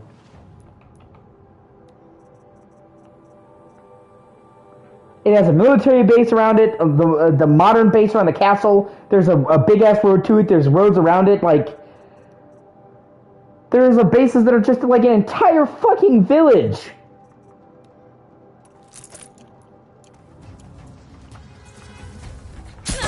Get it together, you sawed-offs!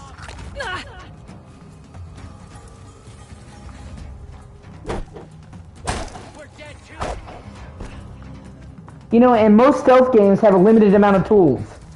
You know, Splinter Cell, even though I love Splinter Cell, don't get me wrong. Splinter Cell, Dishonored, the tools are good, but you have a limited amount of tools. Only a couple weapons, only a couple abilities.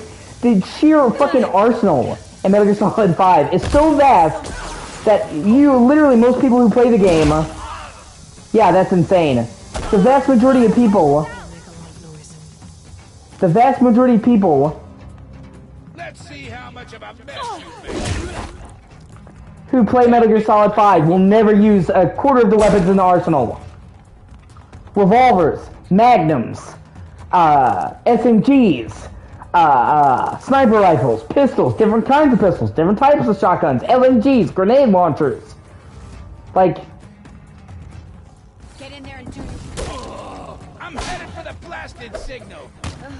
oh fuck. Okay, I got this. I get it this time. Like the sheer amount of options at your disposal on Metal Gear Solid 5 are baffling to the point where I put 100, 200 hours of my life into Metal Gear Solid 5 and have yet to haven't fucked around with a tenth of the weapons. Because typically my kit is, you know, like a silenced SMG and a trank sniper rifle. I try not to kill anybody because, you know, why kill them when I can make them join my army? Yeah, exactly. So it's like, it's not just the weapons. You can customize the weapons, take parts from one weapon and put it on another.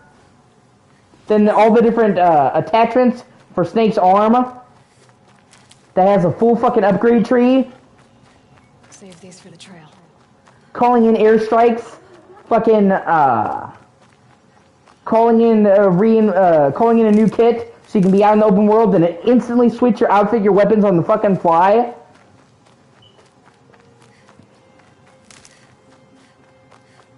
And then, like I said, each of the companions are so different. D-Dog, Quiet, D-Walker, D-Horse, like... Even on the horse, you can fucking go side saddle to avoid enemies. It's super fucking cool. And customize your horse with outfits. You can give fucking D-Dog a combat outfit. Like, that is so fucking cool.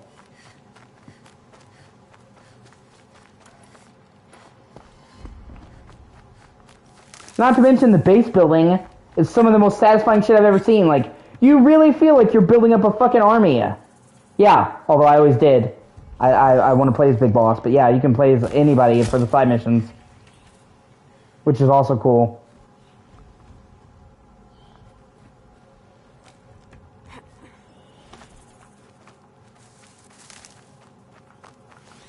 Like I said, you could play the game 20 times and play the same mission 20 times, and each time take a different route through the same mission and go to different places, do different shit.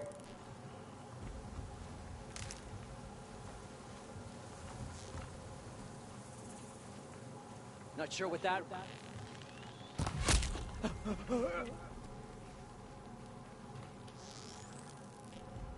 Nearly got me!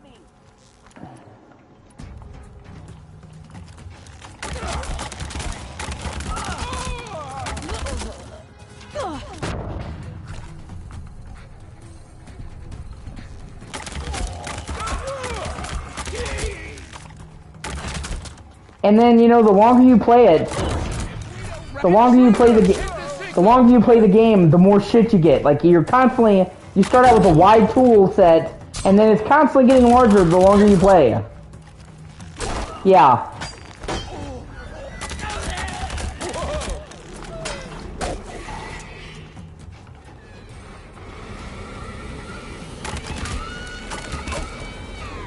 Got another shot for you. Fuck. I can do this. Come on, you assholes.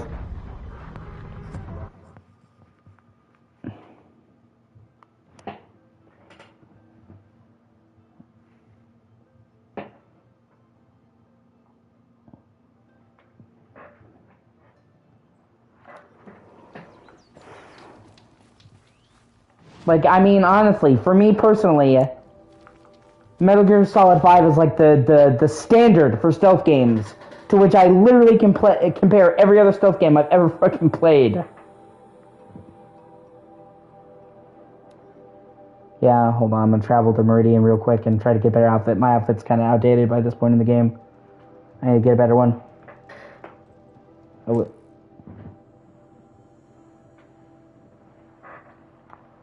the fact that they were able to keep the depth. The fact that they were able to keep the depth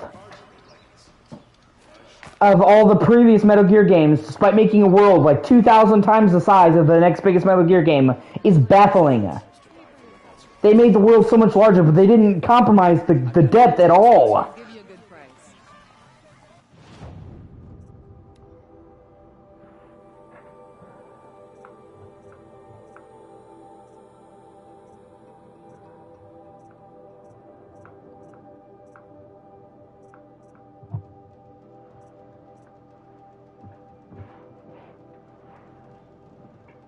That's slightly better than what I've got now.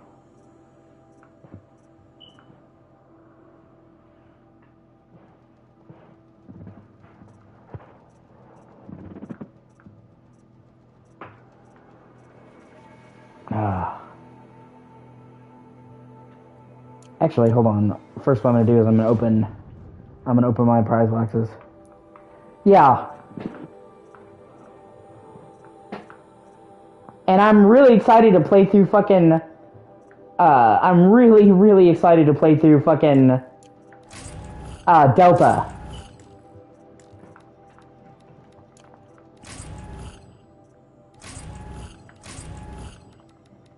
Because it looks like they're updating the graphics to modern standards, but they're also fucking bringing the gameplay in line with Metal Gear Solid 5. So, like, the thought of fucking playing Metal Gear Solid 3 with Metal Gear Solid 5 gameplay is fucking amazing. Whenever that comes out, that will be a day one fucking purchase for me. I can't believe people were actually upset they didn't change the story. Like, dog, the story didn't need to change. Okay? The story of Metal Gear Solid 3 was fucking perfect. The only thing that needed to be updated was the graphics and gameplay, which they're doing. I didn't need them to rewrite the story, man. And like I said, like, the thought of being able to play MGS3 with 5 gameplay is fucking mouthwatering to me. It's ridiculous. That's what I'm saying. People thought they should change the story, rewrite the story, recast the story, redo the levels. Like, people are upset they're leaving the story the same, and I'm like, okay, I didn't want them to change the story. I would be upset if they changed the story. It has, like, one of the best stories in all fucking gaming. You want them to change it? And these are the same people who say they don't trust Konami. So it's like, you don't trust them, but you want them to change what people love the most about Metal Gear Solid 3. Okay. That makes fucking sense.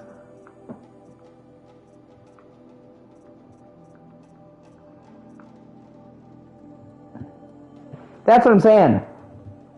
So they're literally bringing a fucking MGS3 up to MGS5 standards. And on top of which, after playing Silent Hill 2 remake and it being so fucking good, it has filled me with even more confidence.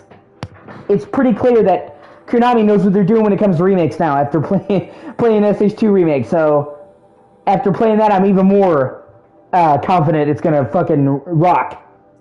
And they haven't said exactly what he is doing. They've confirmed that David Hayter and other people are recording new lines in the studio. So they might actually add new shit, new Easter eggs, new jokes.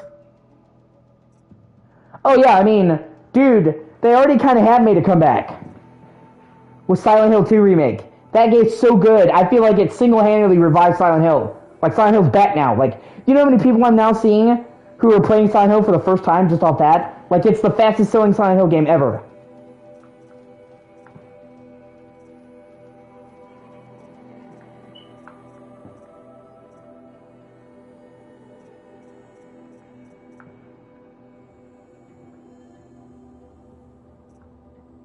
So, you know,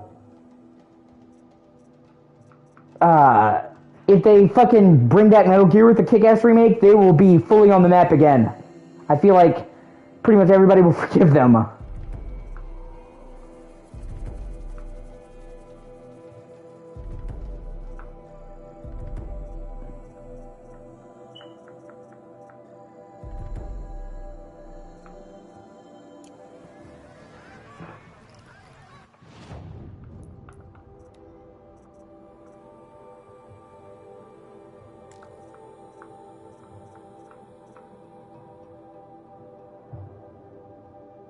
Hey, that's a better outfit than the one I'm currently wearing, so.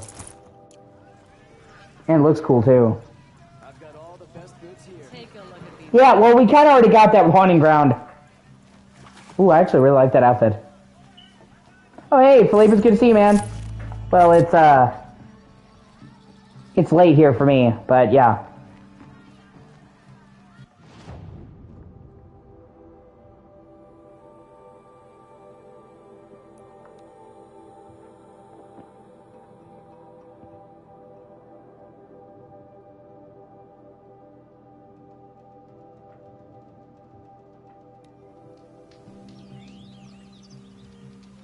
Actually, I really dig that outfit, especially the cape.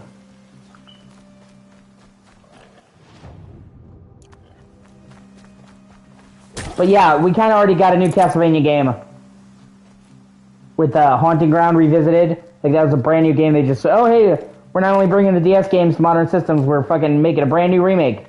And, like, Haunting Ground was like, not Haunting Ground, I'm sorry, Haunted Castle, I'm sorry. Haunted Castle Revisited. The original Haunted Castle sucked. It was the fucking worst Castlevania game. It was basically made to eat quarters, so they completely remade it, and it fucking rocks. And they just kind of threw it in with the DS collection. They didn't even like really go heavy into detail, and it really surprised the shit out of people because it's fucking dope. I might play it later. Actually, I've been going through the Castlevania series. I want to go through all of the good ones anyway. Because I'm not going to play fucking Simon's Quest again. Once was enough. The game, you know, I know it's like a meme. I really tried to give that a benefit of the doubt, but Simon's Quest really does fucking suck. It's like there are moments in a lot of games where it's like, where the fuck do I go? But like Simon's Quest is like literally, where the fuck do I go? The game. I appreciate what they tried to do, but the execution was fucking terrible.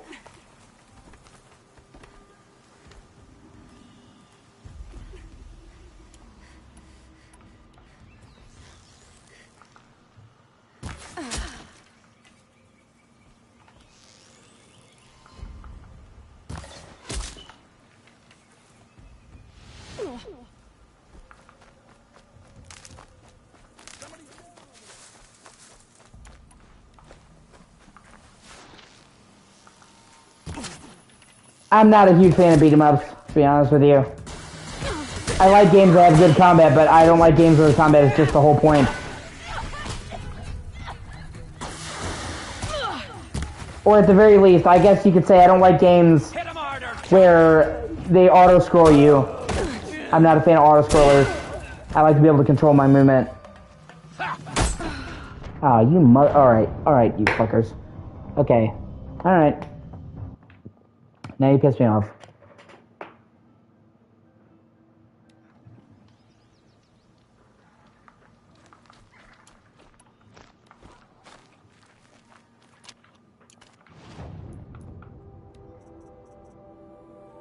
Oh, okay, I got better bows from that too, that's cool.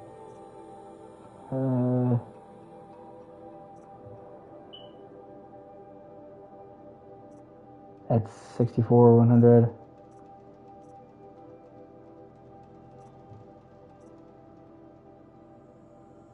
Oh, okay.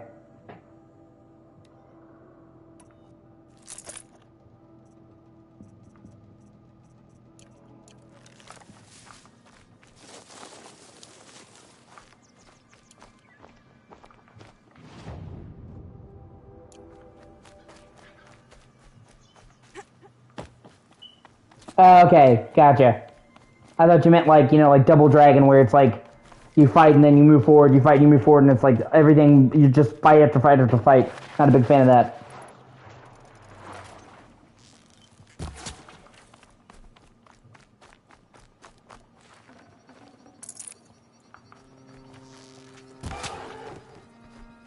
But yeah, games, you know, games like Yakuza are fucking great. I like good combat in games. I just want the game to have more than just combat. You know, if Yakuza was just a wave after wave fighting game, I wouldn't like it nearly as much.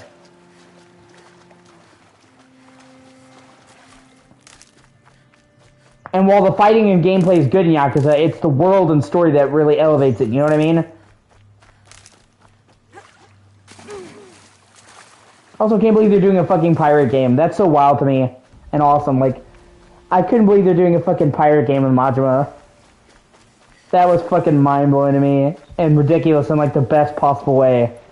And totally fits him and his character. But I never would have thought about it.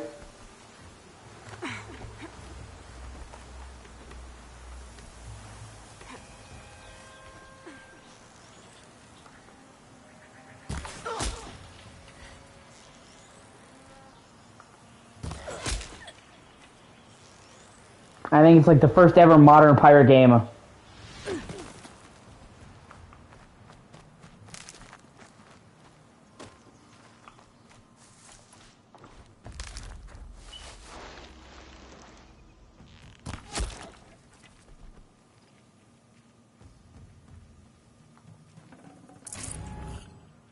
Not sure what that was.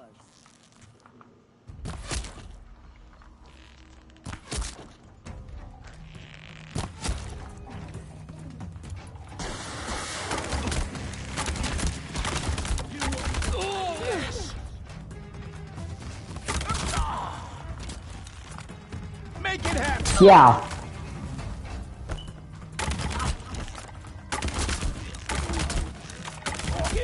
Yeah, I played like the first chunk of Yakuza Kiwami. I started with Kiwami, not Zero, because I know Zero technically is before the rest, but I like to play the games in order, not, you know, whatever goes chronologically. It'd be like playing DMC3 first. And plus, Zero is one of the best games, so I didn't want to start out with one of the best and then go to a lesser game. But,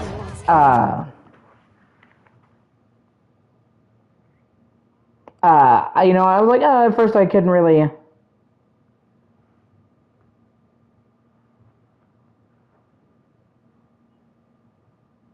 At first I wasn't like, I wasn't really getting into it.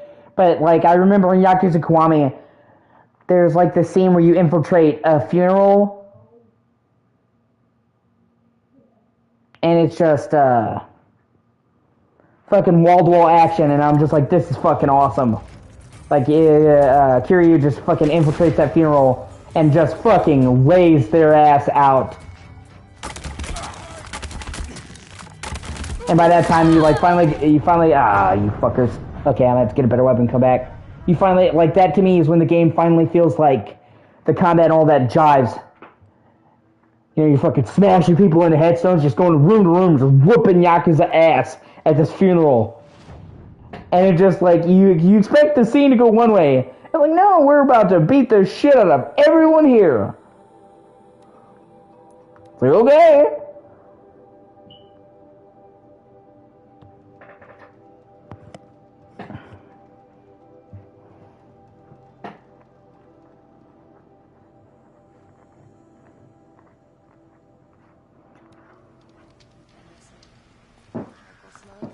I also like how mobile the combat is in Judgment. I played the first chunk of Judgment. That Judgment was the game that made me want to get into Yakuza. Okay, I see that. Yeah, because it is the game that really introduced people to it in the West on a larger scale.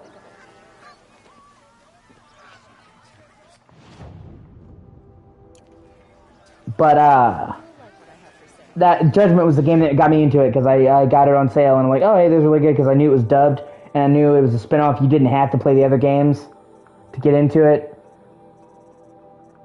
So I'm like, okay, that's cool. And then, hold on, let me see. I played, Judgment, and I really loved how fucking great I gotta do some hunting. I loved how agile the combat was, and yeah, Lost Judgment looks like they went even crazier with it, with the crane style. I hope they do a third Judgment game. We haven't heard anything from Judgment in a while. And with them doing all these other spin-offs, I hope they didn't forget about Judgment. It deserves at least 3 games to get a proper trilogy.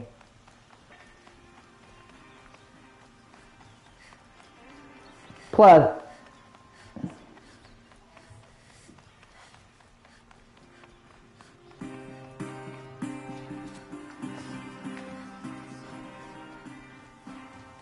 yeah, I didn't play enough of Judgment to really judge it, but the parts that I did play were fantastic.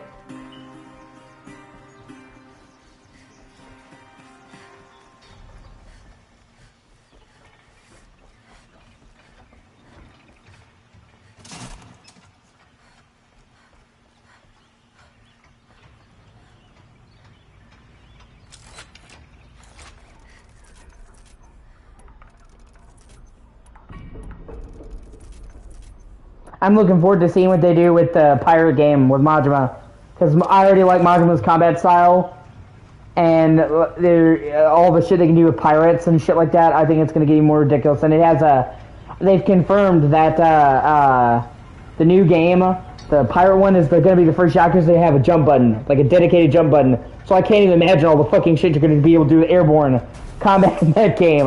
That's all going to take an already crazy combat and jack it up a notch.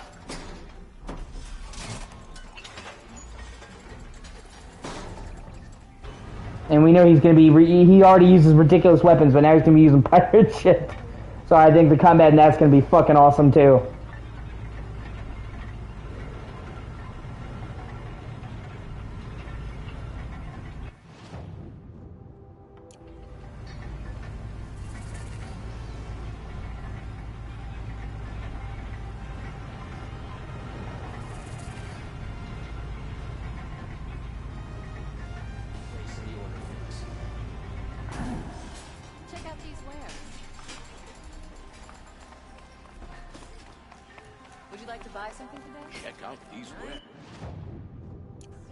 Would you like to buy something today? My family might still be alive, and you're going to stand here and do nothing? Yeah. I've lost a dozen patrols beyond the valley. I also want to play Ishin one of these days. I'm a really big fan of history, so... You're talking about orders. I'm talking about lives. That's what the orders are for, to save lives. Good to see you.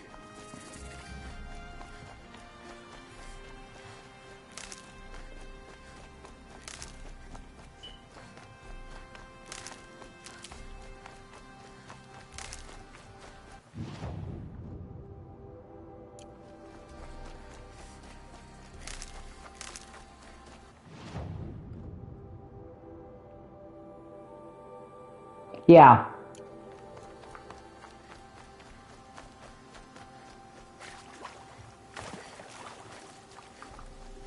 I also like how in pretty much every new Yakuza game you pretty much get a new city to explore. So like, they pretty much always have Kamurocho, but then they'll have another city that's brand new.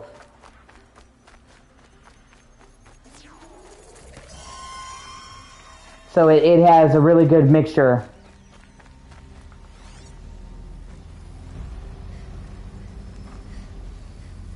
of returning locations, you know, where Kamurocho was pretty much in every game, and then brand new ones.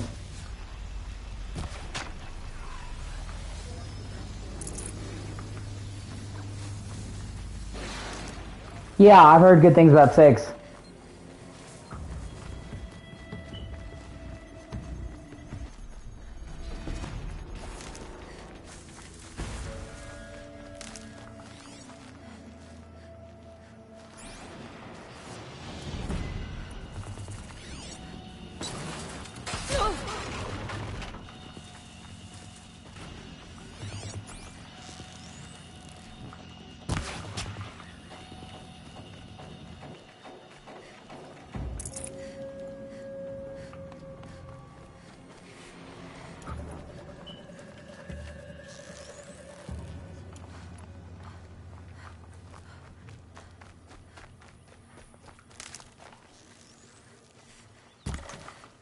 Yeah, I'll be excited to see what they do once they're no longer cross-gen.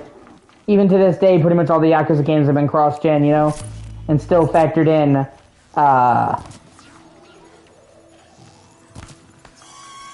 scanning for me. PS4. I can't wait to see when they make a true next-gen PS5 only Yakuza game.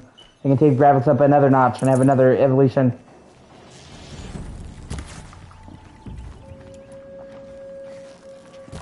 It's also insane just how quickly they churn out new Yakuza games on such a steady basis to maintain quality.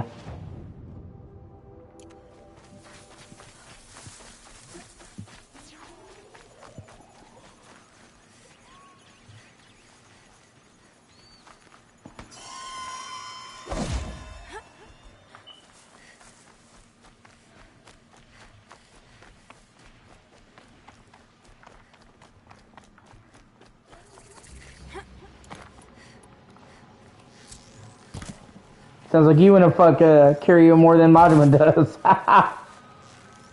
No, I get it.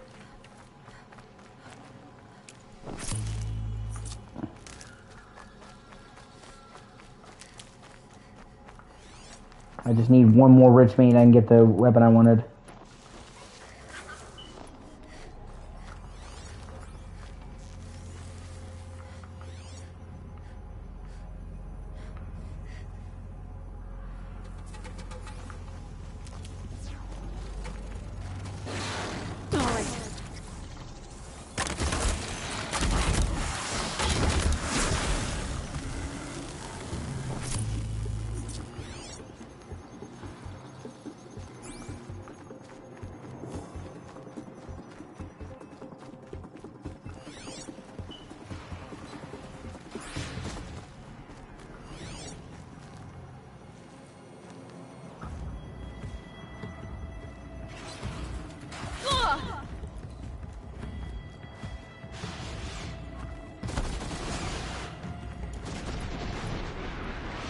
Yeah.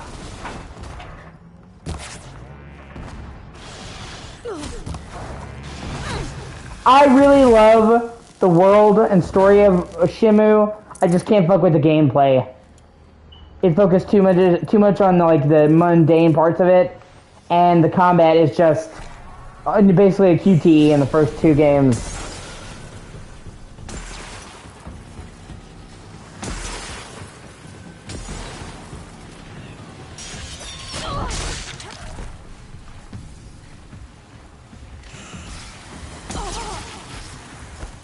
Oh my god, you asshole, leave me alone. I'm trying to hunt turkeys. Fuck you.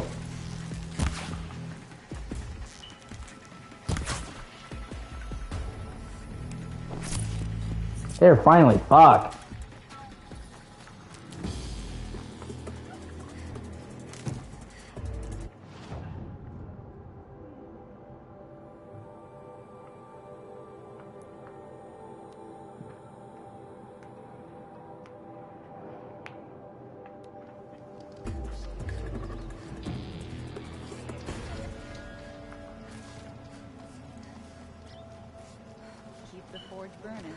Yeah, I can see that. I just didn't really like the gameplay that much. Not stopping when you're in the thick of it.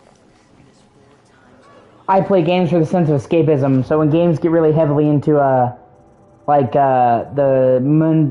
monotony of regular life, I'm not really into it.